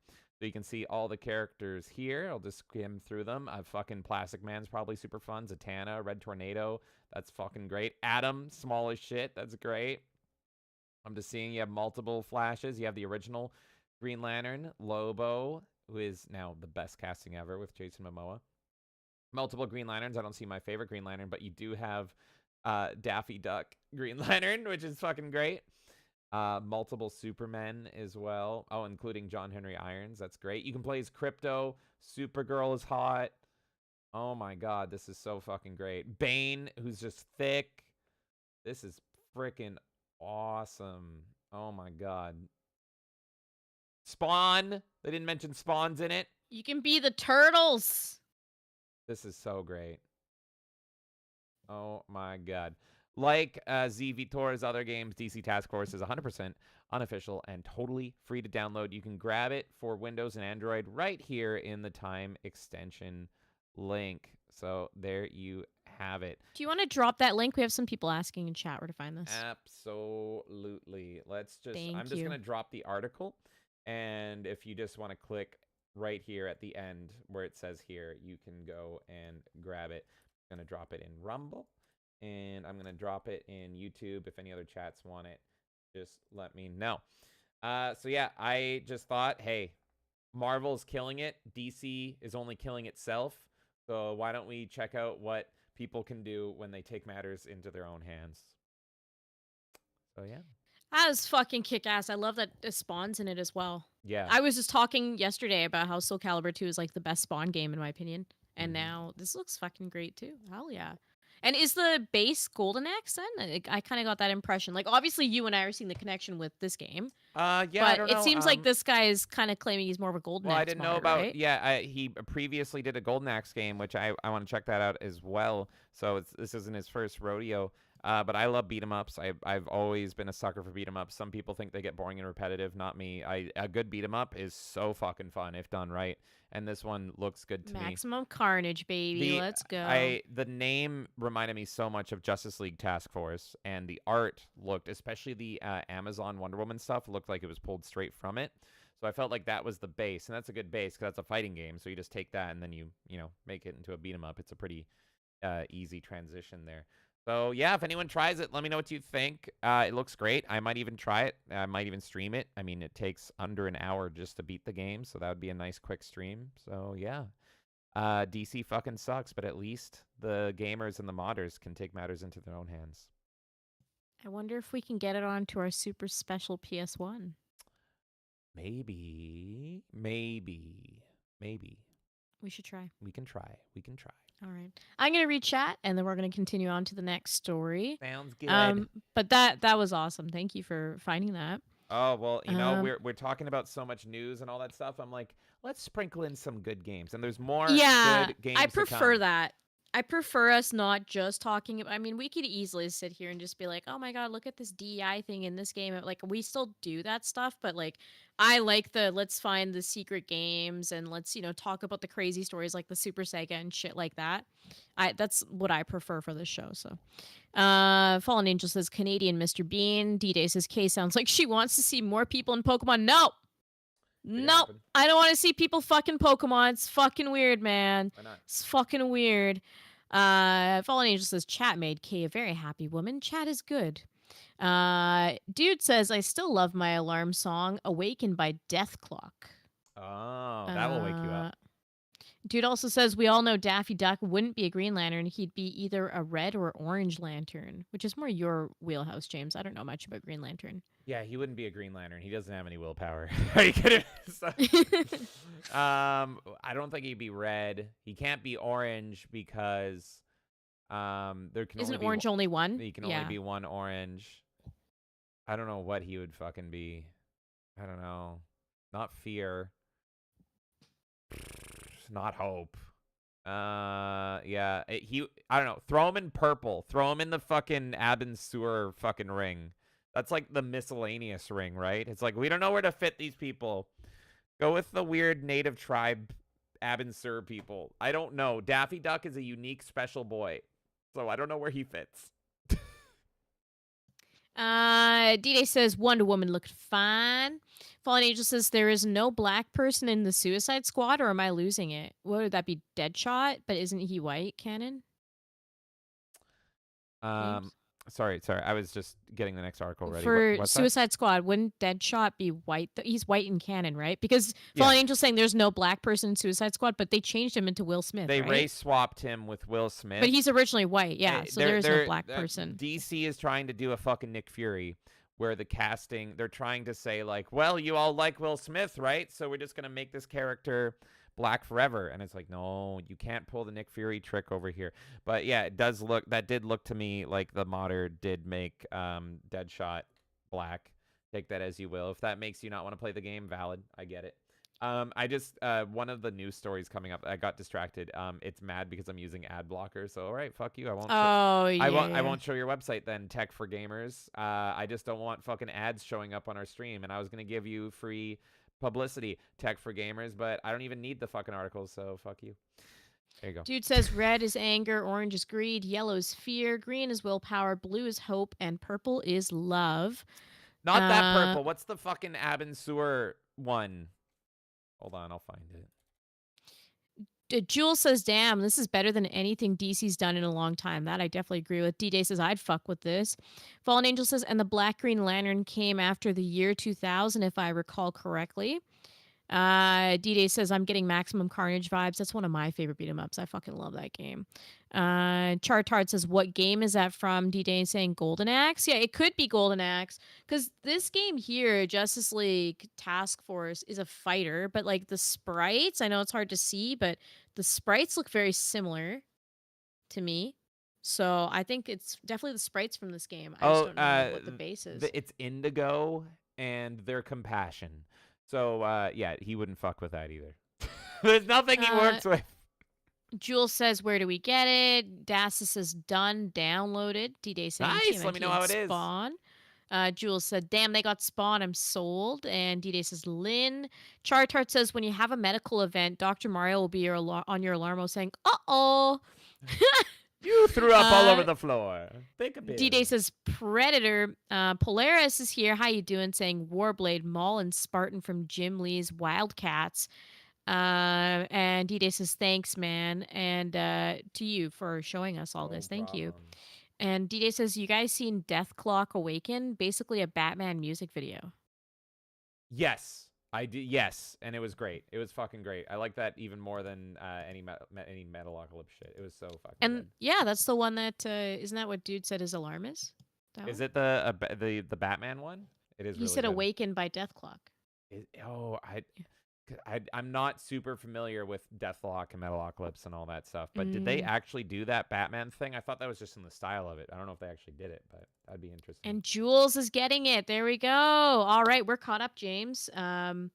Well, I guess besides dude saying the Nick Fury at least was in the comics before the MCU casting, which I didn't realize he was race swapped before the MCU stuff. Oh yeah. shit. Okay. All Okay, right. Well, we're one caught second. up, James. I'm just trying to figure out. I'm just missing something here. So 1 second. Got All that. good. Got that. Thank you guys so much for all the support today. Really appreciate all of it. At one point, we had 25 of you watching on YouTube. We hit a peak of like 15 of you on Rumble. So thank you guys so much. I really appreciate it. I'm glad you like the podcast. It seems like that's the one that's the most active. So happy to have you guys all here. And thank you all for the support as well. Always love being trolled by the super chats. They're fucking hilarious. Fallen Angel says, I think there's an engine called Open Beats of Rage in which the final fight LNS Ultimate was made. Maybe this game is made in the same engine. I don't know. Yeah, that could be it. That could be it. Usually when somebody has a history of working with a certain game, they tend to stick with that game as well. So that's why it's like if he worked on Golden Axe before, maybe that's still what he was doing. I don't know. But anyone that ends up playing it, let me know what you think of the game. It looks fucking awesome. All right, I'm ready for the next story. Go ahead. Okay, everyone. Well, I want to show you guys another super cool game. I love my boomer shooters, and we may have even shown this game before. I can't exactly remember. But you know what? It's early access. I think it's worth showing again. So, you all know I love boomer shooters. I love my new wave of retro shooters that have come about. And I love playing indie shooters like Brazilian Drug Dealer and The Spy Who Shot Me. So we're going to check out another one right here that I think is really good, early access, and I think it's got a really promising future. This game is Fortune's Run. Let's take a look.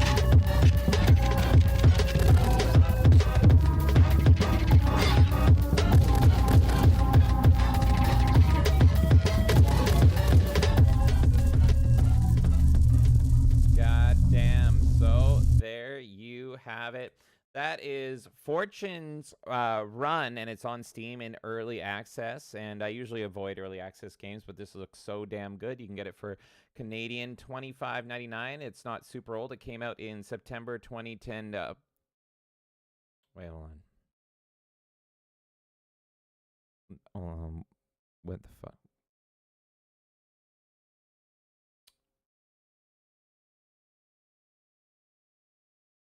So, it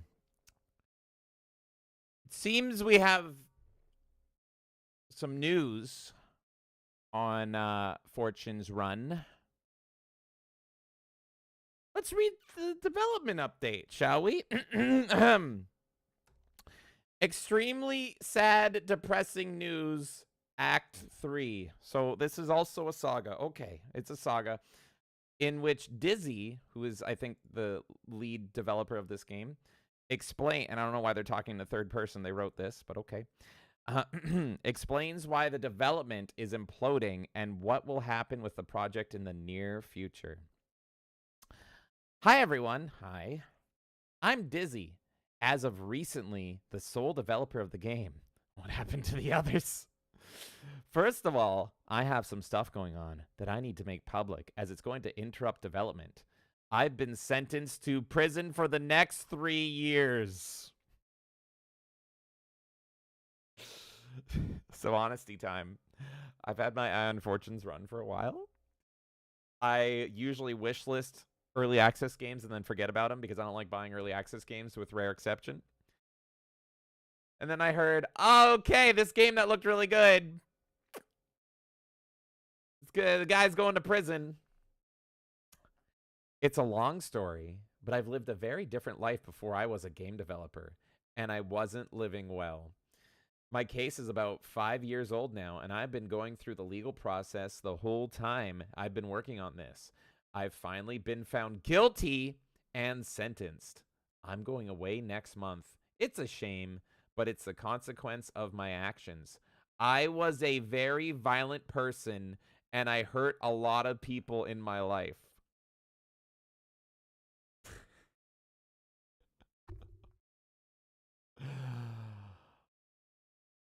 This dude went full Benoit and is just revealing it now, but not revealing it. This is the part where I was like, we need to talk about this. Because usually it's like, okay, you're going to prison or whatever. What, did you like steal things when you were poor? Like, you know, taxes, usually taxes, Martin Shkreli situation. Domestic dispute. I don't know. Something, right? All we get is consequences of my actions. I was a very violent person and I hurt a lot of people in my life. Which brings me back to the opening where he said, I am recently the sole developer of the game. What happened to the others? Did he is it a female or a male? So I saw people saying she online, by the way. I don't know. All I know is it's Dizzy. I don't know if it's a male or female because I haven't looked into this game too much because again, I like to stream games when they come out of early access. So I was like, I want to go in blind. I didn't look at it. Oh, prison. Yeah. Okay. Unfortunately, the sentence isn't going to help with that at all, but I guess we all know that. So the game isn't totally dead, unlike my victims. But unfortunately, due to even further bad things happening, it's unclear what will happen. The other developer has left the project, probably once she recovered. So it's whiplash. The other developer has left the project, a woman, probably running for her life. Once she recovered. Recovered from what? She decided that she was no longer interested in game development. So she's just like... Did you, like, bludgeon this person and then get arrested for it? Like, hey, I have this idea for a new level. I've hurt people! Fucking what? She was in charge of QA and a few level segments, all of which have been abandoned, and I've been forced to get on my own for the past while. It's been very difficult to do alone, but I actually managed by basically not sleeping. Please sleep. If there's anything I don't want you to do based on this ominous and cryptic admission of violence, I want you sleeping. Please. Please take some time. To complete all the work in time so that it could be released before I'm sent away. Since we decided to part ways, the development will be completely interrupted until I'm released. I know many of you will be upset and disappointed, but please understand, like Nintendo, please understand that there's absolutely nothing I can do. These wheels were in motion long before I started making the game, and it's just been slowly unraveling in my face the whole time. I want to underline that I'm no longer in financial dire straits, and our game actually sold okay. What all those people buying it have funded, I don't know. So I should be able to afford rent once I get out. So there's a chance that you'll wait a few years, so I'll be able to cap off the release. In fact, there's not much content left to work on. I've been making stubs and prototypes of the missing levels in my spare time. I am extremely passionate about this stuff, and I'm never going to stop making games. I'd like to finish this one, but I don't know what will happen. I'm doing my best because I love this game and I want to finish it. Seriously, I want to finish it. Finish it already, Dizzy. I just want to say this is his own words. He's the only person working on the game, and he wrote that. That's him yelling at him. Oh my God. That's him yelling at himself to finish the game before he gets sent to prison for violence. This is wild. I thought Super Sega was wild. This is like fucking next level. Maybe Super Sega should emulate this game. See, I knew about like the jail stuff, but I didn't know that like the person was yelling at themselves in the post. In the post. Finish it. Finish it. Big thanks to the Discord community. It's always Discord, isn't it? The people on Patreon, and finally to all the people here who have given us the money to pull out of the us. There's only you. There's no one else to pull us out of the darkness, and frankly, the best job anyone could ever have. To tell awesome stories, write crazy code, draw beautiful things, and record sweet music all day from the moment I wake up until I fall asleep. You guys are the best, and I don't know how much of an impact you've made in my life. I wanted a chance to do something I was good at. Well, I did that. Is he referring to the game development or the murder? Like, which is it? I did, allegedly. Well, he says violence, but I don't know how far that went. I did some of it at least, and I hope you all enjoyed it. Let's do it again sometime. Oh, yeah. What about the update, huh? I'm going to put that in the next news post because it feels weird to put patch notes at the bottom of this. Better luck next time. See you in the next thread. Dizzy. Some clarifications. This was an update, by the way. A lot of things on Steam, and you're going to see this in the future posts that we're going to cover on this. You can edit your Steam posts anytime you wish. This was not here prior to this. My case dates were from before I met the other dev. She is not related to it in any way. Like I said, the other dev was recovering from a botched surgery. Why? Is this game cursed? If you want to accuse me of something, accuse me of stressing her out with my legal problems and my crazy work schedule. I do not have a sex crime.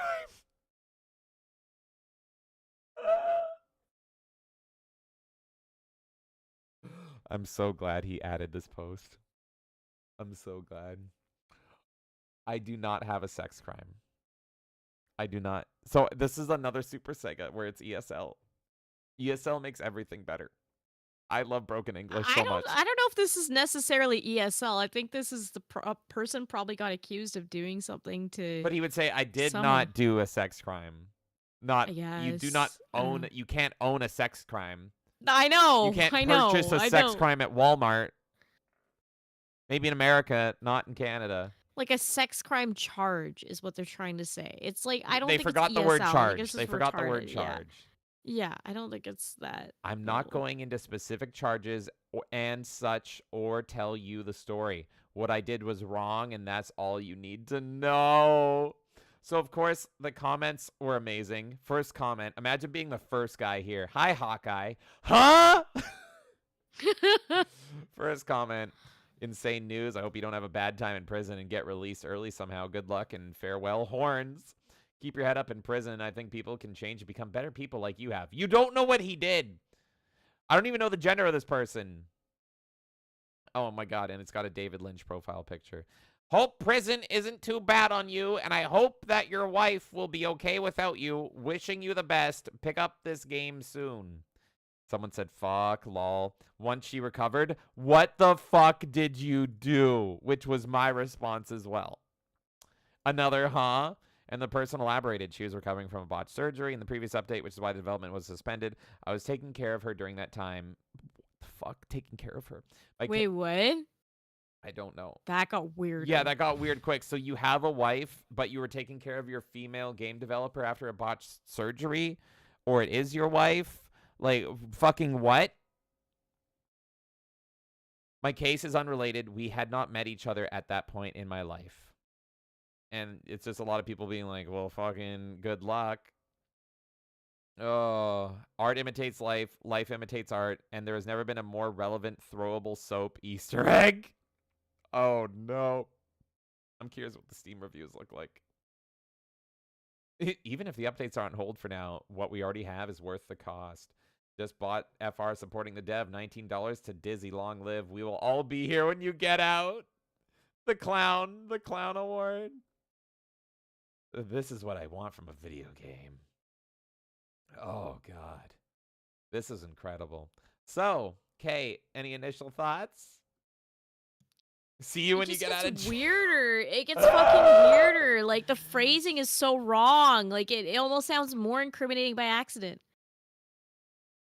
Insidious Bliss just gifted us a game.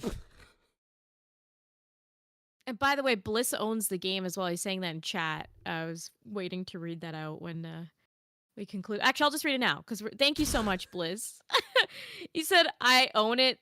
It has / had promise. The game had a pretty complex melee system for an FPS. Guess the dev really had a depth of experience to draw from." Thank you, Bliss.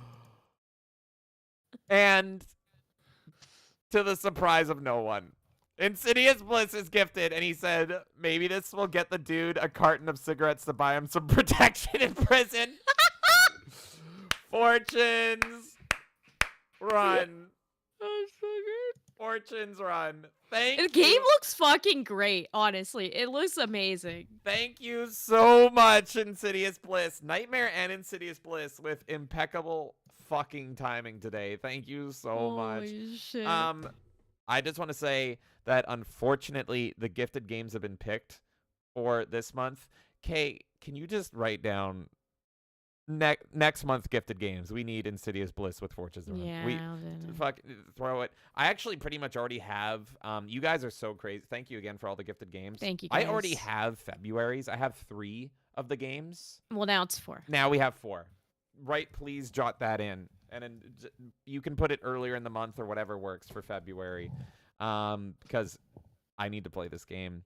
I was going to save this for the end, but... Wait, Nightmare's gift was about prison.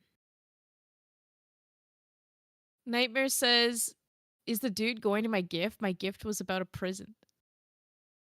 I got a clip. Hold on. Nightmare, is it streamable? Do you know? It's okay if you don't What? know offhand. How could I not find this clip? Come What on. the fuck? There we go. Okay. I just have to say this in regards to you guys' gifts today. Again, it's like poetry, so if they rhyme, every stanza kind of rhymes with the last one. Fortune's Run is the key to all of this, clearly. Yeah. Damn, it's not streamable. I was going to Okay. say we could just do those back to back. Before, after. Yeah, but damn, we can't. Okay. So He says, "Sar, do not restream." do not restream, Sar. Sar, Oh, Sar, fuck. do not restream. So I was Do gonna not save this. restream. I was gonna save this to the end. Shit. Insidious Bliss jumped the gun, and so did the dev. Thank you so much, Insidious Bliss. I was gonna save this at the end and say, I need to stream this game. I need to play this game. And thanks to Insidious Bliss, we're gonna. So I'm just gonna jump. I have a little bit more news, but I'm just gonna jump ahead to the end and say, we are. If you want to see this game next month, Fortunes Run. Oh my god, I cannot wait. But we have some more news with this. The crazy story. Because I have experience with games getting delisted on Steam. I've been there, and I've been a defender of games getting delisted on Steam before. You guys have heard me talk to death about Super Seducer 3 from Richard LaRuna. Another one I've always been reminded of, which the dev really did nothing wrong, is the Domina dev. And pretty much the case of that was bullshit. That was a successful game. Domina is a good game. The dev pretty much just revealed himself as being like very right-wing, which is totally fine. I mean, how many left-wing devs are there? And he swapped around some like DLC for the game, and people were like, "Oh, you're being a little greasy." And it's like, okay, greasy or not, like I've seen worse. And he swapped, like he was like getting accused of overcharging DLC, but then a lot of it was kind of blown out of proportion because of his politics, and a lot of people were just kind of using that as an excuse to attack him over politics. He ended up complaining that Valve was going after him, and Gabe Newell as well, and so he started talking mass shit about Valve themselves, and because he talked shit about Valve, they pretty much pulled a "we don't need you on the platform," and they delisted the game, even though it was actually a really good game. Anyway, I don't think I've talked about Domina as much. Super Seducer. So, and then there was, of course, the other game I can't remember the name of off the top of my head that got delisted because the guy sent Gabe Newell death threat, and they actually brought that game back of the 3 cases, which is really weird. But anyway, I have experience with games getting delisted on Steam, and I become a fan of those games because I hate Valve for any reason delisting games, because they're the main platform on PC. And reading this story, to put it mildly, my alarms were going off. And I was like, I would not be shocked if just based on this news, they pull a Benoit. What did WWE do with Chris Benoit with all that news, all that crazy news? Because we don't know the extent of his crimes. We don't know. We just know he or she. We don't know. We just know it was violence, wronged people, bad. We don't know if it's death. We don't know if it's a fight and that's it. We don't know if it's a stab. We don't know. We don't know. It's just violence. That's all we know. With that, I do think I would not be surprised if Valve pulled the trigger and say, pull the plug. We don't want this, especially with the ominous nature of it. So I went ahead onto the Steam forums. I love the Steam forums, even though I get banned from them all the time. And I made this post. Will the game remain on Steam? With the recent news update the dev posted, is there a guarantee that the game will remain up on sale? I usually wait for games to leave early access before buying, but considering pulling the trigger, pun intended, sooner now, just so I have it. Got a response from this fan. And again, this was edited. I don't know if I can see the edited version, but I'm just going to say pretty much their post before this was actually referring to the botched surgery from the woman. Because I made this post pretty soon after the Super Sad Update Part 3. And so they thought I was talking about the botched surgery, which was Super Sad Update Part 2, to which I said I was referring more to the prison announcement than the parting ways one, because they were more talking about the parting ways, but they've edited their comment to be more about that. So when I elaborated on that, they said, Dizzy said he wants to finish it. All you can really go on is what he said. And Fuda said, what? I don't think they can just yank someone else's game they aren't a part of. Oh, yes, they can. Valve can do whatever the fuck they want, and they've proven that. They're usually pretty good. Valve is usually pretty good for such a big platform. But I listed 3 games that they pulled, and they've probably done a whole lot more than that. Those are just the ones that crossed my attention. There's probably even more that I'm forgetting. So here's where it gets interesting. Golden Unicorn Award, not from me, to the dev. This is them responding to me. Hi. Yes, I'm not removing it. I want to finish it. I might not be able to. I might not even survive prison. They're saying this to me directly. Hey, shit happens, but I have a lot of material to tell you about. Oh, good. Tell me more. In fact, this update was just kicking off the real interesting bits, in my opinion at least. What it could be more interesting than what we have?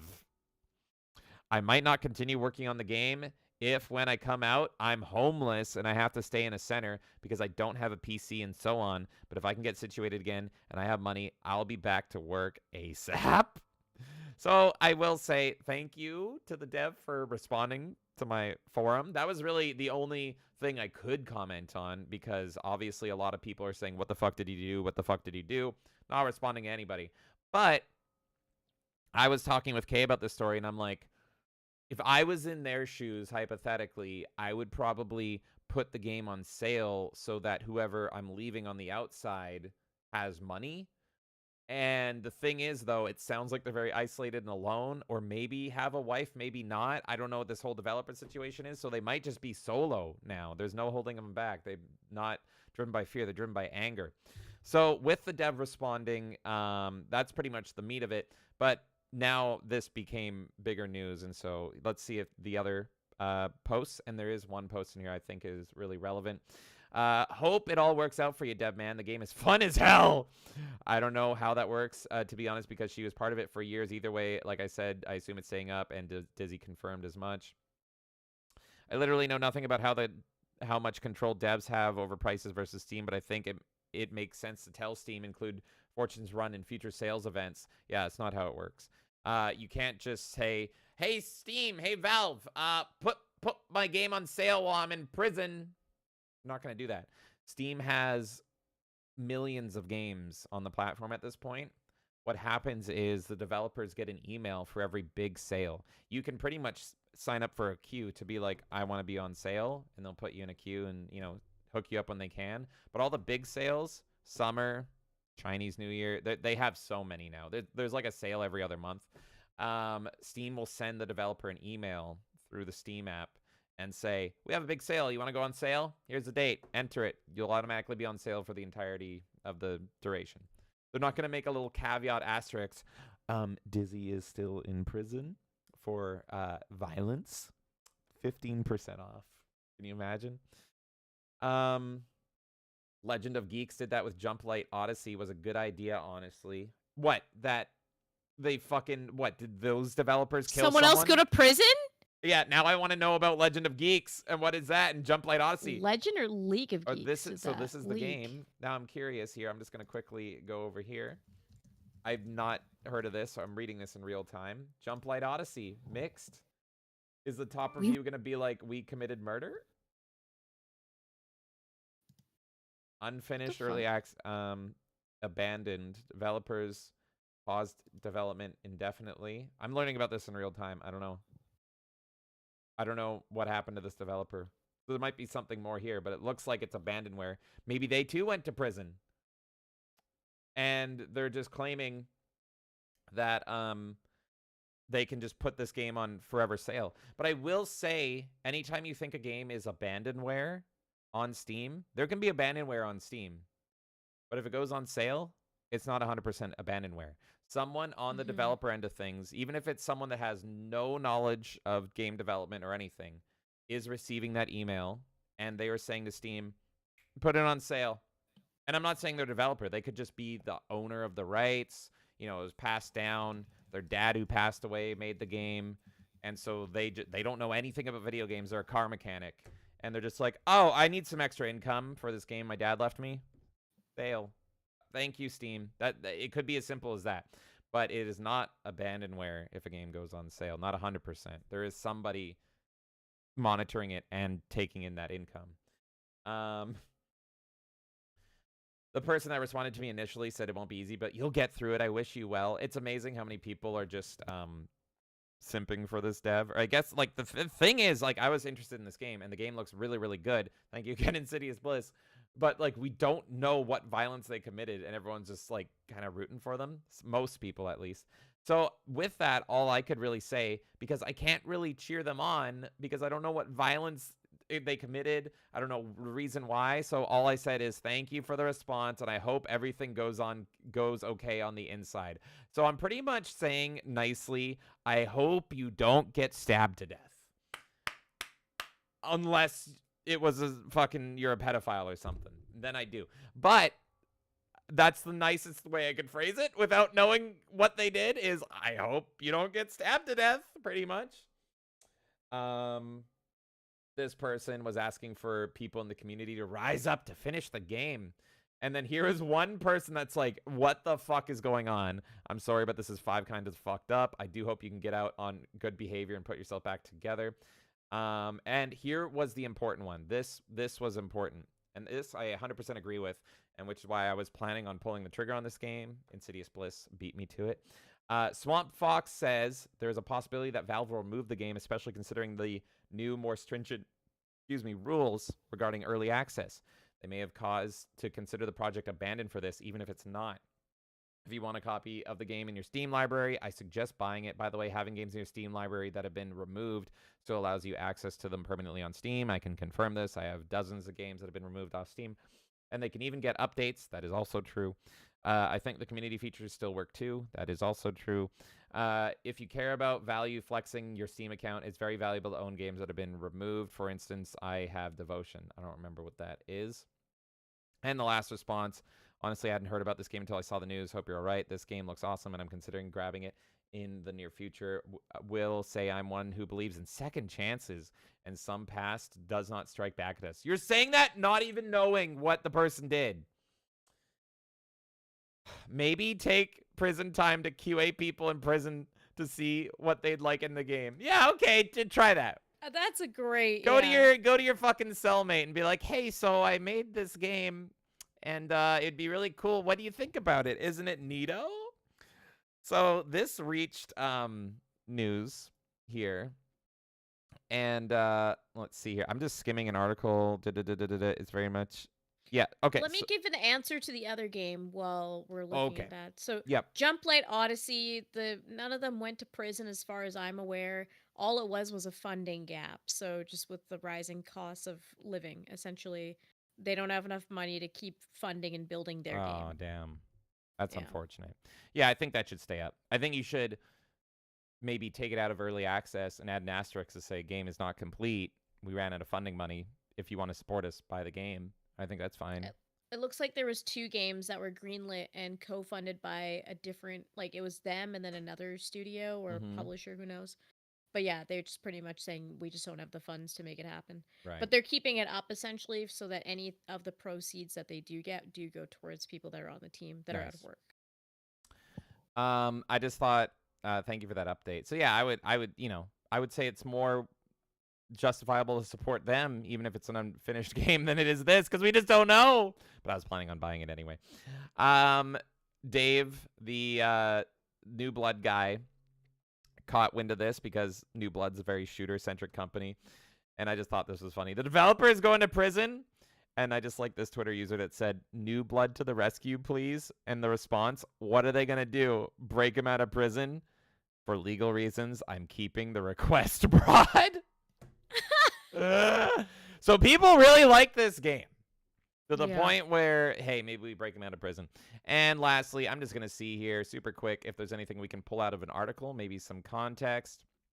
Fortune Run was released on early access in September 2023 and has since earned a very positive rating among its reviewers. The game was placed in early access because its developer, who goes by the name Dizzy, wanted to develop games side by side with the community with the initial plan to finish the game by 2026. The plan will no longer happen because in a new update, Dizzy has informed players they're going to prison. Yep. And this was the quote we all read. Dizzy was developing the game alongside their wife, who was hospitalized later due to illness. However, she will not be continuing the game's development in their absence. So it was his wife that left after getting better. Oh, this is so weird. It's so fucking weird. I don't know what to think about that. This is insane. So anyway, that is the story of Fortune Run, a really good-looking shooter. And if you're interested in buying the game, if you're interested in the game at all, I do recommend picking it up because I do think Valve could pull the plug on that at any point. And I don't think it's going to be going on sale for the next 3 to 5 years, maybe 25 to life years. We don't know. But if you want to see more, thanks to Insidious Bliss, next month during the Gifted Games Gallery, we will be playing it for the hour. And I cannot Thank you so wait. much, Bliss. I Oh my God. Wait. And have a good night, dude. Have a And good night. he says, Fortune Run's developer is more honest than Grums on Ember. And I can't disagree with that. Yeah, why? You can't disagree with What that a one. murderous That's comment fucking there. Crazy. Oh, no. And he says, yeah, I gave you a new copy pass to James in a DM. I can't wait, bud. Thank you. This whole situation is fucking crazy. Also, hi, Terrence. Thank you so much. He says, salute Melee crew in chat. Everyone, please hit that like button. Thank you so much. Thank you.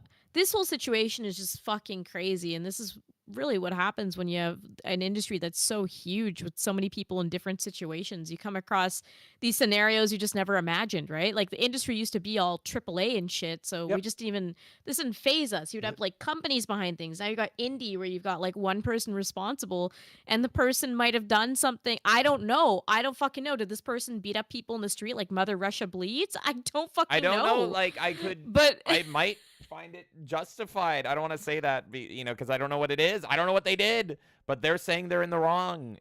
But it's like, I don't know. What if hypothetically someone like threatened to kill their mom and so they beat that guy up? It's like, all right, valid. But like, I don't know. I don't know. We don't know. You know what?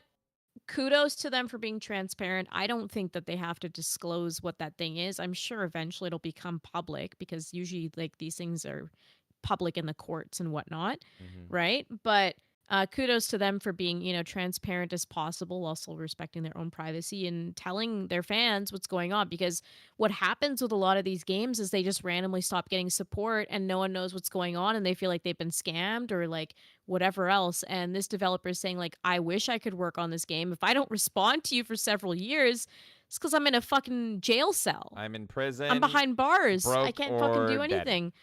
So kudos to them again for addressing that, and I think that was the right way to handle it. And I just fucking wow. Yeah, it's amazing.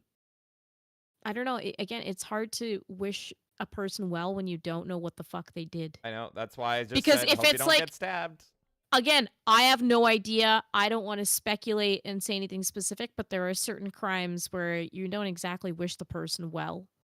I know. Based on their attitude, it's hard not to, but you just don't fucking know. So either way, I guess we'll keep tabs on this and we'll be able to play the game next month. Thank you, Insidious Bliss. Thank you. I can't wait. And just a crazy part of the industry, but you know what? I think on Steam's end, they should keep this game up. Yeah. In my opinion. Keep it up, and then I don't know where the funds are going to go in the meantime, but wherever the money goes, hopefully that person can get their hard work. I am someone that really cares about preservation, especially when it comes to controversial shit. Like, I don't think you should remove anything. I don't think WWE ever should have censored any Benoit shit. I don't even think the fucking Columbine fucking Doom mod made by the Columbine shooter should be like taken down.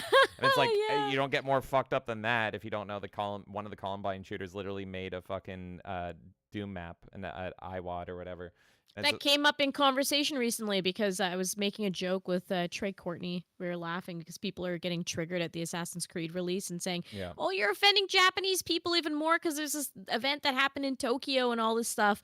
And I was like, who fucking cares about the release date? Like, it doesn't matter. A game can come out whatever fucking day it wants. Are we really going to get, like, moral over this now and get emotional because they're really... Like, it's not a personal jab. Who fucking cares? And so the two of us were joking around on Twitter. And he's like, yeah, don't drop anything, on Columbine Day. And I was like, especially not a Doom wad. You don't want to do that. Just kind of having some fun. But, I'm just, like, no matter what, I am always in the preservation of everything. And I hate that it cuts off your name. I need to expand. I need to expand the goon room. The goon says, room. That bear up there looks lit.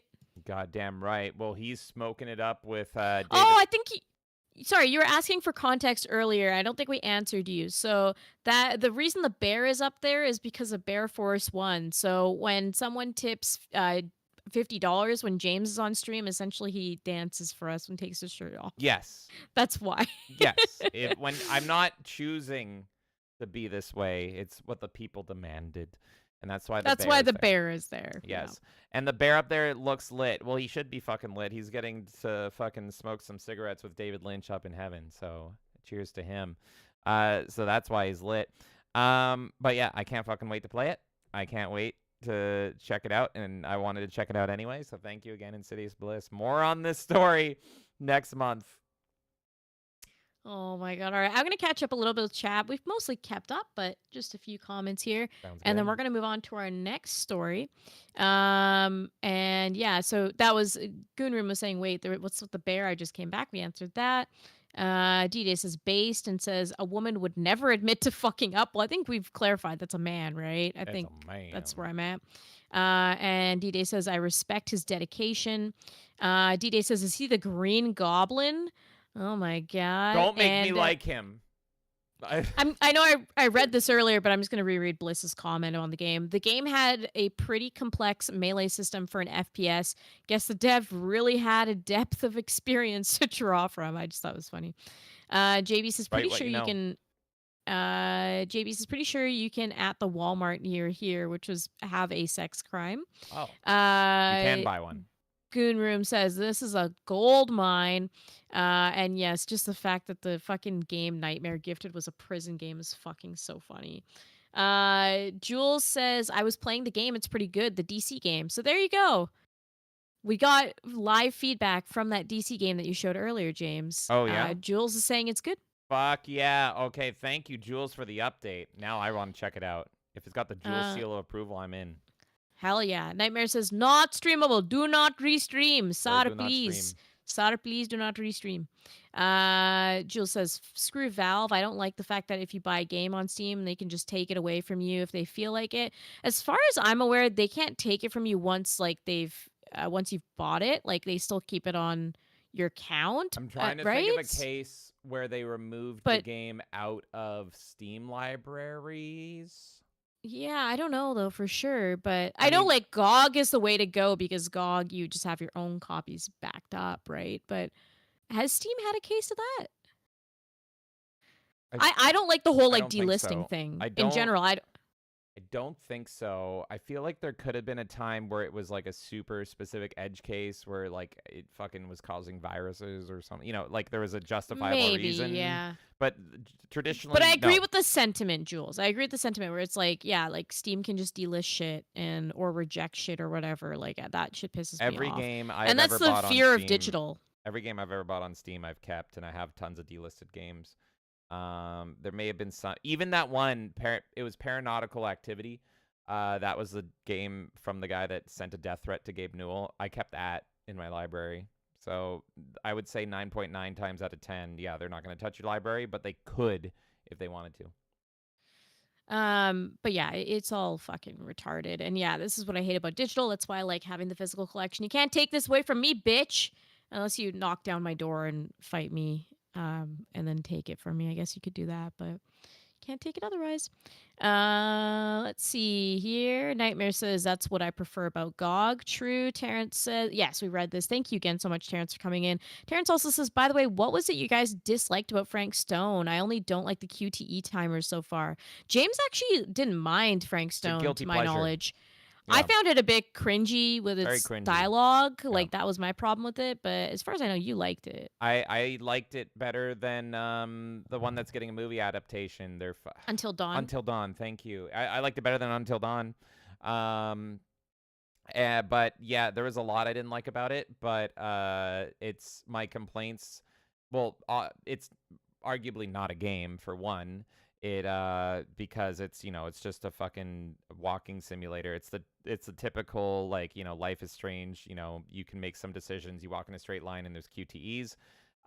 There's a lot of cringe throughout the game, and I'm playing it as a Dead by Daylight fan, and it's a Dead by Daylight crossover, and a lot of my complaints happen with the twist in the ending, so I'm not going to say that since it sounds like you're playing through it, and it's horribly fucking optimized. It runs like shit on PC, and there's game-breaking bugs that can destroy your progression like over 50% of the way through the game. So if you're still playing through it, don't go into the optional rooms that lead to nowhere. You might get stuck and lose all your progress. Oh my god, this game. Yeah, that's fucking silly. D-Day says, Trey. Yeah, Trey's cool. Jules says, crazy story. I know, and I thought the Sega story was the craziest one. Fucking hell. Goon Room, thank you once again for the support, saying, don't lie, James. We all know you are that way. And Chardherd said, what happened with Grums? Well, we're still waiting for Ember to come out. I don't know. We just haven't really talked about it on the channel because I barely consider him a fucking game news person at this point. He's just a drama farmer, in my opinion. A lot of other channels will talk about Mark Kern and Ember and everything, and one of the reasons that we have never really brought it up is because there's no news. There's no game to talk about. We talk about video game news here, sir. So unless you make your game, there's no news to talk about you with. Exactly. There's no news because you don't make the game. So I will talk about Ember once it actually does a thing. I'm just really happy I never backed it or never did anything with that because I was tempted. Exactly. I was tempted back in the day, and I'm like, whew, dodged a bullet there. So yeah. What happened with him? Nothing. Nothing happened with him. Exactly. Goonroom says once you own it, if they delist it, but if you own it, you can still download and keep it. I think. Jerry says and. I don't know if there's anything else to that, but I only see and from you, Jerry. Fallen Angel says, James, would you like it more if it offered you a season pass for only $5? Only $5? And I get new skins? Take my money. Take it. Take my money. Take the money! Yes. JB says, sir, this is a Wendy's. Yes, it is. And we are caught up. All right, we're going to check out another fan game here that looks super good to me. And I think. Oh, Hand Job. Okay. Oh, wait, for only $5 and a season pass? What a deal. We're going to take a look at another game here that is another fan game, just like DC Task Force. And this one, we actually got a tip from our buddy Cherrick, Mr. Cherrick Seeks, who's now doing speed runs on his channel there. That's cool. So he let us know about this, and I think a lot of you guys will be interested. I think Kay will be super interested in this. This is a Sonic fan game that looks way better than anything Sonic has done recently. We're going to look at a trailer for Sonic Galactic. Where's the fucking audio? Is there no audio in this? Audio? Hold on. There should be audio. Maybe not on the Twitter clip. I've seen like a full YouTube video. I'm going to the YouTube oh my god, but it's 35 minutes. We're gonna watch the muted one. There you go. Kate, name a good fucking Sonic song. I don't know, just do Live and Emerald. Learn. Aw. I was gonna say like just do Green Hill Zone music or something. Okay. Chemical Plant. Chemical Plant. Let's see. There you go. I'm gonna turn that down. There you go. All right. So, and look, it's got 3D parts as well, like some of those classic 2D Sonics do. I like the run animation. It's got the PTSD underwater levels. This honestly looks like it would be a great follow-up to Sonic Mania, but it's done as a mod and it's totally free. It's gorgeous. It looks so fucking good. Like, why? I don't get why Sega just doesn't do this. Like, why do they make fucking slop Sonic games all the time? Just do this. This is what people like. Well, there's two audiences. There's the people that like 3D, and then there's people like 2D. So that's really what we're dealing with. There's people that like 3D Sonic games. Yeah, I'm amongst them. I like fucking 3D that's Sonic right. Yeah, games there as is. well, There but is, yeah. like Sonic Frontiers is fucking great. It's And the new- amazing. and everyone I likes have the new not Sonic played generations. Sonic X Shadow, but I'm sure it's great. Yeah, actually, I was just gonna say that one is like universally loved. Yeah, but this looks awesome. This, like you said, is very much the vein of Sonic Mania. They fucked up with Sonic Superstars, but I think they're aware of that. But it's not out of the question, James. The people that they brought on for Sonic Mania were making fan stuff, actually. Oh. So it is entirely possible, and I haven't heard anything, but I'm holding out hope that they might even ask these guys to come in and make them something. Who knows? So Sega's very open to that kind of stuff. So who knows? But this looks great. Thank you, Cherrick, for showing it. Yeah. I saw some like rumblings of it, but I didn't look into it until Cherrick actually sent it, and I was like, okay, I'm gonna click this now. Well, so thank you. It looks. Wait. I just found a trailer that has fucking sound. Okay, we're gonna give it. This trailer looks way cooler. I found a trailer that has sound effects. We're gonna look at this too. Because this trailer looks like it goes hard. I'm seeing this for the first time.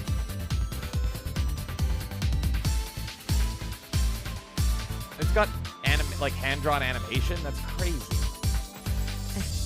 I assume they took this from a different Sonic game, maybe? I wouldn't know. It just looks exactly like some other Sonics I've seen. Yeah! I don't know, though. Maybe they did make it themselves.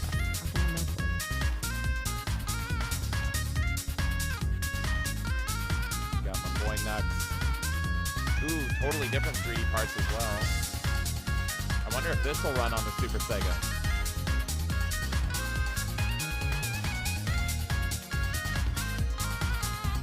They got Fang the Sniper, I'm in. What's that? They have Fang the Sniper, I'm in.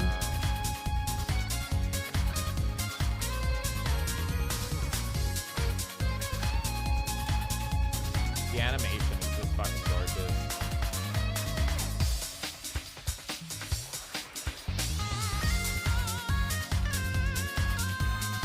Oh, running on water. You can do co-op.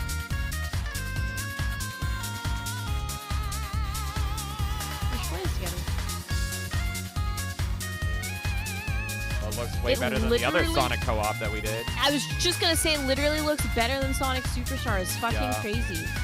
100%. You have the full budget of a studio behind you, and you're still fucking retarded.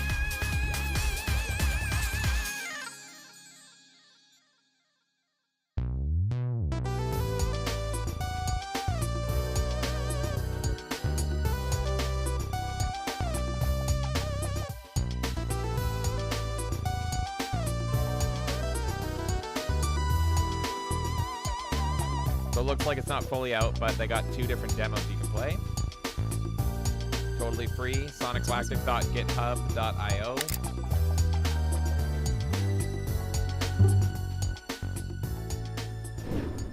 And if you want to go...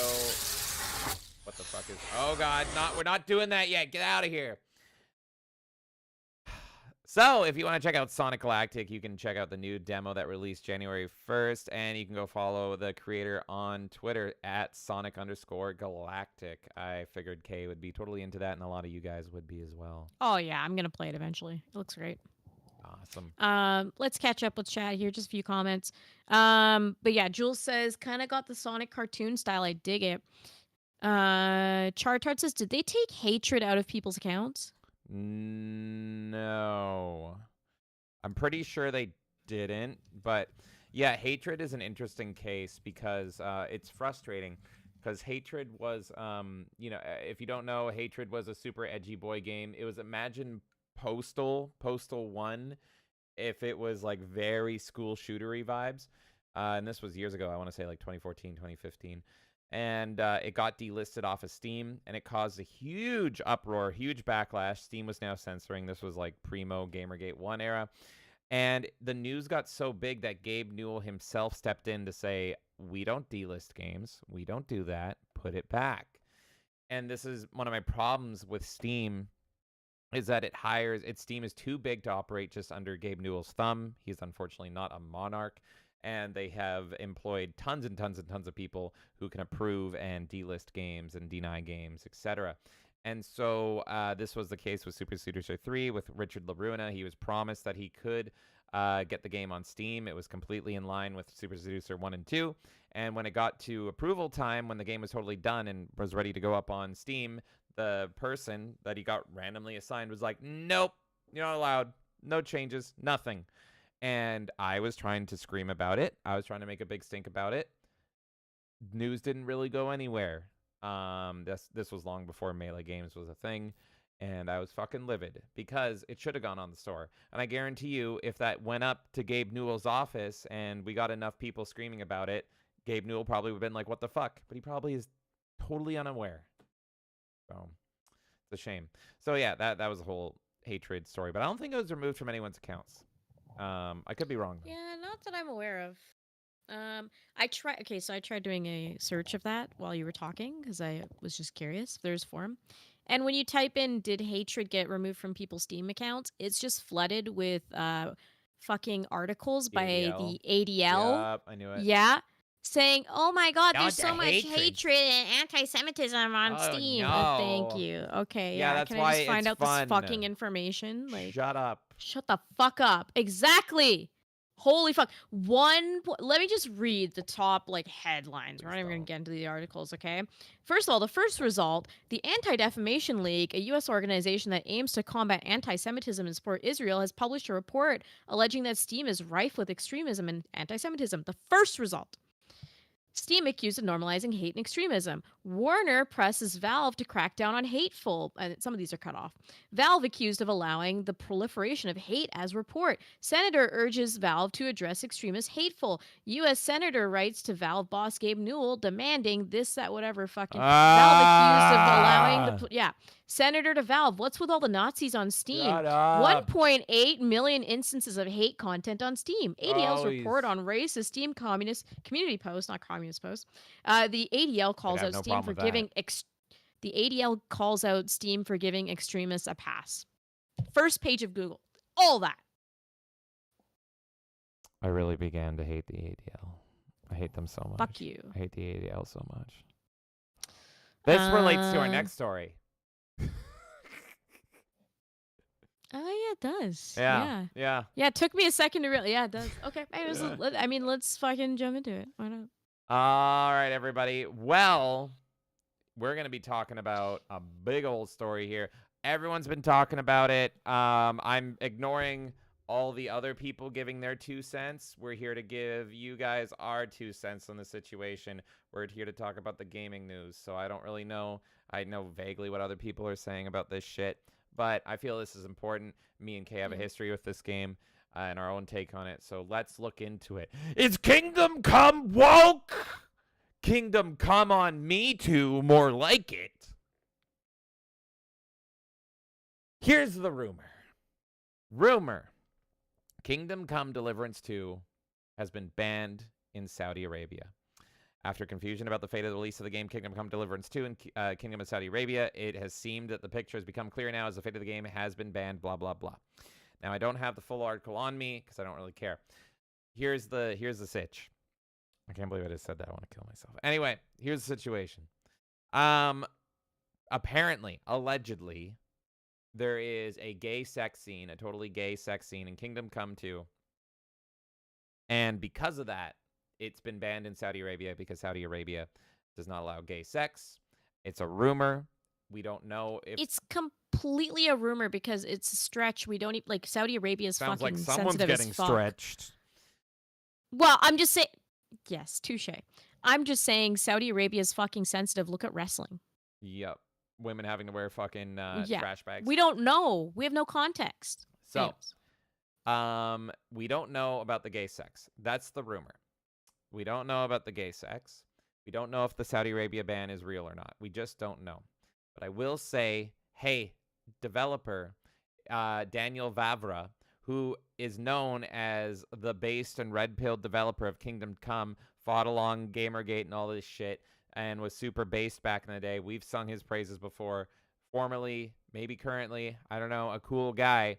It'd be nice if you could clarify, because you're very active on Twitter, and say, there's no gay sex in our game. Or you could say, yep, Henry fucking takes it up the ass. Fuck you, Saudi Arabia. Give us a little situation on that. Now, let's look at his Twitter, and let's see what he's saying. Maybe he clarified. Maybe he didn't. I don't know. Let's find out. I'll read this as carefully as I can without YouTube already hating the stream more than they do. Random post up here. This guy sent a reply here. This is Lucian Draven tweeting, why you don't fucking answer about the stupid black in the game and the... Okay, can you say that word for me? What was it, the British word there? What does that say? Bundle. I'm gonna say bundle of sticks. Bundle of sticks scene. Because I don't think YouTube will fucking let me say it. You're a liar, but not surprised looking at your early life. Kingdom woke sticks. Stick bundle and black edition. Black edition. And then he posted his early life section.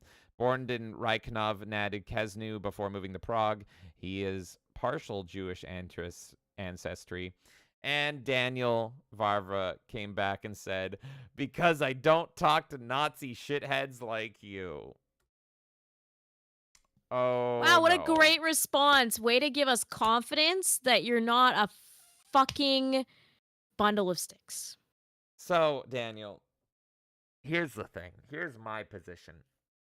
I don't actually care if your fucking game has gay sex or not, and I don't care if it gets banned in Saudi Arabia or not. I would just like transparency so I fucking know. I would like the context, because I was talking with Kay about this. Maybe the context is like two guys having at it, and then Henry laughs at them or something. See, like, I don't know. My theory is the context could be like a form of torture.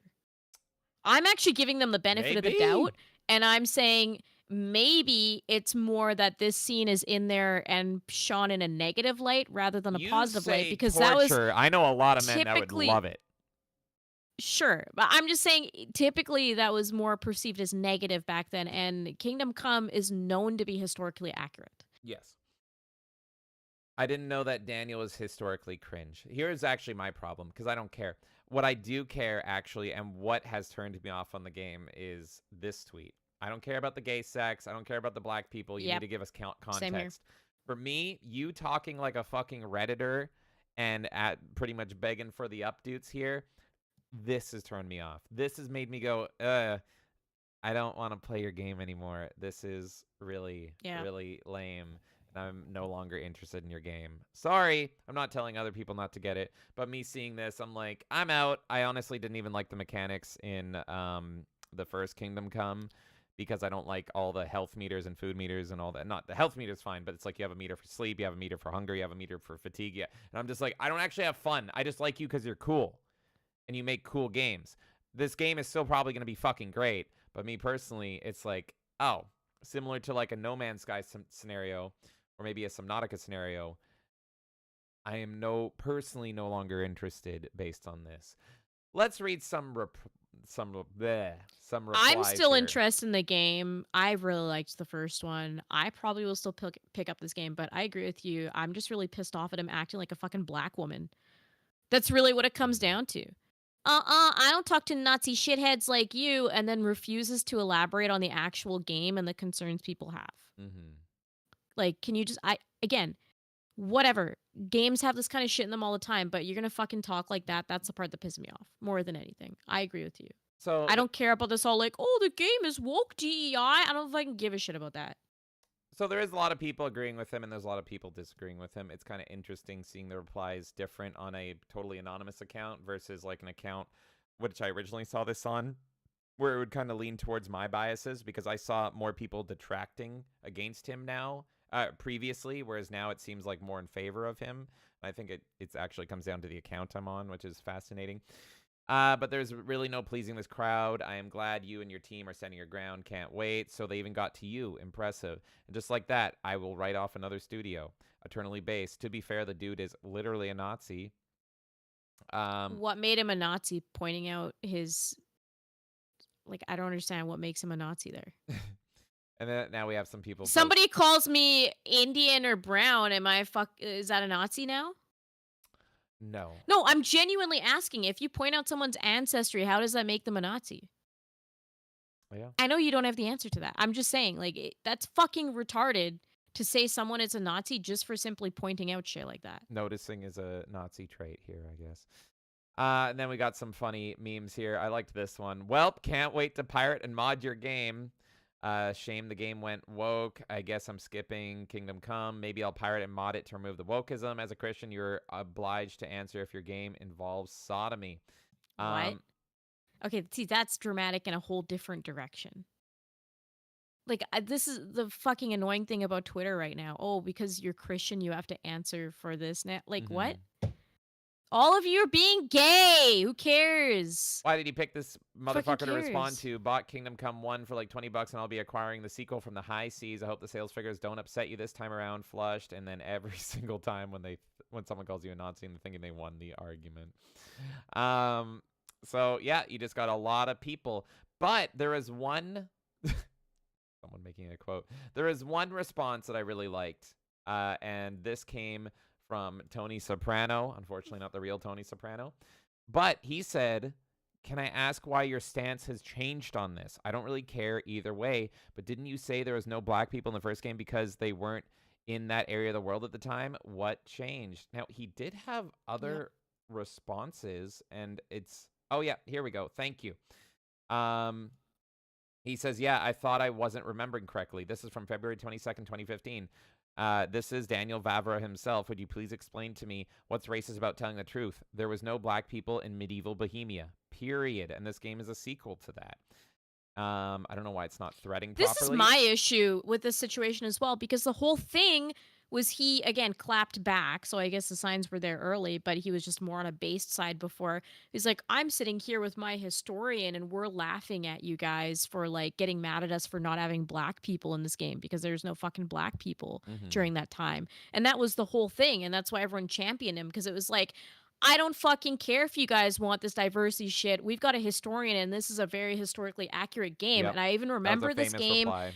This game was used as an argument against, I want to say, Assassin's Creed Origins. I might be off because Assassin's Creed does tons of games. But there was this whole thing with the Assassin's Creed... Sure. It was Assassin's... No, I just don't know which Assassin's Creed, but it was Assassin's Creed. And the reason why was because there's a museum in Assassin's Creed, and the whole thing was like they considered themselves historically accurate, but they were making up bullshit in the Assassin's Creed universe that wasn't true. So people were using the Assassin's Creed information in the museums and all that shit to feel like they were learning history, but they were learning revisionist history based on Ubisoft's gay values. And so he came in, and it was like around the same time, and everyone was championing Kingdom Come because they're like, this looks much fucking better. This guy actually fucking cares about the history. He brought on Sabaton. Like, this is fucking great. And so that's the thing that pisses me off about this situation. I don't want to get into this fucking like, oh, is it DIY? Because everyone has a different line in the sand, like with all of this shit. So it's like, this game is woke because two people fuck in the ass. But then if it's like, if they fuck in the ass because it makes sense for a torture scene, then I don't consider that a woke game, for example. I want more context. And instead of being a little bitch, why don't you just fucking clarify that to us? And I think it's completely valid because you made a stance on your first game saying there were no black people during the time, and this is a sequel to that. Why are there suddenly black people? How far in time did you fast forward? Is that why? That doesn't make sense because this is still a very medieval game.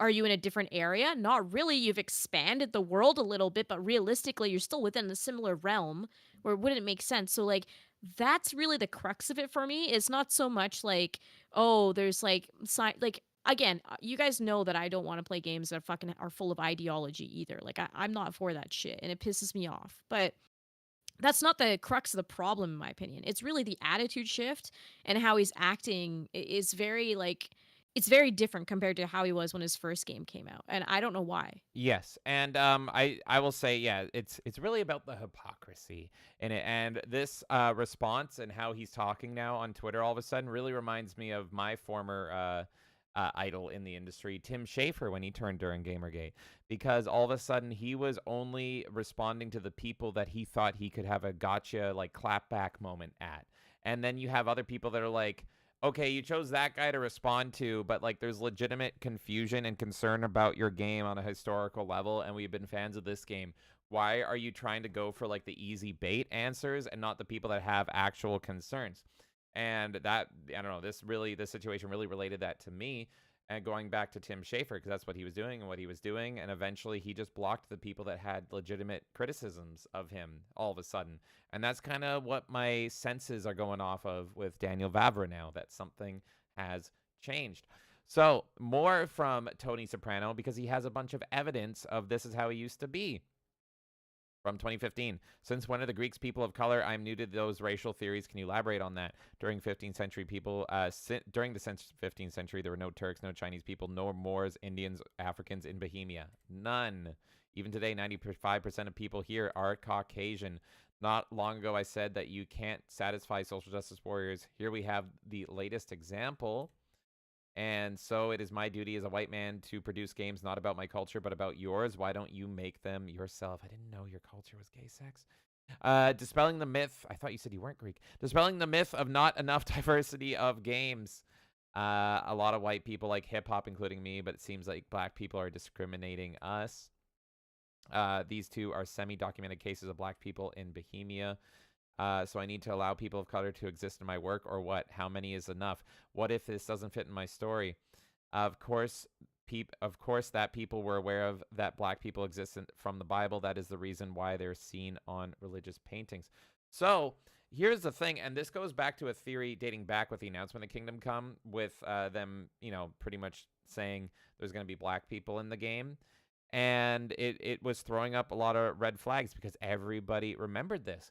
And the theory became, is he kind of pandering and playing to them now because he got so much heat and so much backlash during the first game that he's trying to get in the good graces of journalists and, the industry that he's always worked kind of as an outsider to, as a rebel to? What would be the benefit of that? Because you've grown and you've shown that you have a loyal player base. Why would you go against them just to go for what the industry wants? It really doesn't make sense. And we need to know more. But he really hasn't elaborated. So, going back to the gay shit, it is not confirmed this person can buy it in Saudi Arabia right now, allegedly. So just once again, we don't actually know whether or not the Saudi Arabia ban is real. This person is saying, hey, look, I can buy it in Saudi Arabia. This person is saying it's fake. There's constant debate currently whether it's real or not. But my issue is really more how he is speaking and how he is not speaking, because he is not clarifying any of this when he can be. He's playing both sides, in my opinion. Yeah, he's trying to, and it's failing on both sides, because that side is never going to stand by you. They're always going to hate you. They're always going to want you dead. You're really burning your only bridge, which is the loyal, diehard fan base that you built up with how bullish you were during the first game's development. You are more likely to get acceptance from a side if your game starts out fucking gay and you become based, right? In whatever way. If you actually reverse this stuff, as we've seen with like Lords of the Fallen, for example, shit like that. If you reverse course and you go more to the side of what people actually want, which is not having all of this bullshit in their games, you're more likely to be accepted and for your game to do better than if you go in the reverse, where your game was based and then you decide to be a fucking loser and add all this shit to pander to people. Yeah. That it's historically been proven tons of times with games. Every time people will get mad when you change things, and then people will be happy when you're like, hey, actually, you know what? This is how it actually was. This is what we're doing. Yeah. So it's really bizarre behavior. Now, I don't know if has the studio been bought out at some point. Like that's kind of what my brain goes to. Yeah, what deals have they made? Maybe with Like- outside publishers, investors that are like, you have to do this, and we'll give you insurance money.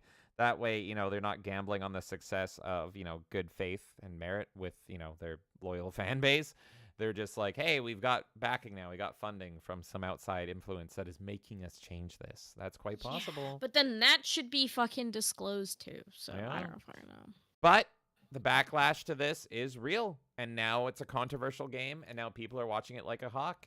Here is someone saying, if there is gayness in the game, then screw the game. I was just about to start playing the first one to get ready for this one. Way to kill your game.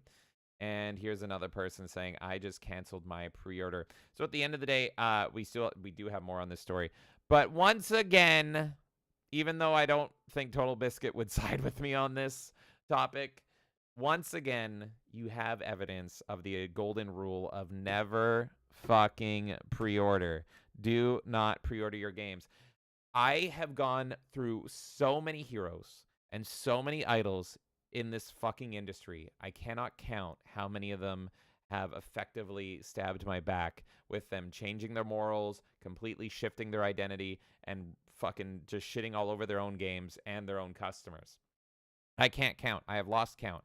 And I've become bitter and just full of hate for a lot of these faces. And what will be one of your heroes with game 1 will become your enemy with game 2. You just don't fucking know. It's not worth the pre-order. What does a pre-order get you except you're giving money away willingly for nothing yet? You don't know, and then you have to watch the game like a hawk to see if this is going to work with you, if you're actually going to like it or not. So stop pre-ordering.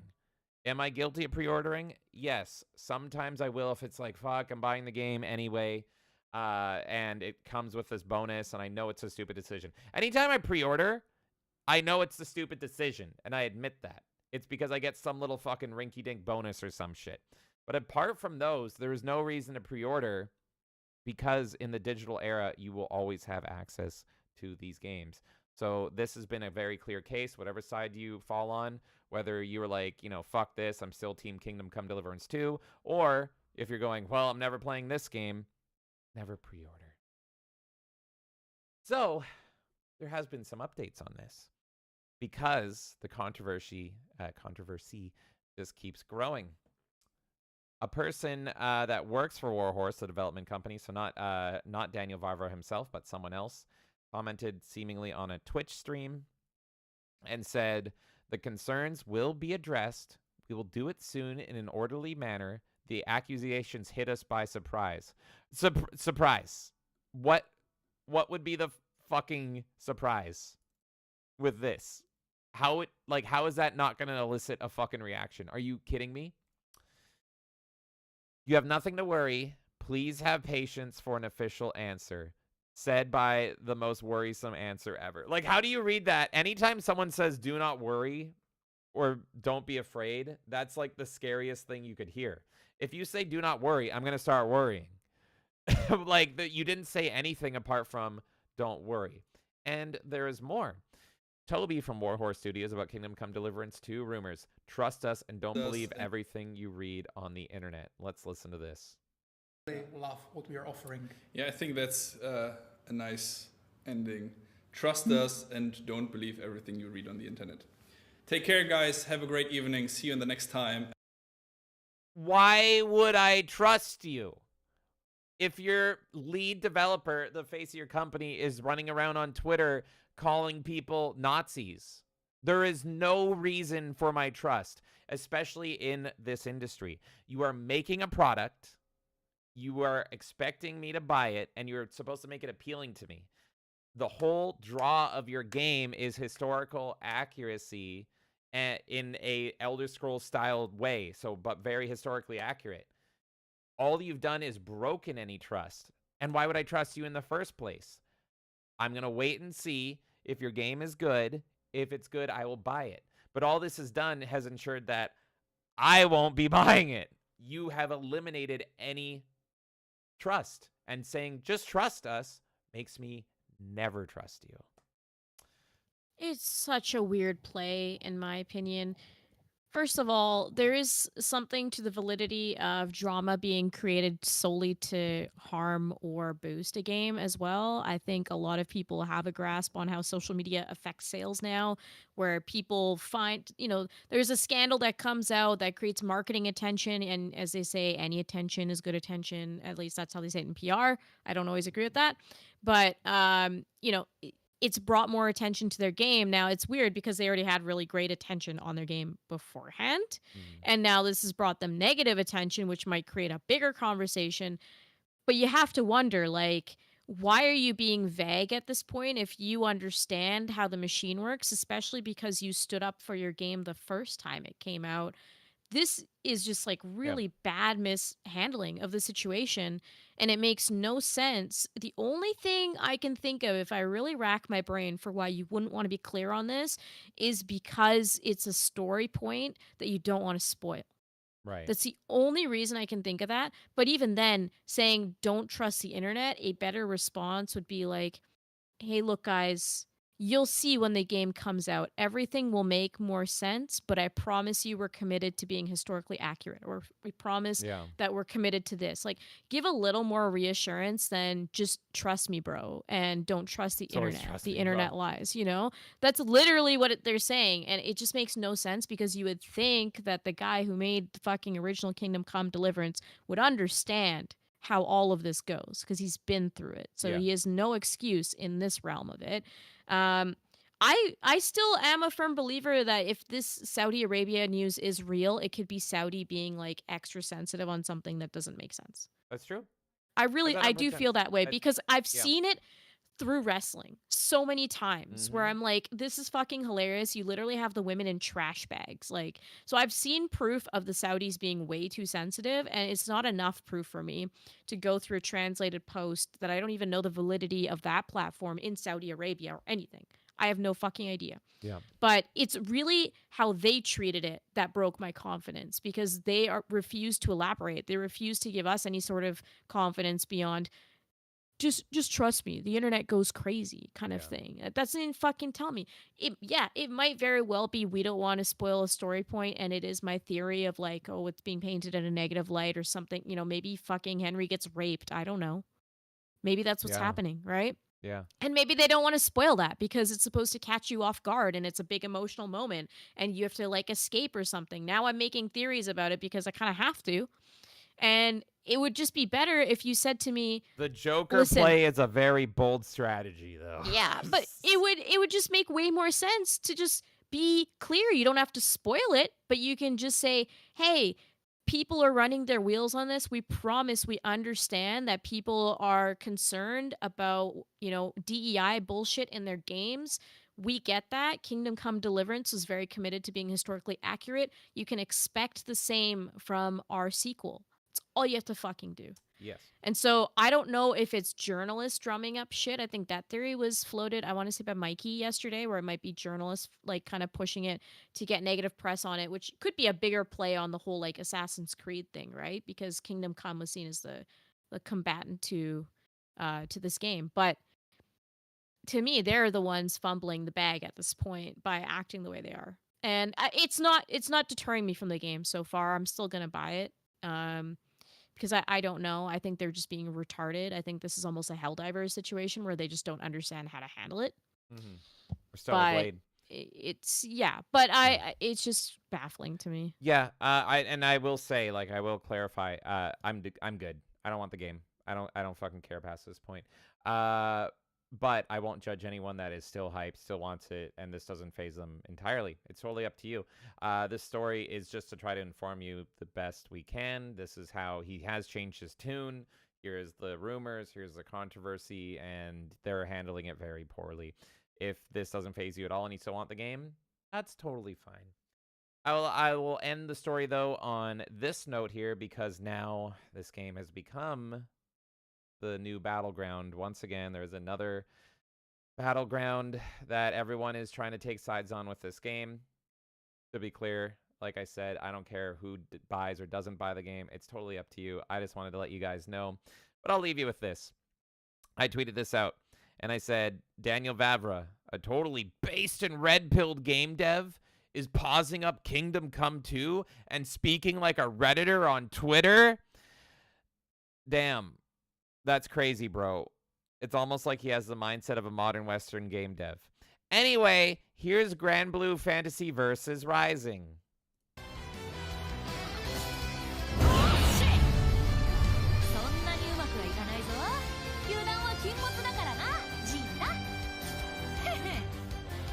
Believe in victory. Battle.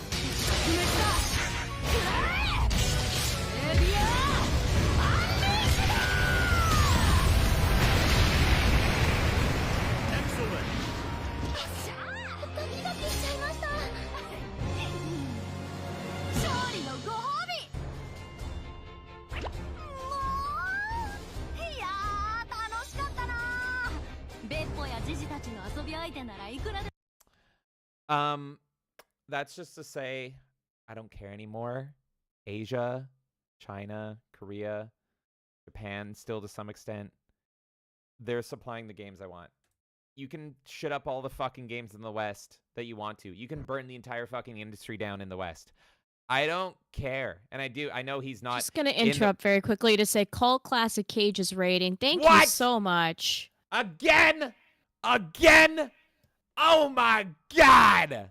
Welcome, everybody. How's it going, Cult Classic Cage? Thank you so much for the raid. Woo! What were you guys up to over there? Welcome to the Melee Madness podcast. Once again, thank you so much, Cult Classic Cage. We were just talking about the news. We have some news still coming up, and we still have the Anything Goes segment. We're just finishing up Kingdom Come Deliverance. Thank you all so very much. I'll leave it with this, and then we can catch up with each and every one of you. I don't care. I don't care if the West burns down their entire game development division. It doesn't matter to me anymore, because China's delivering, Korea's delivering, and Japan is still delivering to some extent. So go fuck up your game if you want. I don't know if Kingdom Come is royally fucked up or not. I don't care. I'm unsold from it anyway because he's acting like a Redditor on social media. So go ahead, ruin it. Because I have games like Grand Blue Fantasy Versus where you have an anime waifu in bra and panties pulling a cake out of her ass when she has a victory and eating it. It's like, why would I play a game and compete with that? Fucking try. You're tripping over yourselves to get little updates on Twitter. For a game that fucking could have easily gotten everyone's sales anyways. Like, they fumbled the bag literally like fucking 2 weeks before their fucking game was on sale. Or released. So the point of that tweet it's a piss was off. to say, I don't know. Go ahead, fuck up your game. I have waifus that pull cakes out of their ass. Yeah. That was Kingdom Come, and I assume that Kay wants to talk to all of our newcomers here. How's it going? Yes, I do. First of all, I want to say hi to Jimmy Nature on Rumble, who says, I still have hatred in my Steam account. It's still there. Yes. So that confirms early what we were asking with that question. I did know. Sorry, I did know that. But it was temporarily removed from the store, and then they brought it back. They did bring it back after all that controversy. Gabe Newell personally saw to it. Yeah. Jules says, I freaking love No Man's Sky, and he could have just given a simple answer talking about with all of the Kingdom Come bullshit. And Fall Angel, I cannot read the definition of that on YouTube. I'm sure they will not like that. They've already gotten mad at me over several other videos.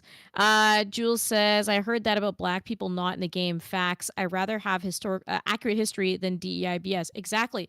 Your game was known as the historically accurate game, and you bragged about it on Twitter when it first came out. And now you're acting like a fucking retard. Why? Why? If anyone fucking understands, it's this fucking guy that made Kingdom Come Deliverance. He was there. He was there, Gandalf, and he should fucking understand. And that's what pisses me off, is he was literally used back then as a counterpoint to Assassin's Creed, and now he's in a position once again to be a counterpoint to Assassin's Creed, and he fumbles the bag and he acts vague about it and calls people Nazis and shit. Why?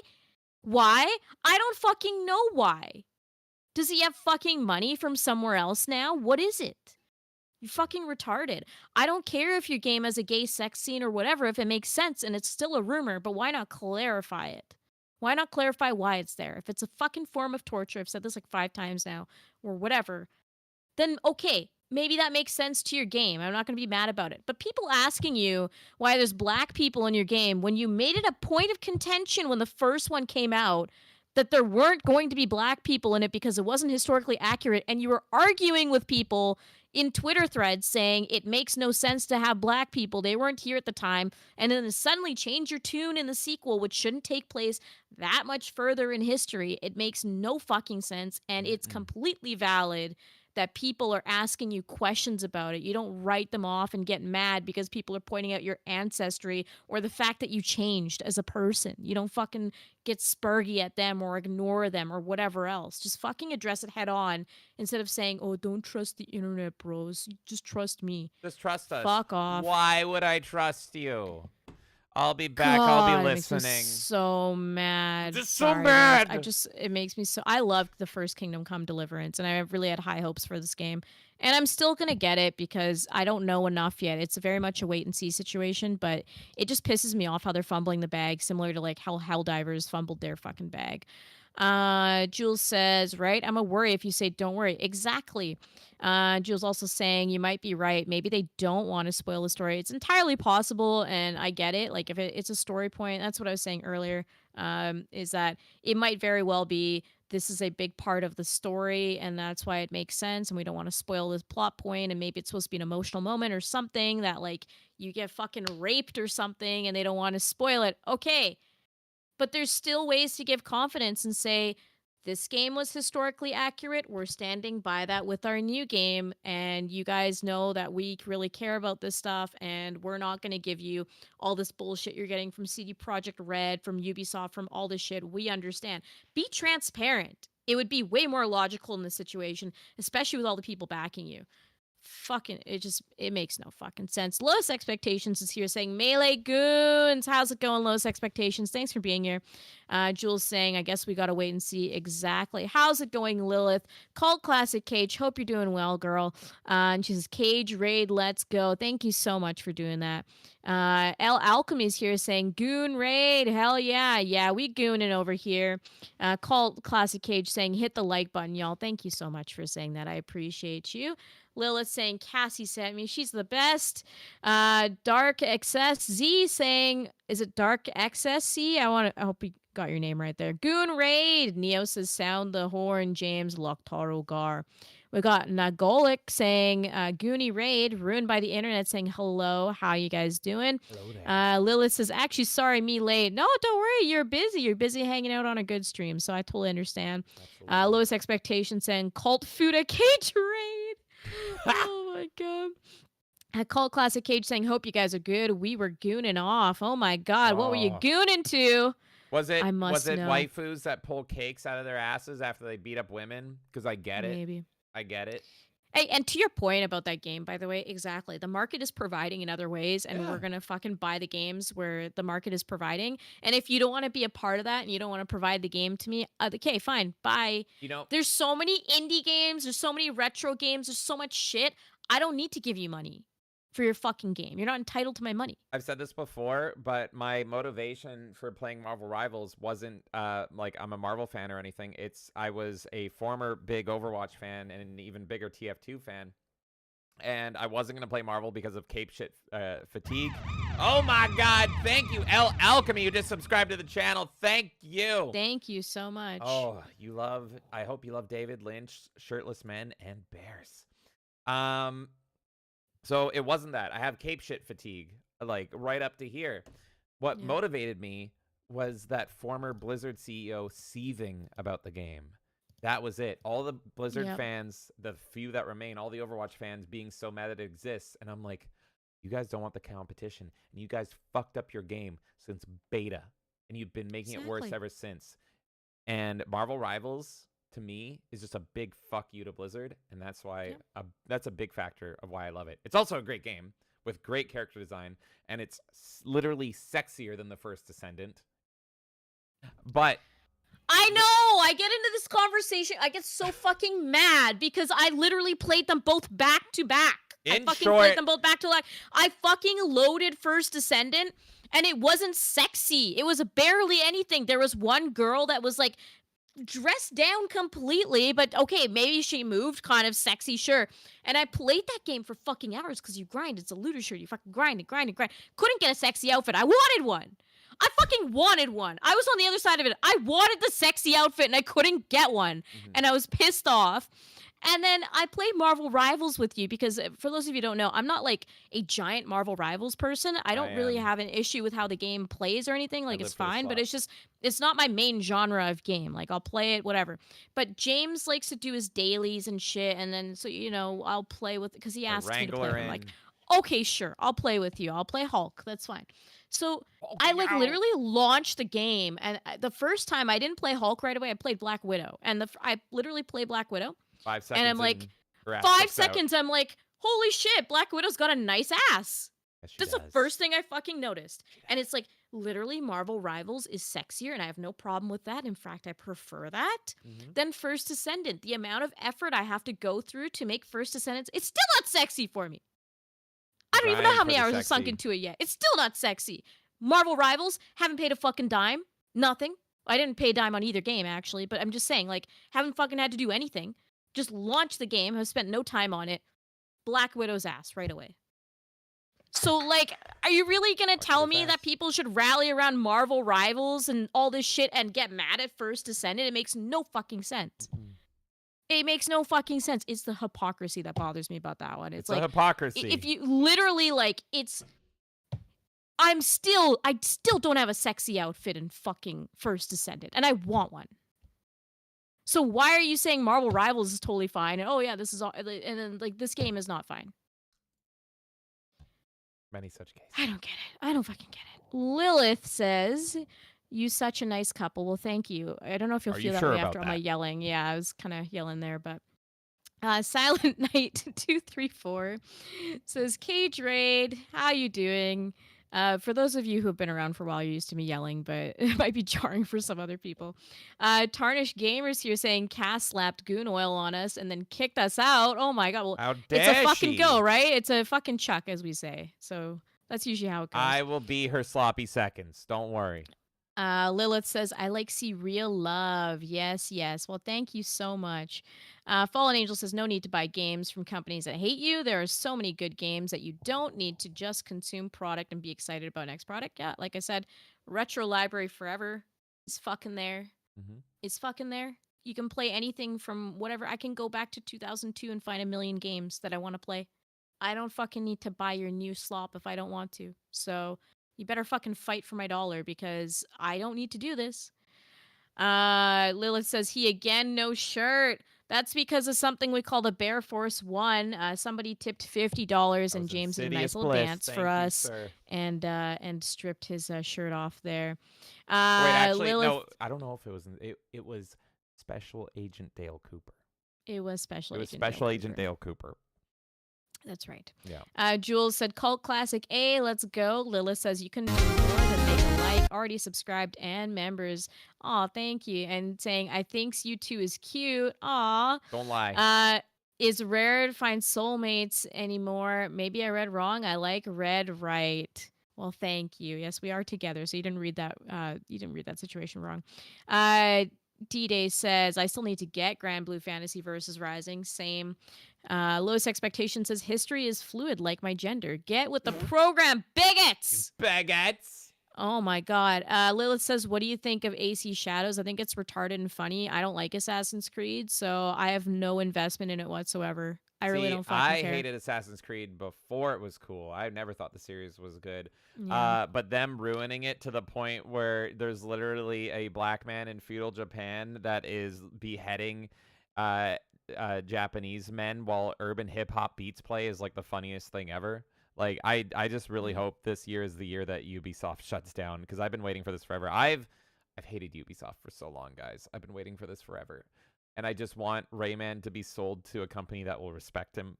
I want to see that company fucking die. The problem is that all the celebrate Rayman's birthday. Yeah, the problem is the CEOs and all the people that are rich in the company will be fine. They'll just flee. Yeah. And all the little people that have no say in the creative decisions or where the decisions that the company makes, they're the ones that are going to get hurt. They're the ones that are going to get laid off, that have families and everything. And they're like, great, I got fucked because of your retarded decisions of putting a black man in a feudal Japan game.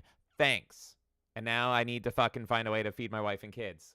So I can't even fully celebrate it. I hate Ubisoft as a brand, but when they do eventually shut down, I will be feeling for those developers, those testers, those sound guys, even some of the designers, where it's just like they were working there as a job, and it may have been they their were passion. following orders, essentially. I'm not following saying orders. I mean, there's obviously going to be follow orders. Yeah, I guess. I mean, I know that line, but like, not everyone is fucking gay, right? Like, some of them just want to fucking do their thing and then build their way up in the industry. There's still some good ones. Yeah, literally.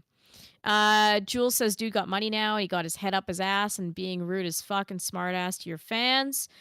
Fallen Angel says, you should pre-order the game, K. It comes with a season's pass and a discount for the first DLC and 2 extra skins. Lilith says, oh no, Gengar's smiling at me again.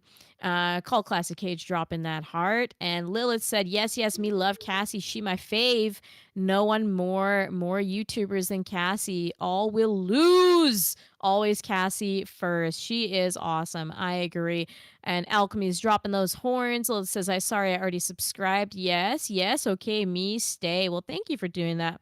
Jules says, facts. Marvel's shitting on Overwatch. Lilith saying ass and butt. D-Day says Blizzard dev is like an entitled wife that they won't put out and openly disrespects you. Marvel Rivals is like a 10 out of 10 Chinese prostitute that will do whatever as long as you pay. And now you're smashing her while staring daggers at Blizzard dev that is seething. It's literally the Patrick Bateman. Intense comparison. It's the Patrick Bateman holding Marvel Rivals down and looking Overwatch dead in the eyes. You're just there to fucking sit in the corner and watch me. They are getting my season pass money now. Not you. You made all your characters gay and non-sexual, and your company is shit, and you ruined McCree. Fuck you. Never going back. True. Lowest expectations is modern gaming equals pay for the good things you pay, pigs. Lilith says, see, we women's like nice women's button. Still my ass more pretty. No, you is nice couples. Thank you. Thank you for Chartard. lying. Chartard says that hip to waist ratio is a secret to female character design. I completely agree. Yes. I completely fucking agree.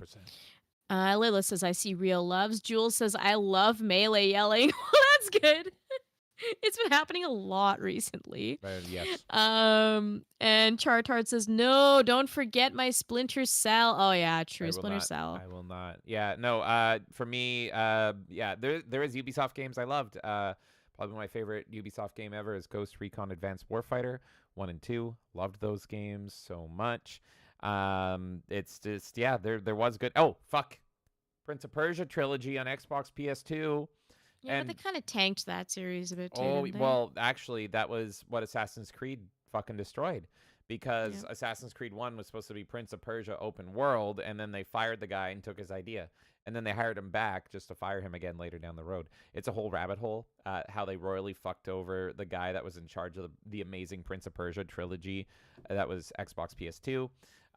And the sequel, the second one, Warrior Within, has like one of the best character designs ever like just across the board, all That the was characters. the goth dommy mommy type game, And right? yeah, Oh my god, it's I got love that game. Godsmack as the soundtrack.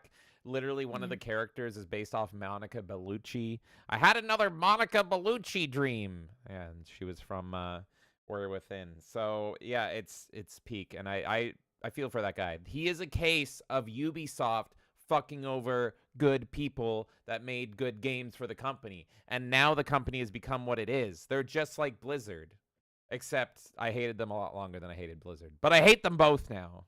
I know, they're all fucking awful. God. Fallen Angel says, I'm the CEO of racism, and I approve of different races confronting each other. How do I get a race? Cult Classic Cage says, I'm just a brat, that's all. Many such cases we all are. We're all a little bratty over here. Jerry says, lol, my brown is it Les Paul, I think? Les Paul, is yeah. named Lilith, lol. DJ says, don't forget. I don't have muscle, but I'm still going to flex for you. And Neo says, the Trials games are great, too. Those have a fan base, yeah. Chartart says, hot take, Unity would have been one of the best AC if not for technical issues. I think I gave up by the time I got to Unity. I played like the first 2 Assassin's Creeds a bit. I played Black Flag. Obviously, I like that because pirates, but, you know. Hot take, the series has not been worth looking into since they butchered the Desmond story and killed it. That was the only thing that I felt Assassin's Creed had going for it was the Desmond story arc. And the fact that they just shot that in the fucking head and buried it, it's like, oh, that was the only reason I was remotely interested in your series. I'll stop playing now. Bye. Fuck Ubisoft. I didn't even like any of the games, so fuck you for doing that. Jules says, I feel you hate them too now. And Nightmare says, why is every other Troon called Lilith? Is that a thing? I have no idea. Is it? Yeah. Why? Do you really want me to go down this schizo rabbit hole with you, Lilith? I don't know. Yeah, it's biblical elements to it, and yeah, it's well, the whole. this might be a rabbit hole I go down It's later. a rabbit hole. I'll tell you. I'll tell you later. All right, James, hit me with the next one. Oh, good. It's a fun one. All right, everybody. If you are not new to the channel, welcome all the new people, by the way. But if you're not new, it should be no surprise that I am a big fan of Sczymanski, David Sczymanski. He's most known for making Dusk, but I also love him primarily from Chop Goblins and Squirrel Stapler, amongst other games that I probably should have never streamed on the channel. But did you know, because I didn't until I discovered this game, stumbled upon this myself, that he has brothers? I assume brothers. So I'm calling them the Sczymanski Bros, because here is a game published by David Sczymanski, but the developers are John and Evan Sczymanski. What is the game? Well, I think a lot of you guys will like it. What if you took the beloved Harry Potter games from the PS1 and PS2 era, the movie-based games, and you made it a parody and mixed in some James Bond into the cauldron? Let's check out Secret Agent Wizard Boy and the International Crime Syndicate. This is a early access game that only has a demo so far. Here we go. Let's put on the trailer. We're just going to boost that. And it's a short trailer as well. There we go.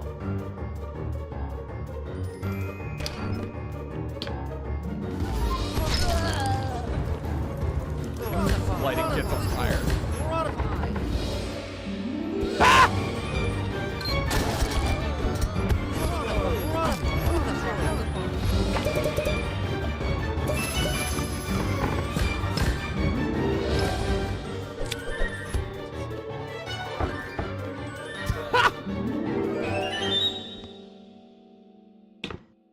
Oh no.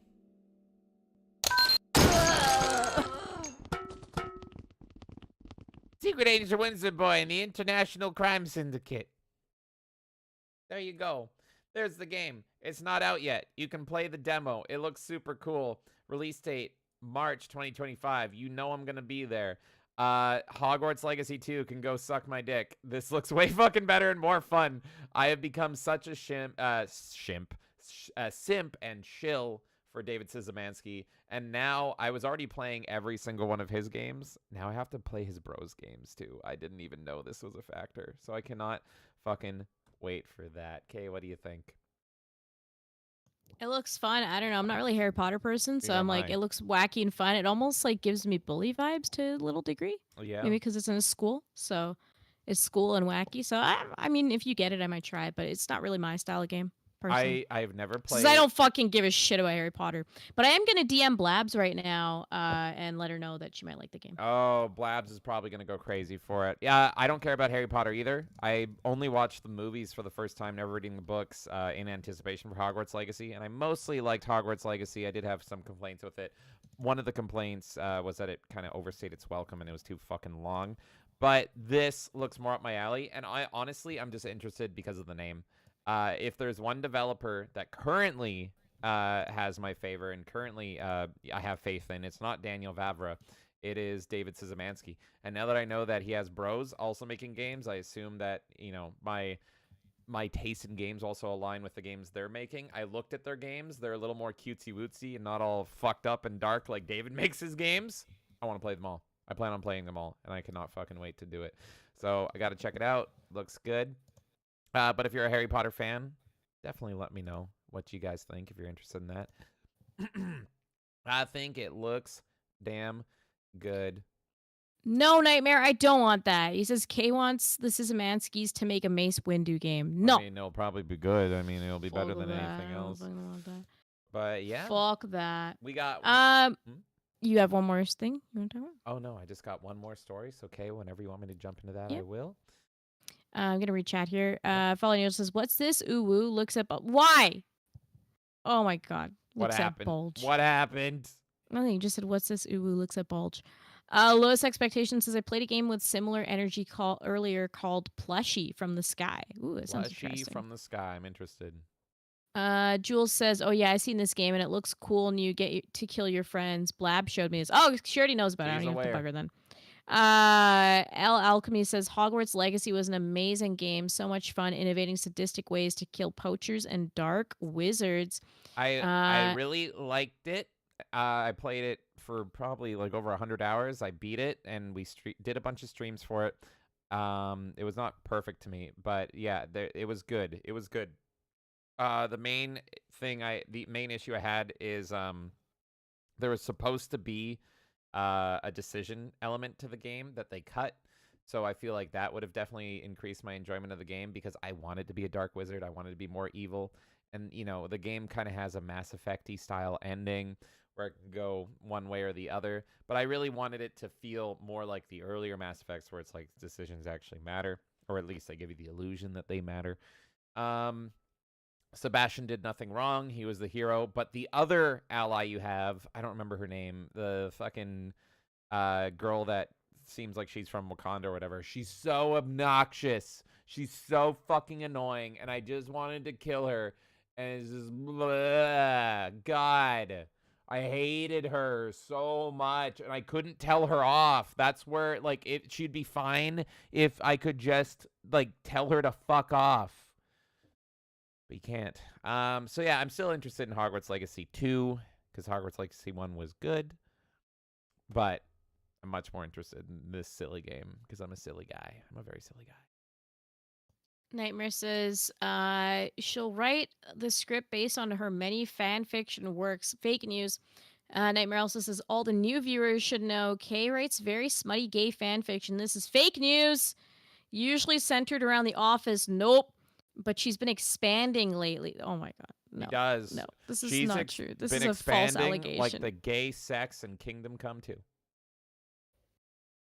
No, this is not true. D-Day says never take decisions out of RPGs. Easy layup to extend playtime. Exactly. Yeah. And Fallen Angel says James hated one woman one time. This is how I feel about all women all the time. Oh, true. Lowest Expectation says expand dong. Yes. Chartard says, whatever happened to Poppy's playtime? Did that fall off, or have I just been living under a rock and missed part 3? It got a lot of accusations of being skeezy and greasy and all this shit, but it got popular with the kiddies, and it was a pseudo, spiritual sequel to Five Nights at Freddy's. So there was a lot of greasy stuff going on the development side. I don't know if part 3 ever came out. I can check it out for you, though, if you want. But yeah, we did stream on a Gifted Games Gallery one of them. Chapter 3 is out. I just checked. Chapter 3 is out. It is 1949 Canadian. Oh, God. What? Oh, my God. How fucking cringe is that? Like, literally, I hate this. Like, Twitch streamers are in your fucking trailer. That's the #1 way to turn me off of your fucking Oh, yeah. game. You're not going to sell me on your game when you put a fucking Twitch streamer in. Look Let's how be real. scary it is. Look at these people fake reacting to the scary stuff. And Chapter 4 is right around the corner. So it's still going on, even though people were like, this is greasy. But yeah, Chapter 4 looks like it's going to be end of the month there for you, if you're interested in that. Don't put fucking VTubers, or not VTubers, but just any tubers in your fucking trailer this week. Nightmare says, I only send those gifts so Kay has inspiration. No! And he says, make her play Alpha Hole. What is that one of the... He gifted that game, but I don't remember which one that is. That was the gay prison one. Oh. Yes. I was like, you've gifted so many gay games, I don't even know which one it is anymore. Yeah. Oh my God. Thank you, There's a Nightmare lot again. of dong expanding games. Jules says, Office fanfiction, let's go. This is fake news. Oh, God. Not fake. And D-Day says, ugh. Yeah, Nightmare says that's tonight's gift. I've lost, after the gay sex adventures, I really lost track. I'm not going to lie. It's all in the document, but I don't even remember which one is which. That's where I'm at. Yeah. And JB says, my newsfeed said Nintendo stock drops after disappointing Switch 2 release. It was up 2.7, but lost 5.8% in the after hours, so down 3-ish for the last 24 hours. We will be talking about the Switch at the end of the show. But first, James has one more story he wants to talk about, and then we're going to do some rapid fire as well. Yes, because I am so happy for this. Let's end what the fuck is going on in gaming with a white pill. And that is 2 big white pills, because Capcom is so back. Because Capcom is bringing sexy back. We're going to be diving into Capcom unabashedly and shamelessly pumping up that sexy, with them bringing is it Mai or May? Mai, right? Mai. Bringing Mai. It's Mai Shirinu, yeah. Mai, God bless you.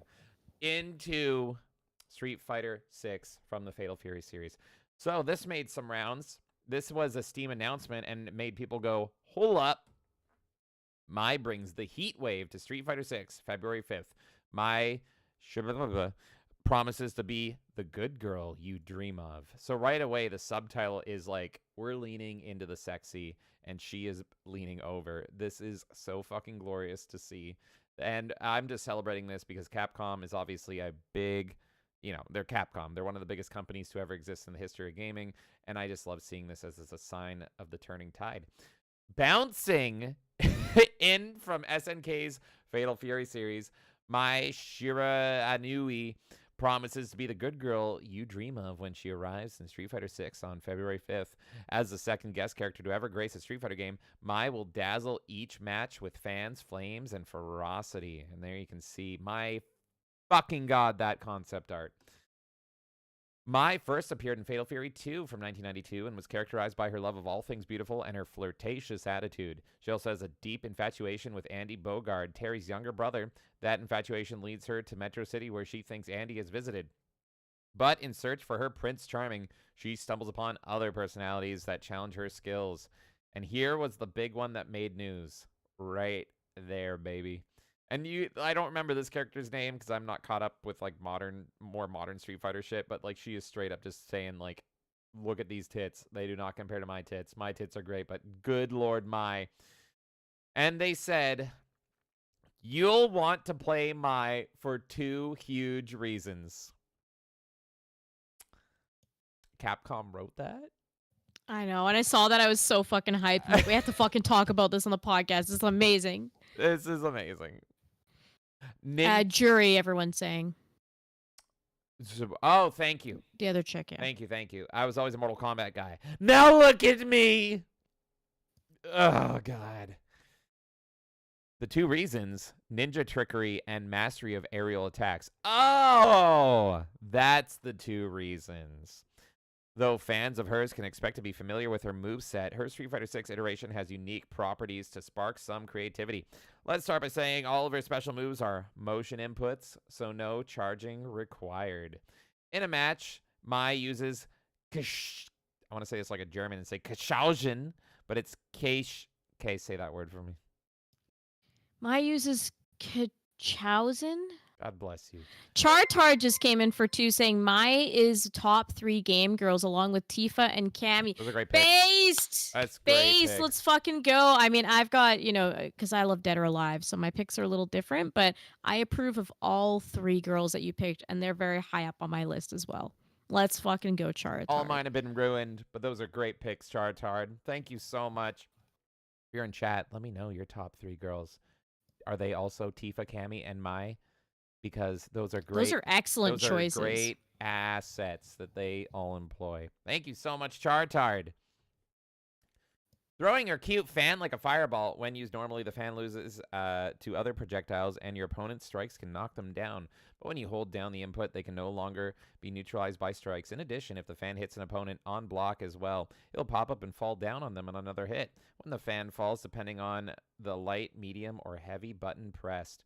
The OD version of Kachausen throws a multi-hitting fan without having to hold down the button. When you do hold them down, though, Mai will throw 2 fans that don't pop up with the option to follow up the midair Kachausen, allowing her to throw an additional 2 more fans for a total of 4. There are even more property changes to her fans, but we'll get to the flame stocks later. Ryunabu sees Mai spinning forward in a fiery blaze for combos or to control space when used at a distance. The tip of the light version is safe on block, and when the heavy or OD version hits, Mai can follow up with another attack. During Hisatsu Shinobi Baki, Mai does a cartwheel and flies towards the opponent to elbow them. The distance traveled depends on the buttons pressed, and she can go quite far. The OD version sends her into the air to follow up on the attack to surprise opponents below. His Shaoryujin is Mai's Dragon Punch and works as an effective anti-air as she delivers flying upwards kicks in the flame. I'm going to skim this because I'm just here for the sexy. Yeah. Good. It's just pretty much saying Lord. she does the moves that people know her historically for. And Exactly. So that was amazing. The main thing was them leaning into the sexy, which you just fucking love to see. There was more. Just look at her. Just look at her, folks. Found this on V. This is a character design in 2025 from a AAA video game. Is the ugly character design era officially over? And I said, Capcom is back. Beauty is back. We are so back. Kay, are we back? We're coming back, lads. I think we're coming back. Now, I know some people are going to feel the same way if you're a big Mai fan. Her tits look a little bit smaller than they used to be, but dear God, it's clear that they're making her very sexy. So I'm okay with it. Because they are very much putting in the effort to make the, that photo with the biker outfit, it's they're just clearly trying to make them tight and look good. So it's fine if it looks a little bit smaller. Mm-hmm. But we're kind of used to a little bit bigger, but that's fine. Yeah. I think they were doing a really good job. And the biggest thing that I loved is that they did the joke being excited for 2 things. To me, that's... Maybe we can really get an AOC tit cow skin for her, and then I will be interested in the game. But Street Fighter is even on Twitter leaning into it because they tweeted out, Mai from Fatal Fury promises to warm you up when she bounces into Street Fighter 6 on February 5th. They wrote that. Go. They wrote that, and I'm so happy. Don't keep her waiting. So let's see her in full motion. Keep calm. Hey everyone! Get ready to feast your eyes on the strongest Shiranui fighter around! Yo, Nipponichi!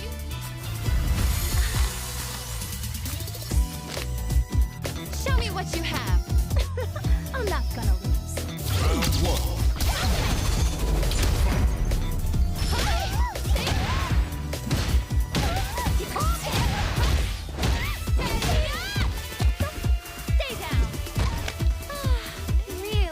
Fucking, I think they did an excellent keep job. A girl waiting.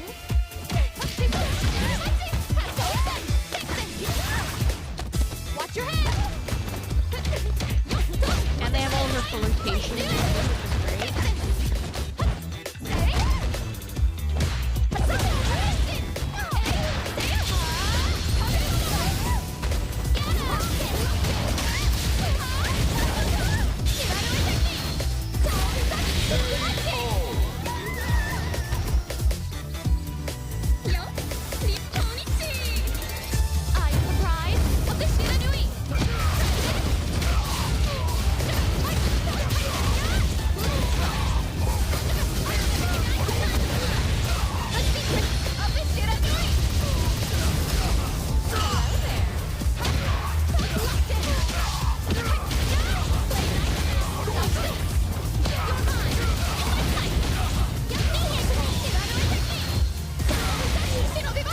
jiggle problem before Fallen Angel. I think he was saying that. It looks great now.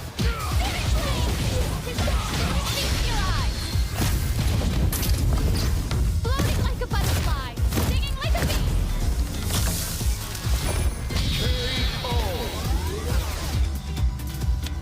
Hey, what are you looking at? Up here.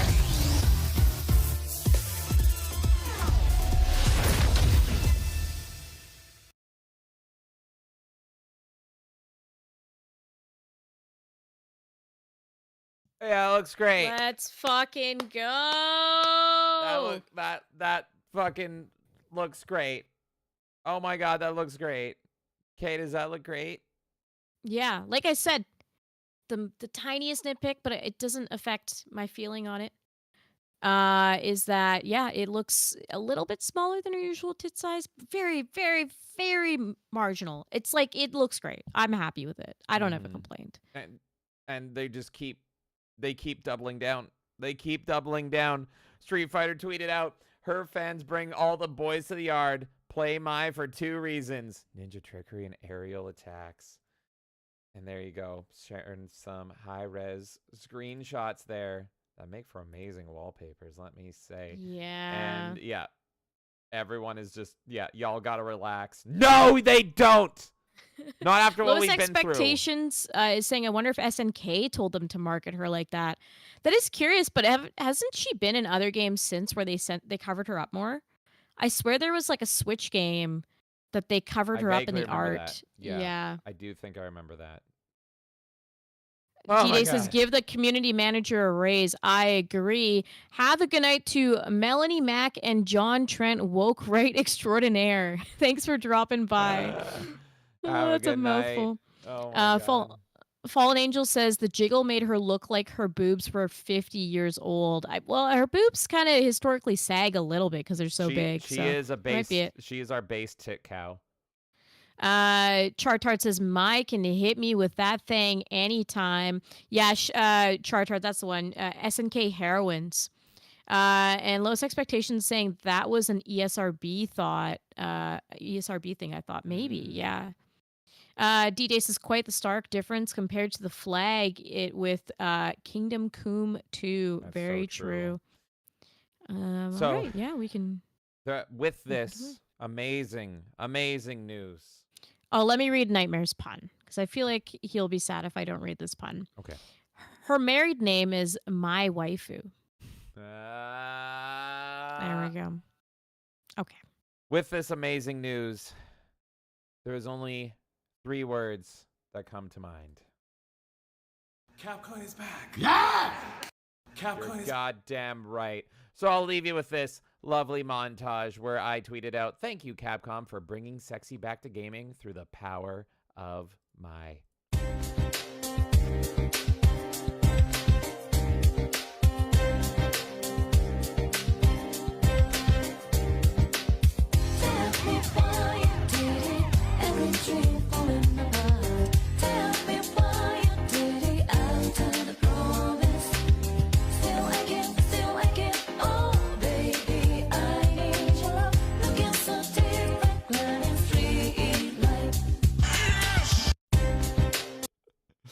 Yes, indeed. And thank you so much, Melanie Mack and John Trent, woke right extraordinaire, for the subscription.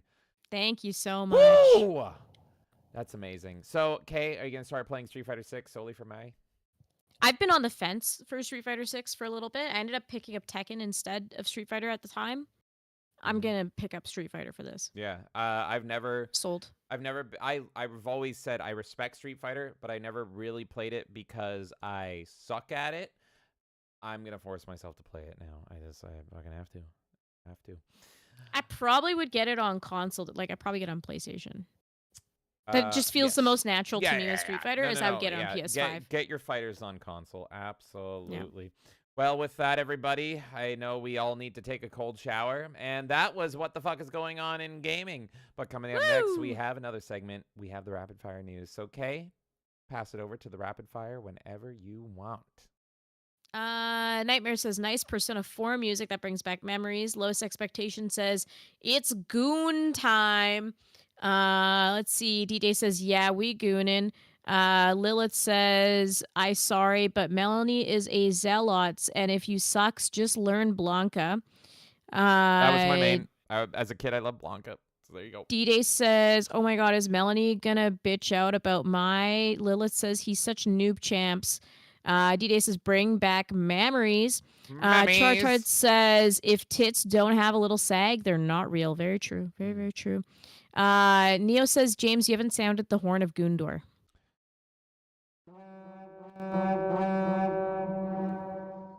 There you go.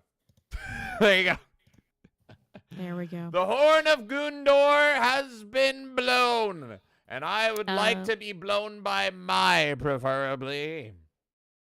Fallen Angel says they fixed the jiggle. Excellent news. Love to see it. Oh my god. Nightmares bless in the chat. There we go. Lilith says Chun-Li is cheat code, by the way. D-Day says nice. Lowest Expectation says I used E-Honda in Street Fighter 2. Didn't play it a whole lot, though. Also liked Vega. And Lilith says she ultimate cheat champ. We are caught up. You want to do your rapid fire? All right, everybody. Thank you all so much for Thank you, everyone. being here for so... 42 of you on YouTube at this time of night. It's like almost 1 a.m. over here. I can't even imagine how late it is for some of you.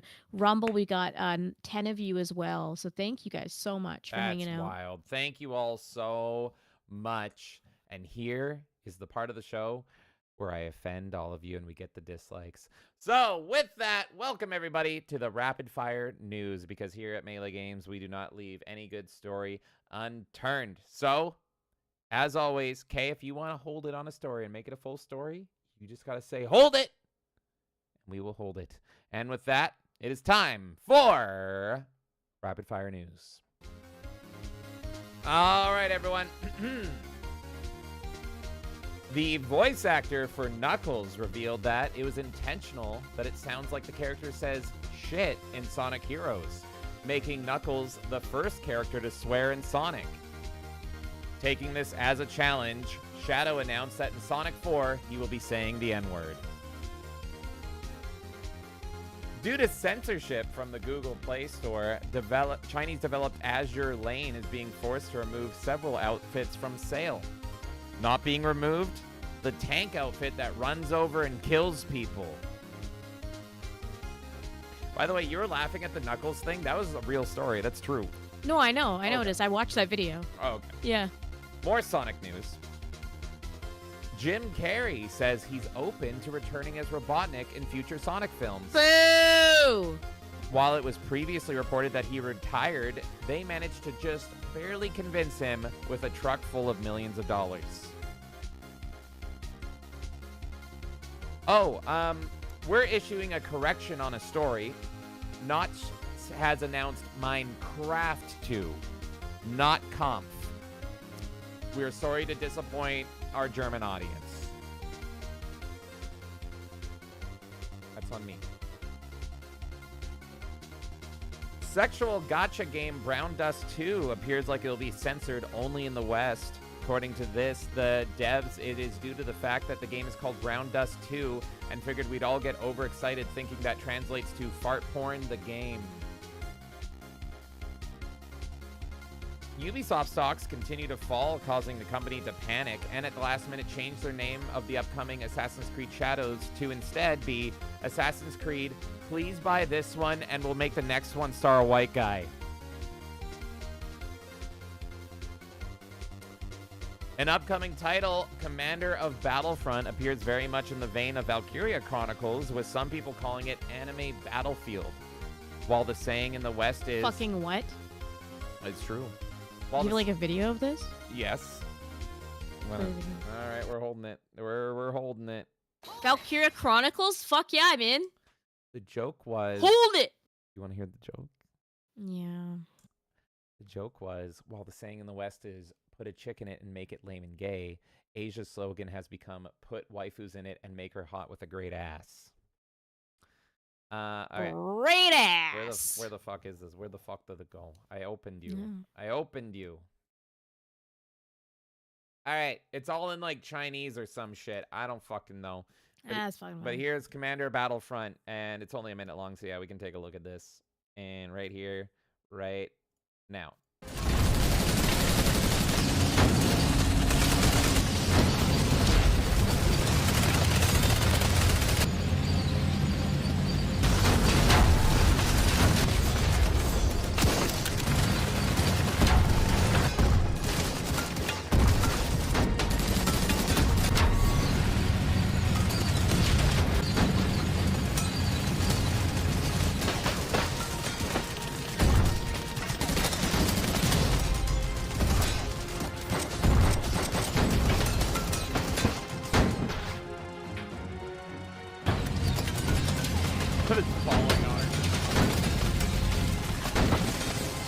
Have a good night, Lilith. Thanks for hanging out. Thank you so much.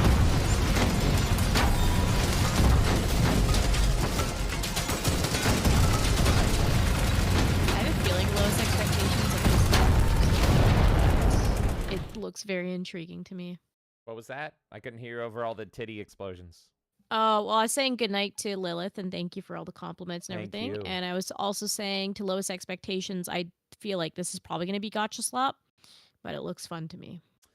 Yeah, I saw some interesting comments on this because people are pretty much starting to wise up that it's like, oh, you have an idea for an original game? Just make it anime with waifus and it'll make money. And that is so fucking true. So if there's any aspiring game developers or designers out there, whatever your idea is, make it anime themed. Money. I think it looks good. I don't think it looks great, but I think it looks good. But yeah, it definitely looks up your alley, Kay. I'm fucking playing it.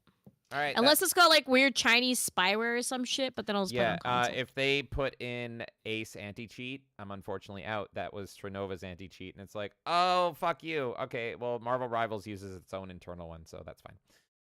Are you ready for more rapid-fire news? Yeah, let's do it. All right, everyone. Well, Platinum Games. Oh, well, can you repeat the name for Charizard and everyone else? Commander of Battlefront, right?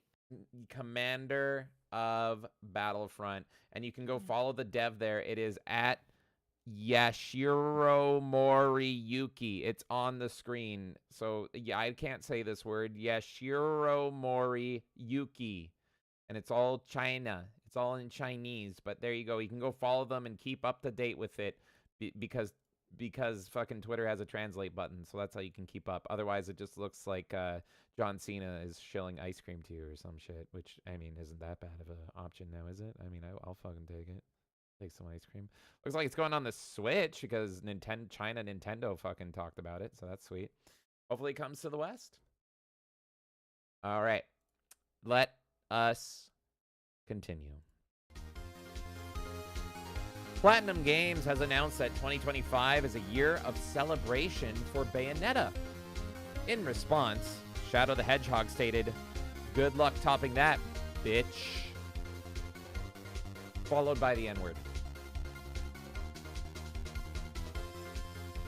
Hideki Kamiya called out the quote. You good? I just like this lore I've built that now Shadow has to say the N-word. He's black. Yeah. He can say it. He can say it. Hideki Kamiya called out, quote, shitty leakers, unquote, of the Nintendo Switch 2, saying, I hope all of the people who leaked the Switch 2 information and all those who helped leak it will be cursed for the rest of their lives to always have poop on the soles of their shoes when they get home. The worst of scum. They should be covered in shit from head to toe and thrown out of the atmosphere and then stop thinking and wander forever. They need to be crushed as soon as possible, end quote. So that's what happens when Twitter doesn't let them block people anymore. You know my favorite thing about that one is that would be a joke that you would write normally, but he literally said all of that. Yeah, that was all genuine. Yeah. I love and hate them. Nexus Mods is going even more political as they're starting to crack down on, quote, whitewashing mods. It is planned that once all those are removed from the platform, they'll be removing all mods that increase brightness as well. Following GTA 3, Doom 64 is the latest game to get a Dreamcast port. The Dreamcast port trend is making waves and is seeing more expected to come based in the order of how likely the ported game would have helped save the console from killing Sega. You just made me sad with that one. Dreamcast deserved better. I'm pissed off. Oh no. Are you going to downvote your own show? Yeah. All right. You know I'm going to downvote it right now. Okay, well, fuck. While Nintendo has given no signs of an N64 Mini release, Retro Flag has made a custom N64 Mini casing for use with the Raspberry Pi. Nintendo has stated that while there is no plans for a N64 Mini, they wish swift vengeance on the case's creators and that their bloodline is destroyed for generations. Is Hideki Kamiya working for Nintendo now, or like what? I think so. A leak via Sweet Baby Inc. narrative writer's blog reveals that the company is still working with Remedy on an upcoming unannounced title. But we here at Melee Games have an inside source. That's true, right? Kay, there's a source. We have a source. And this source has details on the new game. Get ready, everyone. Here we go. For the Max Payne remake, it will star Max Payne, but him and his family are all black. So he ends up leaving them before he can ever realize they get murdered. I wish it was true. It would be so fucking dumb and funny. The game's quite peaceful, really. He just never comes Guys, back.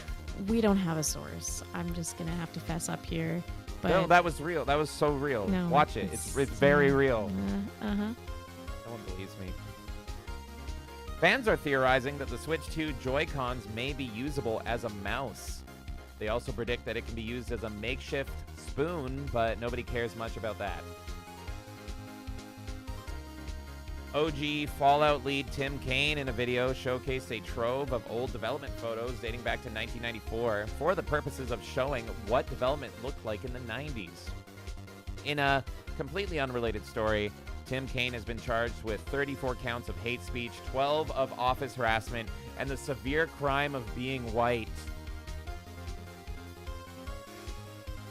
Arcade Archives, known for re-releasing hundreds of classic arcade games on the Nintendo Switch, is asking all IP owners to come forward so they may release their game. CEO of the company, Smog the Dragon, has ensured that the core value of the company is game preservation and not at all hoarding valuable treasure.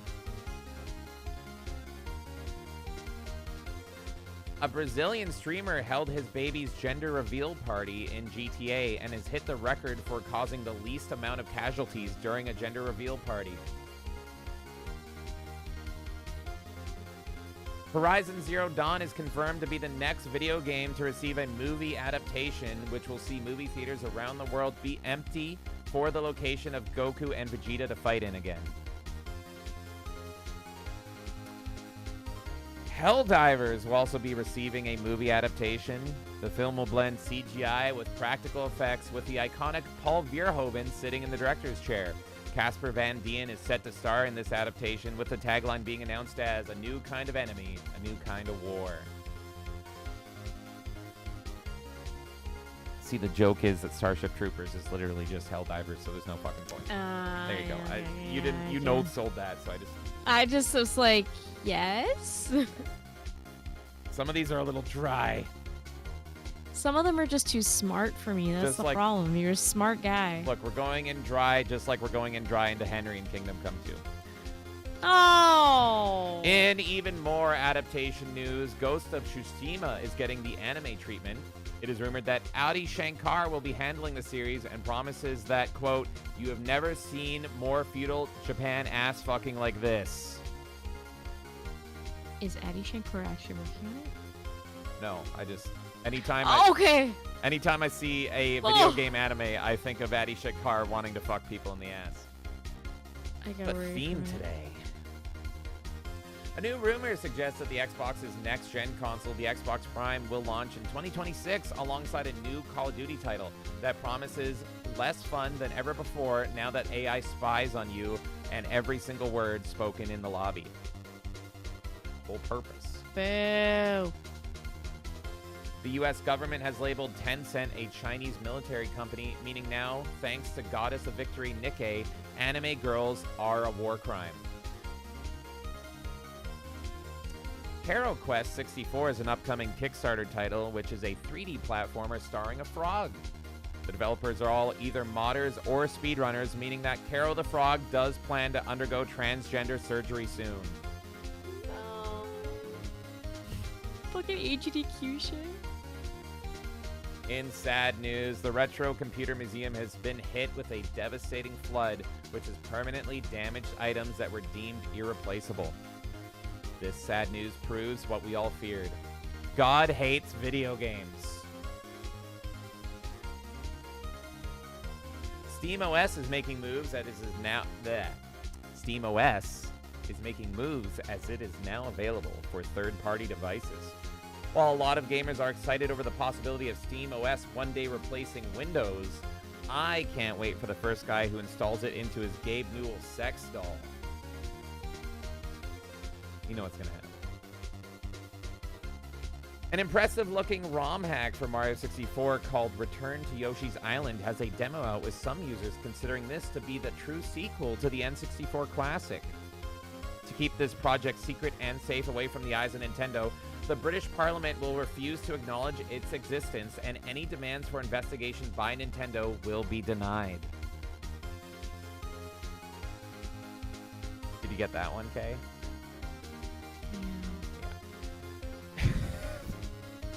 Hello Kitty Island Adventure launches this month on PC and Switch, with longtime fans remembering that this game started as a South Park joke back in 2006. Now the only joke from that episode is the current state of World of Warcraft. It was believed that Dead by Daylight released grotesque skins based on Junji Ito's body horror characters.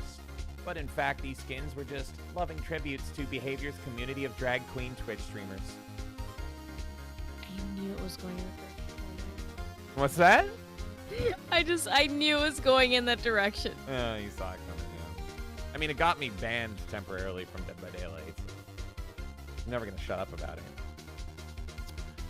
Australian and New Zealand World of Warcraft players will see price increases to their monthly subscription, with the news especially seeing a loss in subs from Australia. It seems that Australian WoW players were especially fed up and realized that they can get the experience of fighting oversized monsters by simply going outside. Splash Damage has unfortunately canceled their good-looking online Transformer game. Splash Damage stated the reason for cancellation was due to the extremely high pressure from Hasbro, who always ensures that every piece of Transformers media must be of the highest quality. It's true. Did you watch all the Transformer Michael Bay movies? They're all masterpieces. Nintendo no longer trusts localizers, as a recent job posting states that it'll review your work with machine translations. It also stated that if you continue to add gay stuff into the translation, Donkey Kong will come over to your desk and repeatedly beat you as punishment. I want that to actually maybe happen, maybe. No gays! I kind of want that, but I also don't want people to get assaulted. In this case, I'm fine with it. Monkey. Nexus Mods has issued a statement regarding their ban of the Trump Marvel Rivals mod, stating that the reason for its removal is that in their TOS they will remove any mods that invoke American politics. When asked why they've also been removing any mods that make minority characters white, they replied, "Oh yeah, we also hate honkies." A Marvel Rivals body model realized that she's the inspiration behind Sue Storm after recognizing her butt in the trailer, saying, "That's my ass again." As for me, I can tell my physique is the inspiration for Venom, but they left out my giant schlong for some reason. What's up with that, netties? Get no respect. Sony announced it is working on allowing PlayStation players to smell in-game scents in real life. The feature is planned to release with the next Senran Kagura game and will see the PS5 become the highest-selling console of all time. Do it, you cowards. I'll give it a sniff. Twitter users have been complaining about the Invisible Woman Malice skin for being overly sexualized and demanding it gets censored, with some detractors saying, well, Blizzard censored Tracer's butt and everything turned out fine for them, right? More controversy with the Malice skin. Discord AI was automatically flagging images of it, claiming it was CP, and posting it would ban you permanently. Discord has since apologized and clarified that the bot was supposed to request CP, not ban people for it. That's much more in line with Discord. I mean, that makes more sense. Obsidian's upcoming title, Avowed, is confirmed to have pronouns and is also confirmed to not contain a good game. Andy Muschietti's Shadow of the Colossus film is still alive and the script is done. To secure funding, all the colossi have been changed from stone monsters to giant naked cave ladies. The Donnie Yen Sleeping Dogs movie is officially dead, sadly, with the incredible martial arts-based actor even losing his own money in the project. However, there is a bright light at the end of the tunnel due to a typo. So be on the lookout for Donnie Yen to star in the fun-filled comedy Sleepy Dogs, where his character is tasked with defending a doggy daycare for dogs with narcolepsy from the evil cat supremacist ninjas, coming later this fall. That one was clever because I know what you're referencing. Yes, you understood that reference. Also, that would be a great movie. I want to see Donnie Yen defend sleepy dogs that fall asleep due to narcolepsy. It's like the sequel to Cats and Dogs. Anyone remember that movie? Just me? All right. Elon Musk is being called out for the claim that he is a top or even the top Path of Exile 2 player, with the main claim being that he is paying people to level his character. Elon has called the claims racist and that for gaming to survive, you must let millions of Indians level up your characters.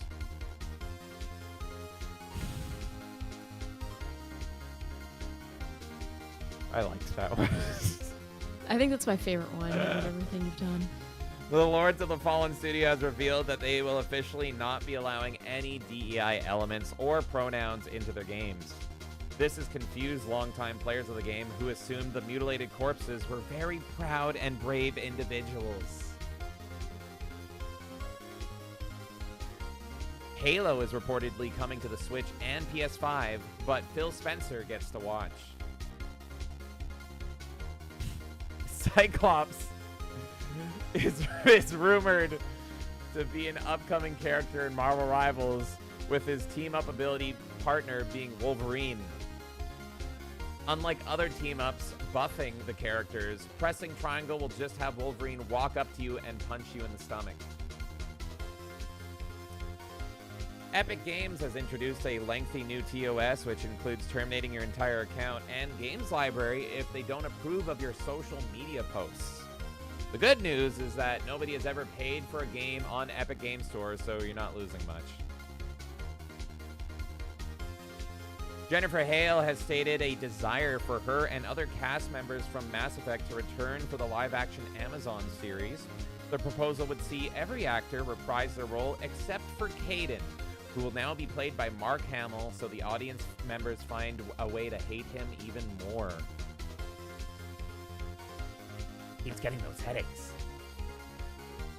One of PlayStation Studios' upcoming first-party games will reportedly take inspiration from Smash Brothers. Yes, PlayStation All-Stars is so bad that even Sony forgot that they made it.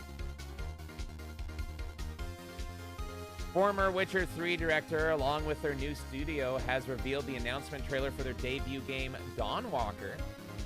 Gamers noted that the lead enemies will be Nosferatu-like vampires, but the director clarified, stating that all creatures and monsters in the game are based on the former CD Projekt Red co-workers he had. Sega has filed a new trademark for Echo the Dolphin.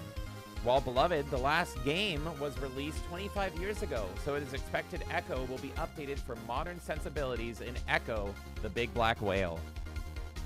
Is that real? First part. What the fuck?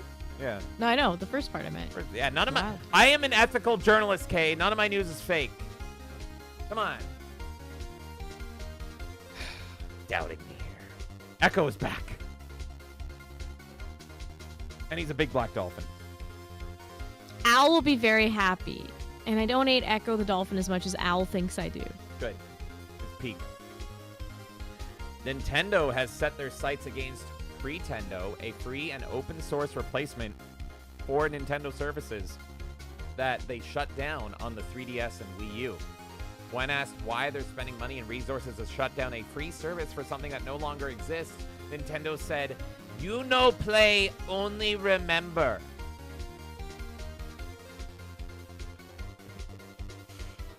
And finally, in a low-budget final cutscene, it was revealed for the finale of Suicide Squad that they didn't kill the Justice League at all. They were all clones. While many gamers pointed out that this means Wonder Woman is still dead, Rocksteady clarified that she actually went back to Themyscira as her people needed her, and that Wonder Woman died on the way back to her home island. And that is rapid-fire news. And Kay probably didn't get that last joke because it was a Simpsons reference. No, I did not get that joke, but I thought it was funny that she died on her way back home. Oh, I think I know. Poochie. I don't know the exact character, but they like just fake. Oh, Poochie, is that the character? Poochie, yeah. Yeah. Where they're just like fucking retconning everything. Yeah, I don't know. I don't know enough Simpsons. I'm going to catch up with chat, and then we'll roll on to the last segment here, which is our good. Anything Goes. Oh, you sung it now. Ooh. I cannot do it as much justice as you, but I will try to sing from time to time. Thank you. Fallen Angel says, this looks like Attack of the Killer Waifus. Lowest Expectations, as was saying earlier, is an actual game this time or live service gotcha slop. I'm on the side of it's probably gotcha slop. D-Day says, I'm so fucking getting that. Let's fucking go. Lilith says, love as couple is meaning of life. Never forget that. Thank you for your wisdom. Sounds like it. I think so. It's great wisdom. D-Day says, those are the best games nowadays. Lowest. Fallen Angel says, anime with giant titties. Chartard says, what's it called? What's it called? What's it called? Sauce. And we gave the sauce. It was Commander of Battlefront or something like that. I don't know. Commando of Battlefront. Anyways, D-Day says it's gotchas kicking ass that are lighting a fire under Capcom's and other Japanese devs' asses now. They realize they have competition besides the West. That part I agree with. You know what? I'm not a fan of the gotcha shit necessarily. I just don't really want it to be the path, but they are making great games, and yeah, they're putting a light under people's ass to fucking make better shit. You're right. Fallen Angel says it's Japanese, you uncultured swine. Chartard says Ching Honghua. Nightmare. Did I do that justice? I don't know. It was good. Nightmare says make MGRR2. Dang it. MGRR2. What is that? Metal Gear? Metal Gear Rising Revengeance 2. There we go. Fallen Angel says Shadow is now my favorite Sonic character for real, no cap. D-Day says love how Hideki Kamiya talks shit to people on Twitter. I know, right? Lois says Kamiya W. Fallen Angel says K is factually correct here about the Dreamcast. Lowest Expectations is all we have left of the Dreamcast is Dreamcast Guy. Nightmare says one of my Tales of Arise mods was literally removed by Nexus for whitewashing years ago. That's fucking retarded. Crazy Landlow says whitewashing bad, but blackwashing good. Nexus. Nightmare says guess I better wish list it for James. No. Fallen Angel says with the special appearance of George Floyd as Optimus Prime. One shall stand, one shall rob. Fallen Angel says, because the casualties were below 41%. Took me a second. JB says it's hard to tell the actual news from the jokes. It's all a joke. Lowest Expectations says, man, fuck Sony. I saw an article saying they have more live action adaptations than actual games in the works right now. So glad I abandoned them. Well, all their games are movies to begin with, so it's an easy adaptation. Like, just fucking throw them on the big screen and get the normie bucks in. That's true. Jimmy Nature on Rumble says, rapid fire news for the win. Thank the you. more you know. Thank you. Yeah, James puts in a lot of hard work, especially in the rapid fire news. I started rapid fire job of news that. to make the process of making the podcast shorter, and it made it longer because I'm like, oh fuck, now I have to write jokes for all the news stories. So I'm glad you like it. It takes some time. Crazy Landlow says, geez, not every game needs a movie adaptation. Exactly. Nightmare says, atrazine. Chartard says, will the Xbox Prime have a Lunchly sponsorship?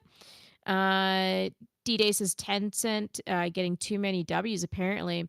Crazy Landlow says, God hates video games except for Doom. It's true. That's his game. Chartard says, when DK's beating, then he'll laugh like Seth Rogen. Oh. I can't do justice to that guy's laugh. I hate Seth Rogen so much. Yeah, Fallen Angel says, this news reminds me of that tragedy. Oh, don't remind me of that. I walked through the blood and bones in Manhattan looking for my brother. D-Day says, are they black cats? Fallen Angel says, Elon is a fake gamer girl. True.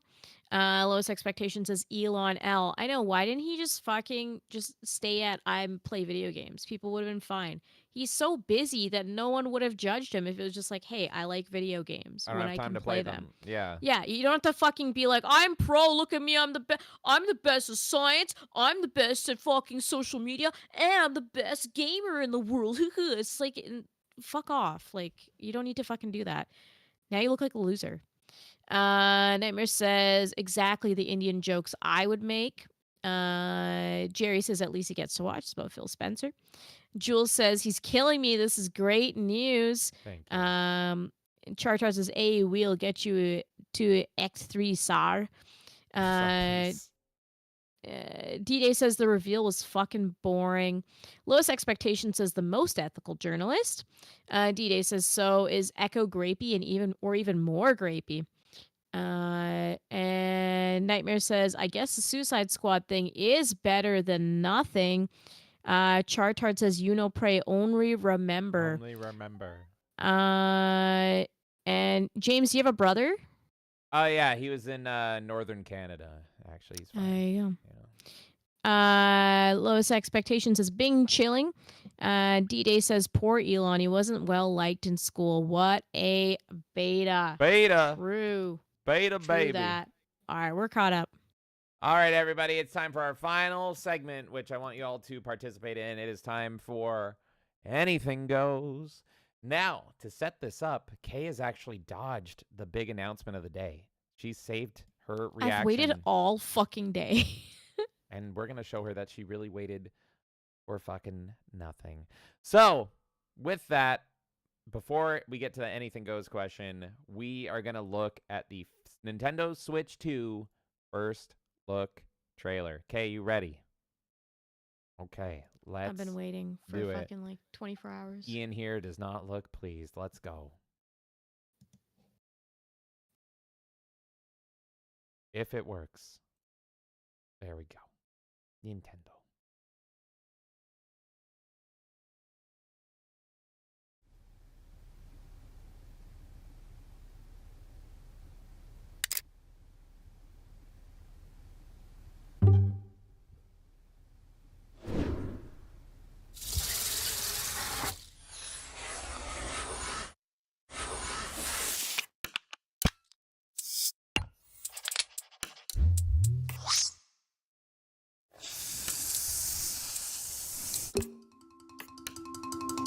Better built-in kickstand. I like that.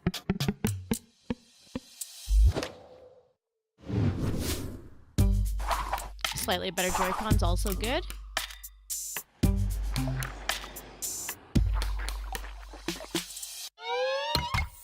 Oh no. Oh yeah. Why is there a female piece in the middle? That's bad. Because we're about to get fucked.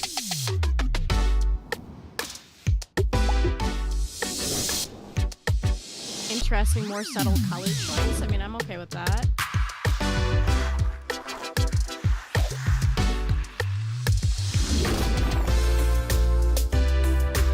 You're so retarded! Oh my god, that's gonna break way easier than the rails. Are you fucking joking? Are you fucking joking? No,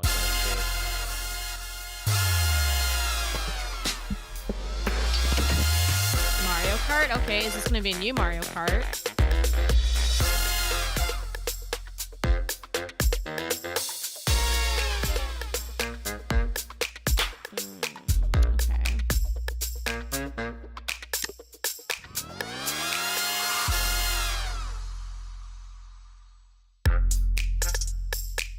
wait. Plays both physical and digital. Certain games may not be supported or fully compatible. Yeah, that is one of the main sticking points people has, and they're concerned because they're like, hold up, you said it was fully backwards compatible, now it's not. The optimistic take is people saying, oh god, no, it went over to Ian. Was there any more? God damn it, Ian. Let me see here. I don't think there was any more. Let's see here. Hey, go to the end here. That's pretty much it. Oh, there is a little bit more. We're gonna see more in April. That's it. And that they did have to clarify. I think it's either coming out like June of this year or next year. It's gonna be in March. That's my prediction. One of the two. June of the because the Wii U, I believe. Well, it's not coming out in It's not coming out in March. What was the release for Wii U? Because I remember it being at a weird time. We're not even seeing more on it until April. So it's... Oh, the Wii U was November. So maybe, yeah, November. I don't know why I thought it was June for the Wii U. So, yeah, no, it's definitely not. Oh, they I think it's because they made the name for the Wii U in June. There was something about June in the Wii U. So yeah, that's probably it. Okay. That's when they announced the name, I think. Wait, let's see here. There was something I want to show. So yeah, Kay, give us your initial thoughts there. I mean, it doesn't look that much different than the original Switch. I guess a little sleeker. I like the more subtle look with the colors on the Joy-Cons. Sticks look like they have pretty good motion. I like that the controllers are slightly bigger. That's good. My number one complaint out of all of this is the fucking male to female part for the Joy-Con connecting, because with the Switch controllers, originally Joy-Cons, with the rails, sometimes they would get loose and break off, but you just screw that back on and you're totally fine, right? It takes very little maintenance in comparison. This, if that snaps off for any reason, you're fucked. Yeah, so it should have just been a magnetic to the console. Everyone is concerned on Twitter that the male part on the Switch 2 itself is going to snap off. You're gonna break. I'm even concerned beyond that. That it's just while you're in a heated gamer moment, you're just gonna slide off. It's gonna anyway. pop off because they're gonna get loose over time. This is a horrible decision. Yeah, so really a bad decision. But there's debate online as well. There's some people being like, this is obviously the part Nintendo stress test, but we won't know until like a few months. Yeah, into the okay, Switch. but I don't agree with that argument, because you could say that about the original Switch. When the first Switch came out, would people have said the same thing? Oh, don't worry, they stress test it, and then we had this fucking like class action lawsuit essentially because the Joy-Cons were breaking on fucking everyone. So no, I'm sorry, Nintendo, like, as much as I love you, I'm not gonna just automatically trust you either. Yeah. That you're fucking making a great console. So yeah, the dock is a bit smaller, which is nice, but not just marginally, so it doesn't really matter. I'm assuming we're getting a new Mario Kart, which is nice. Yes, that is a new Mario Kart. That is new Mario Kart footage, super early. And the main thing from that Mario Kart, two things. Well, some people pointing out that it's 24 players. Okay, I didn't even catch that, but it was just sense. Based on the amount of like starting lines, because there was a bunch of starting lines in there. Oh, I see. And so people were like, "Oh fuck, that's 24-player Mario Kart. That's gonna be a shit show." There was another thing, but what were you gonna say? I mean, they did it fine with Mario Party. It's fine, the online modes. I think it'll be okay. What was the other thing? My last concern is the asterisk with the backwards compatibility. Yeah, so the optimist people are like, that's just gonna apply to like wacky shit like Labo and maybe what's it called, the fucking Ring Fit, but there's no guarantee of that. It could spread to like genuine games, proper games. And so you saw in our Discord, a lot of people were like, what if they don't let you play RAR-off? What if there's no RAR-off in the Switch 2's future? What are we going to do? So like, you're probably pretty safe for your mainline games. Like, I would be shocked if any mainline first-party Nintendo games aren't playable. But what about those obscure fucking weird titles like RAR-off? What about all that shit? Is it going to carry over? We don't know. So, I'm more on the optimist side with this, because I don't see a reason why those games wouldn't all port over. The only thing I would be concerned about is the like eShop, if they completely overhaul the eShop and them not porting all the games over into the eShop itself It needs to to download transfer on all the your system. purchases. Yeah, it better. That's what I'm worried about is the purchasing transfer, but the actual like games functioning, I don't see why any of those games wouldn't function. No, but even then that wouldn't be a problem. I was gonna say functionality wise, there might be an issue where like let's say with Mario Party, there's that mode where you can connect 2 switches together and you can have extra mini games. Will this switch support the adding like multiple switches together? So you might have like you might be grayed out of a like function within a game, but the game would still function. What if there's no amiibo support? What if that's a factor? I don't think anyone really fucking cares but if there's amiibo support or would not. lock out games, so maybe that's why, right? There's amiibo only games, like fucking, what's that Animal Crossing one? Did that even go on the Switch, or was that 3DS only? That might have been 3DS only. 3DS. Yeah, that Animal Crossing Amiibo Party or whatever it's called. That might have been 3DS only. No, there's Wii U, I think. Wii U? Maybe. I don't know. It's all a Nintendo. Because anyway, whatever. Because the 3DS one was the AR cards, right? And the Wii U would be the fucking amiibos. Anyways, I don't fucking know. I feel like the eShop is going to be the big indicator. If we're just getting a one-to-one eShop, then I'm not worried about backwards compatibility because I would assume it's going to maybe be Labo. Well, the PS5 has this issue that I complain about all the time. It's totally backwards compatible with the PS4, and it transfers over all your purchases. But then there's some games that will say, nope, this is only playable on the PS4. So it shows up in your library with a big cross over it. So definitely people do not... it's a possibility. Do not get rid of your Switches right away. I recommend holding on to them unless you really want to be frugal and sell it and then use that money to buy your Switch 2. I get it. But... any other scenario, I would say hold on to your Switch because we don't really know. And then there's a confusion. Part of me wonders though, is that like just in case a game doesn't work for some reason, but not that they're planning to not make them backwards compatible? Like in case there's just something weird that breaks along the way? Well, we're going to find out April 2nd. And that was another issue is people were unclear if they meant February or April. They clarified April. So that means that there is no fucking way that this is coming out in March because we're not even going to get more details on this. One comment I really liked online was someone being like, that announcement, I can't remember the exact quote, but it was just like, I can't even say it because I do remember there being words in it that I can't say again because YouTube will kill us.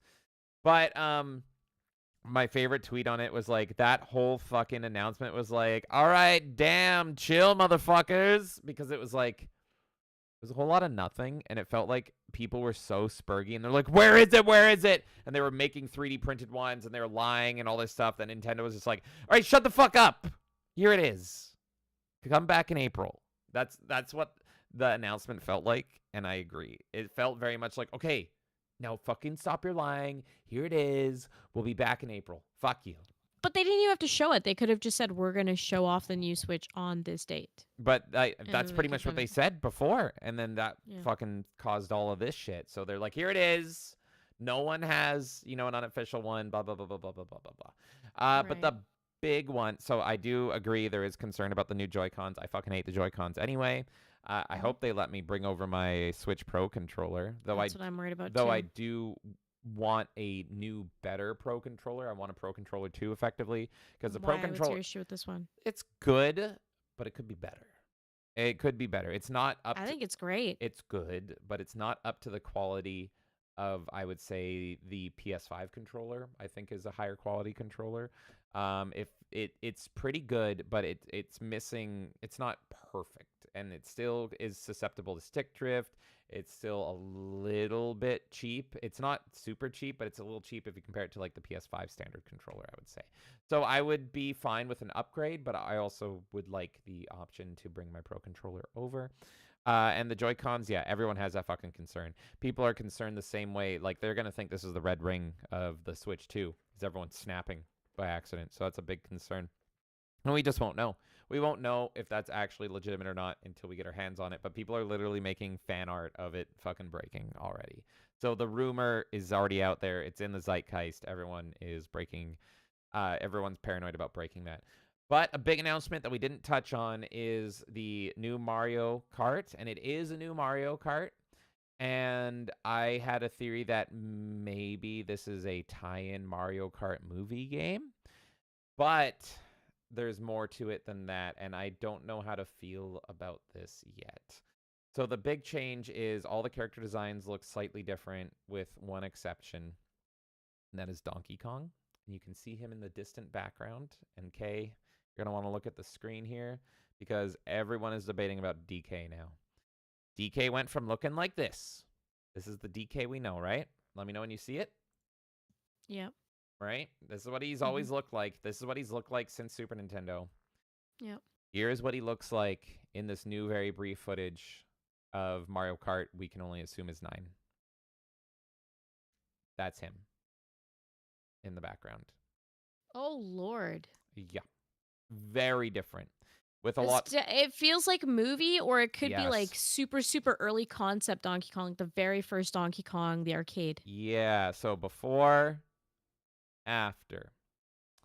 Before, after. And all the character models are different. Also, look, Kay, you can see Waluigi in the background there. I do see all, Waluigi. All of the character models are different, but people have been debating, and they either love it or they hate it, and it's been the main contention. And I'm a big Donkey Kong person, so I don't know how to feel about this. Now, I was originally on board with it because I'm like, oh, it's the movie. They're basing it on the movie. This is going to be a movie game. But here's a sticking point that worried me, and as I was reading more and more about this. Nintendo hates, and Miyamoto hates. It's pretty much like a open secret at this point that Rare is responsible for the success of Donkey Kong when that was his creation. It has been heavily rumored for a long time now that pretty much Miyamoto operates in kind of that weird way that you would say another big creator like Bob Kane or Stan Lee would operate, where they're kind of a little bit spiteful when someone else gets credit for their initial creations because they've improved on it. So even though everyone loves this design of Donkey Kong, and that's become the iconic look, that is not Miyamoto's design. That is not Nintendo's design. That is the Rare design that became popular ever since the 90s Donkey Kong Country game trilogy, which is, of course, great. This design, like Kay said, is much more in line with the goofiness and kind of villain-esque nature of the old school Donkey Kong. So a lot of people are theorizing that this is the final play to pretty much eliminate Rare, because they've already eliminated Rare by taking out King K. Rool. King K. Rool, one of the best villains in Nintendo history, and ever since Rare has left, Nintendo has acted, with the exception of Sakurai, God bless you, Sakurai, in Smash Brothers. With the exception of Sakurai in Smash Brothers, Nintendo has effectively pretended that King K. Rool doesn't exist. And there wasn't a bigger slap in the face than there was with them opening Donkey Kong Land and no King K. Rool. They put the fucking Tikis in as the villain. The Tikis from Donkey Kong Country Returns, which is a great game. It's a great game. But everyone is like, those villains suck. They're just living tiki drums. King K. Rool has character. He has charisma. You kind of like him better than Donkey Kong. He's cool, especially if you're a fan of the amazing Donkey Kong animated series from the 90s. So that is my concern, and I don't want that, because I love Donkey Kong, and I love those Super Nintendo games. I kind of regard Donkey Kong on the SNES, Donkey Kong Country, as the best old school platformer. I like Donkey Kong Country better than any 2D Mario game. I just love how it feels, plays, the atmosphere, the aesthetic. So it's really sad and worrisome that I am seeing that visual style be completely eroded away. And it's not even that I hate this. I kind of like this. Big Dumb Monkey Ape, I kind of like it as well. I just don't want this to go away forever, and that's my concern. So. Yeah, I don't know, but it reminds me of the original Donkey Kong design. Wonder if we'll get Donkey Kong Jr. as well, if they're doing that look. Yeah, and here's another thing. So it's possible. I'd be because fine they if did that, the Mario versus Donkey Kong game recently as well. So yeah, I would be fine, and because nobody knows if Donkey Kong stays in looking like this, and this is a different Kong. Make that a different Kong, and then you're fine. Yeah. So leave Donkey Kong like this, because that's how he's supposed to look, and make this a new Kong. Because you can have new characters. We want new Kongs. Fuck it. Maybe that is the original Donkey Kong. So we don't know. So that's the main things. Donkey Kong, no news, and Joy-Cons be broken. But, okay, before we go to the actual question, any other thoughts?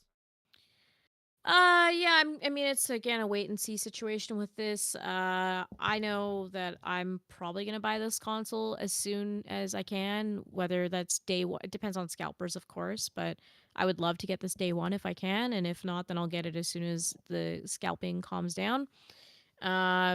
I'm just a little disappointed in how they're treating the Joy-Cons, but I don't usually use Joy-Cons too frequently anyway, so as long as you give me Bluetooth connection, I'm kind of okay. I just think that there's going to be a lot of damage done We're to in the these minority on that, systems, and though. Most people play the Switch portable. People prefer it portable. But I'm docked as well, but... No, I do play it portable, but I would hope that they're gonna bring back those like extra big controllers that you can get that might lock in better. Oh, yeah. So that's what I would probably do. Yeah, there will be third-party controllers for sure. Yeah, Or the ones that are third-party not Joy-Cons, but they slide on the side of Yeah, them and yeah, they're yeah. bigger and they've got like the 100%. back buttons and stuff. So, I mean, regardless, I probably would go docked mode. If I'm portable, I'd go docked mode with like a pro controller. So I'm not worried about it. I like the kickstand on it a lot. I think it's a lot better and less scary because sometimes on this one it could be flimsy. So I like that it kind of holds it better. I want to know what the memory is going to be like on this default memory and if it's still going to support SD, which I think I saw a slot for it, but I didn't really look too deeply. Yeah, it's a very much let's wait and see. I think it's going to be a disaster with these controllers and the systems breaking down for people. That's really what I'm concerned about. And I don't know. I don't know. The name, I think, is going to bother a lot of people. I think a lot of people were looking forward to the Super Switch name. I'm indifferent to it. I don't really care either way. But I preferred Super Switch, but it makes so much sense because they are fucking terrified after the Wii U. They don't want any confusion. This is the Switch too. It's I think that's why they do it. different. It's yeah. It's like no more clever, and you can even see everything in there is safe except for the Joy-Con change. Yeah. But everything else safe.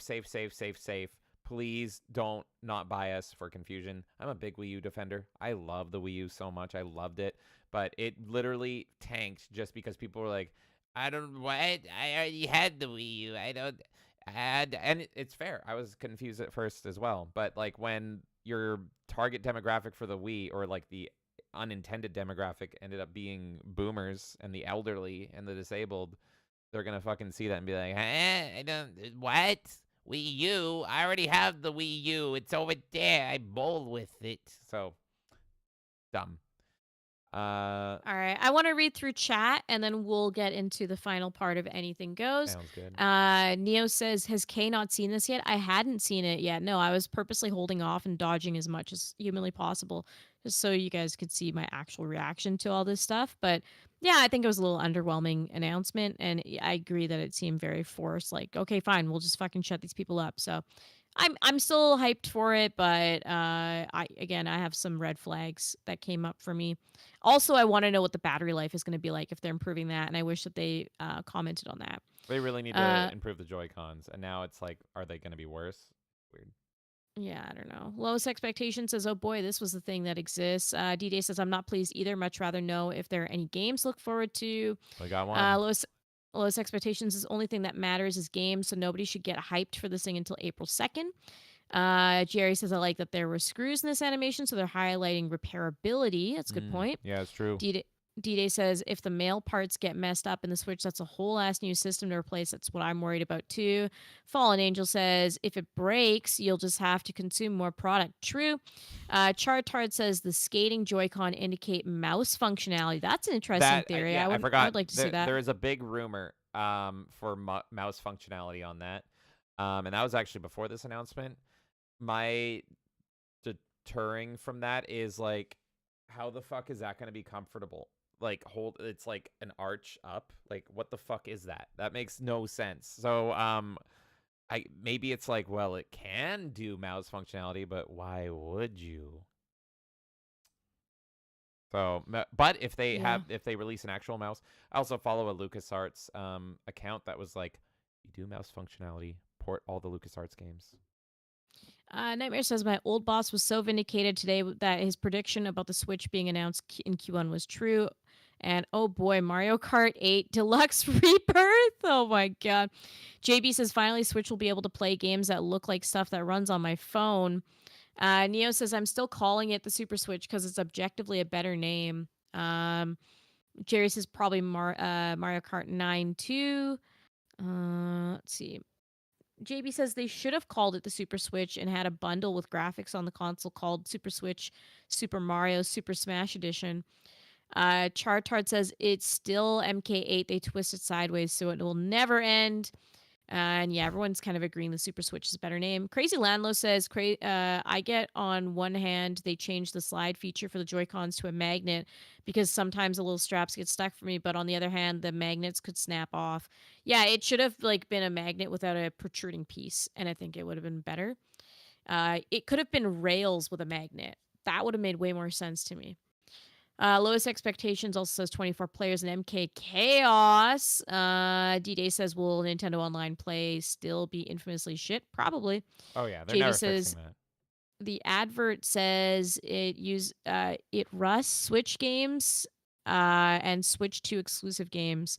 Nightmare says, oh, indubitably D-Day. Lowest Expectations says, what about all the games like Neptunia that have been rejected lately? That's why they got to port the eShop 1-to-1 or else we're fucked, in my opinion. And that ties into the rumor. It's like people are saying that the changes, including with Donkey Kong, are going more cutesy-wootsy to be more family Disney kind of thing, like classic Disney, because Nintendo is the new Disney.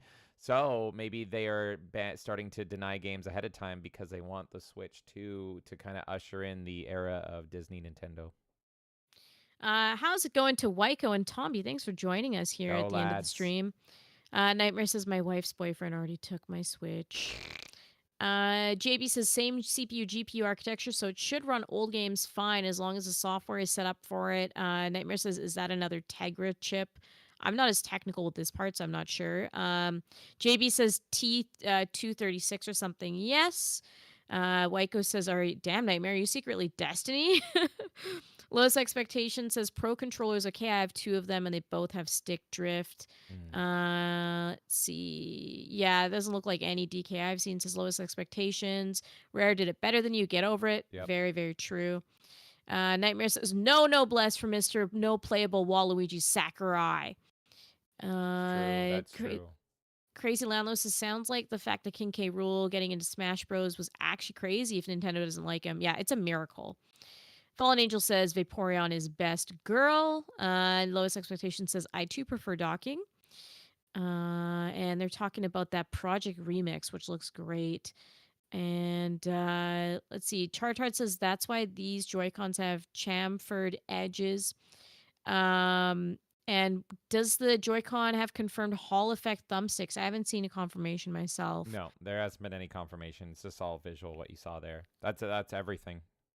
D-Day says Disney Nintendo will make this a deal breaker when for I me. say Disney Okay, James. Nintendo, I do mean old Disney, because people are predicting that Nintendo is going to be the next Disney with their theme parks and the movies and all that stuff.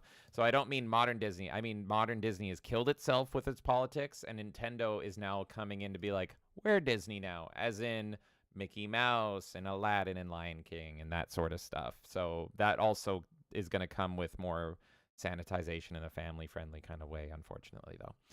All right, now it's time for the actual anything goes for real. So we just saw the Switch 2, and we got one game here that was Mario Kart 9 ?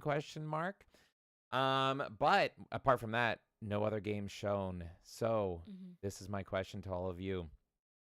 What are 5 Switch 2 launch titles when it's day 0 that you want to see? Think about those launch titles, and this goes to everybody. Super Mario Odyssey was the big kahuna over on the Switch day 1. Luigi's Mansion for GameCube. Thinking Halo for Xbox. What are those day 1 titles? And you can name as many as you like. I got 5 of them. Okay? Okay. Do you want me to go first or you? I think I can do it. I'll match you. I'll go 5. Okay. I would love to see a new iteration to Luigi's Mansion, and that would be a great throwback to the GameCube because that was also a launch title for the GameCube. I want to see Star Fox get some love again. No more Star Fox Zero, all this shit. I fucking want a proper Star Fox, like Yeah. a new adventure. Not That's necessarily not Star Fox adventure. Adventures. Yeah, like a 64 assault type game, but like good and its own thing. I think you have to have a Mario close to launch, if not at launch. Like a Mario Odyssey 2 would be good.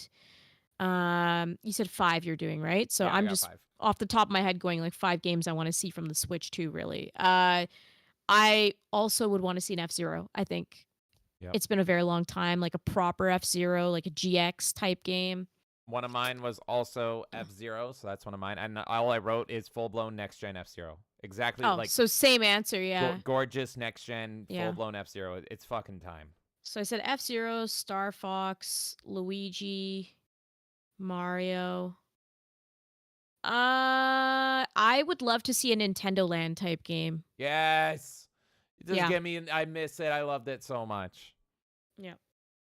All right. Well, that's a fucking great list here. Now I'm going to do mine. The only one you took away is F-Zero, so I'm going to cut that out. It's really just, I want it to be like pushing the boundaries of the system, like as gorgeous as it can be, F-Zero. So I'm going to go through mine here super quick. The first one should come as no surprise. I tweeted about it. I tweeted with, oh God, loud. There you go. With Nintendo Switch 2 possibly being shown for the first time tomorrow, which it was, I really, really hope its debut title is the rumored Super Mario Odyssey sequel that turns Donkey Kong into an open world game. We haven't had a Donkey Kong open world game since DK64, and I think it's time. It's been rumored for, I want to say, almost 2 years, maybe a year now, that the debut title on the Switch 2 was going to be an Odyssey sequel, and I love Odyssey. I think it's arguably the best Mario game ever made, but instead it's going to be very much in that vein, and you're going to be Big Monkey running around. I want that so fucking bad. I would play that day one. Apart from that, F-Zero, I want a new Punch-Out that is going even harder in the direction of having racial stereotypes. Make that shit as racist as possible. Just do it up and make sure motion controls are optional. I want a addictive rhythm game, but hey, so here's this. Think Space Channel 5, but starring Pokemon Squirtle Squad. So it's just Space Channel 5, because I love Space Channel 5, but you're the Squirtle Squad with the sunglasses, and you're going Squirtle, Squirtle, instead of Choo Choo. I want it. That's adorable. I love that. I want it so bad. And then finally, okay, get seated for this one. You're about to get your mind fucking blown. Nintendo, as always, if you steal this idea, I just want $1 from you to prove that you stole it from me.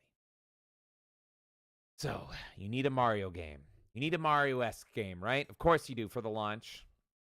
But let's let the big guy rest here. The plumber can take a sleep here. He has before Luigi on the GameCube. So instead of him, let's let him rest and give us something totally new. I bring to you Wario and Waluigi Nemeship. Think Brothership, but Nemeship. And it will be a co-op game where one player is Wario and the other player is Waluigi. And together they are pirates commanding the Nemeship. They must sail the ship, fire at enemies, and repair the ship as they sail the 7 seas in search of booty. Think Sea of Thieves combat with Wario and Waluigi in a Nintendo theme and co-op. Day one sold completely. I I thought would you buy would that. be. I would literally be the first person in line. I literally just came up with that because I was like, Wario and Waluigi, and we just had Brothership, Nemeship. That sounds like a ship. Done. That's the game. Amazing. That's the game. Fucking make it, Nintendo. And That's fucking I amazing. also asked this game on Twitter, so let's see what you guys on Twitter thought. Professor Savage Dad said Mario Kart 9. He's predicting no Metroid Prime 4 because it's going to be shovelware forever. Donkey Kong Odyssey as well, he agrees. He wants Labo 2, I don't know why. And Mario 128, which is valid. Let's see here. He was a dev here was asking what the date was because everyone was confused about the date. Let's see. Oh yeah, people are talking about the controllers. Cloud is worried about scalpers, which is totally fucking valid. And Slosh here is excited for Prime 4. and he wants another 3D Mario or the DK 3D game, which I mentioned previously. So, what about you guys in the chat? That is the Melee Madness podcast, and we are, of course, hyped for the Switch 2, even with its weird busted controllers. Yeah, I mean, either way, we'll find a way around it, but fuck. Nightmare says raw off too. Of course, I knew someone was going to answer this. No, it does not deserve a sequel. None of that. Whiteko says, sorry, y'all, popping in and out, playing Enshrouded in the background, but listening. Well, thank you for hanging out with us so late at night. Everyone who's still here. We still have like fucking 40 of you across platforms. Crazy. What was that? Just how? Because I'm not. You like cut out, so it's like, what happened? I said how. I said how is there? I just heard ow, and I was like, what? Did you hurt yourself? No, I said how. And so I was saying like in a way of that is crazy. Thank you so much. Thank you guys so much. Thank you again, Cassie, for the raid earlier as well. Fallen Angel says Rake 64 Remastered Trudeau Edition. Lowest expectations is for launch titles. I got no idea, to be honest. It's a tough question because you want to make it a powerful lineup too. Fallen Angels is a proper F-Zero. Crazy Landless says Star Fox Assault remake with multiplayer. That'd be great. Dassus Goat says Wave Race and X Pokemon game. That'd be pretty cool. Nightmare says, I wonder if they'll put a 2 in all the games names like 64. That's a good point. Interesting idea. Lowest expectation says, but another thing about that Mario Kart tease that could be pre-rendered non-gameplay. That's a very good point. Yep. We don't quite know what we're seeing. It's so brief. D-Days listed off Senran Kagura, Fire Emblem, Star Fox Adventure, non-Femboy Zelda games, Xenogame. Perfect. Well, there's going to be a Xenogame as far as I know. Nightmare says, I need F-Zero Rising Revengeance, Super Mario Party Jamboree 2, 2's Legend, 2 Zelda, Metroid Secondary? Yes, I think I got that right. Super Smash Brothers Ultimate. Whiteko says Nemesis ship it. And also says, oh no, I read that already about Enshrouded. I hope you're enjoying that game. Crazy Landlord says Super Mario 74. Lowest expectations is, oh yeah, I want Golden Sun, damn it. That's a great one. Yes, I would love another Golden Sun. Dassus says a good third-person Metroid. Crazy Landlord says Sonic Adventure 1 and 2 on Switch. For fuck's sake, Sega. I fucking agree. Lowest expectation says all us late night gooners. That's right. And Chartart says, are you interested in the new GFX cards? The 9070 XT is looking really good for 500. So I need to pay more close attention, but I've really only briefly looked at like the NVIDIA side of announcements, so the 5000 series or whatever, and I'm honestly like worried about it being way too expensive and being unoptimized, and it's going to rely too heavily on AI and DLSS, which I'll fucking hate, and frame generation. So the thing I'm interested in doing is maybe buying a used 4090 or something when these people that get the 5090 or whatever it is go to that card. So because I think a 4090 is kind of considered the current peak. We're on a 4060, I want to say. And apparently the leap between a 4060 and a 4090 is quite noticeable. So I'm more interested in that, but I do know that it is considered, and I was getting this from Tom because I was watching some Tomby, and he's more on the technical side than I am, that AMD is definitely the ones to watch out for because NVIDIA is just going full retard. So definitely if you guys are looking for the future of cards, NVIDIA is going full-on AI, full-on expensive, and it's dumb. And AMD is kind of the ones that are playing it safe. Problem with AMD in my experience is that a lot of game developers are fucking lazy and they don't make their games properly for AMD. And so then you will get unique issues with AMD cards and you'll be like, why? And it's not your fault. It's just the stupid game developer doesn't realize they're on PC and there's something more out there than the latest NVIDIA card. True. Well, okay. And I don't understand this tech stuff nearly enough. I'm just like, play game, I like game.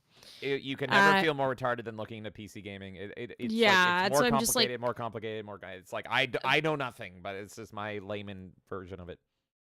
Nightmare says GPU announcements were underwhelming. Crazy Landlord says OG Spider-Man 2 for Switch 2, if only. Nightmare says 50 series isn't much of an upgrade from 40, even with the new features. All just I have a relying on 4090. AI. Yeah, sorry.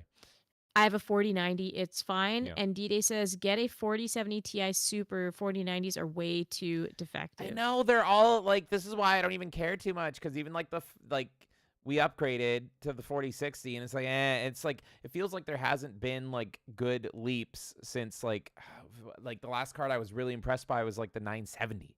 And I know Elvis is still playing on the 970. The 970 was an amazing card, and it's just like still runs modern games. I mean, you have to run it on low at this point, but it's just like, fuck, that card went hard. And it's like the 970 and the 1060, those were great cards. And now it's just lazy. And blah, blah. I could talk forever, but it'll show how retarded I am.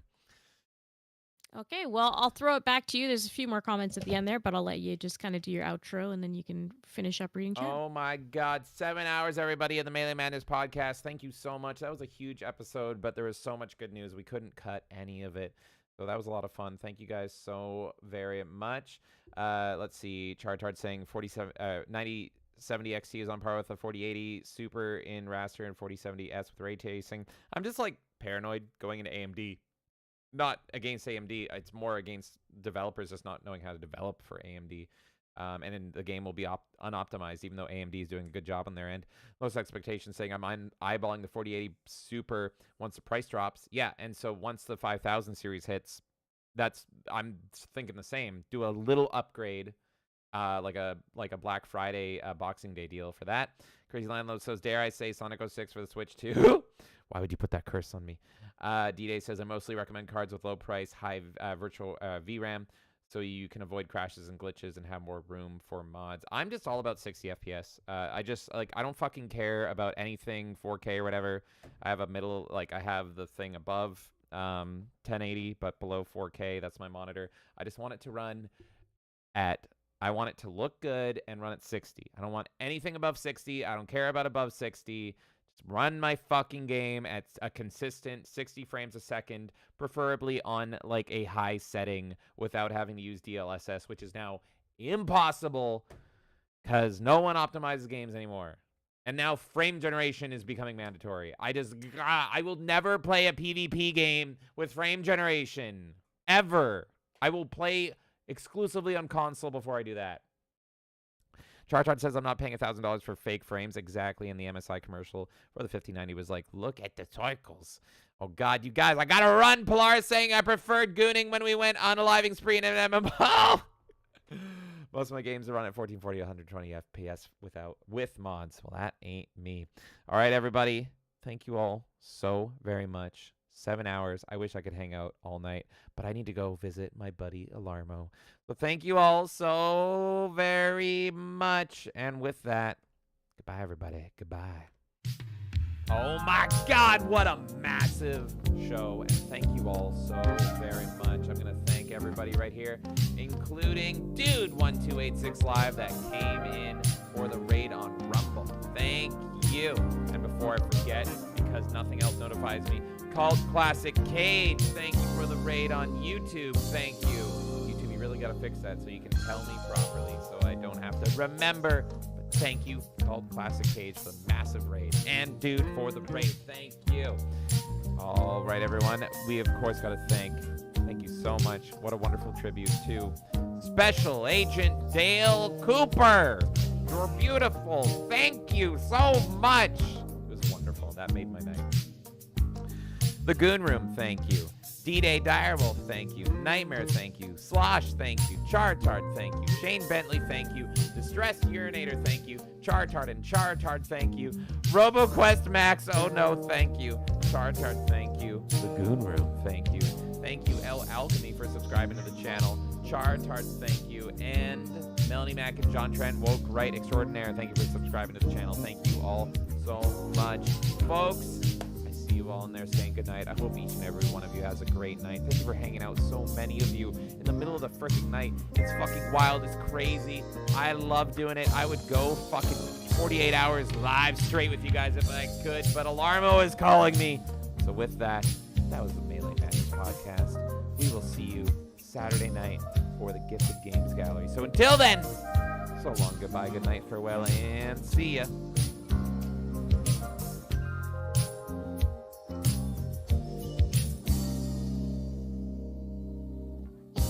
you.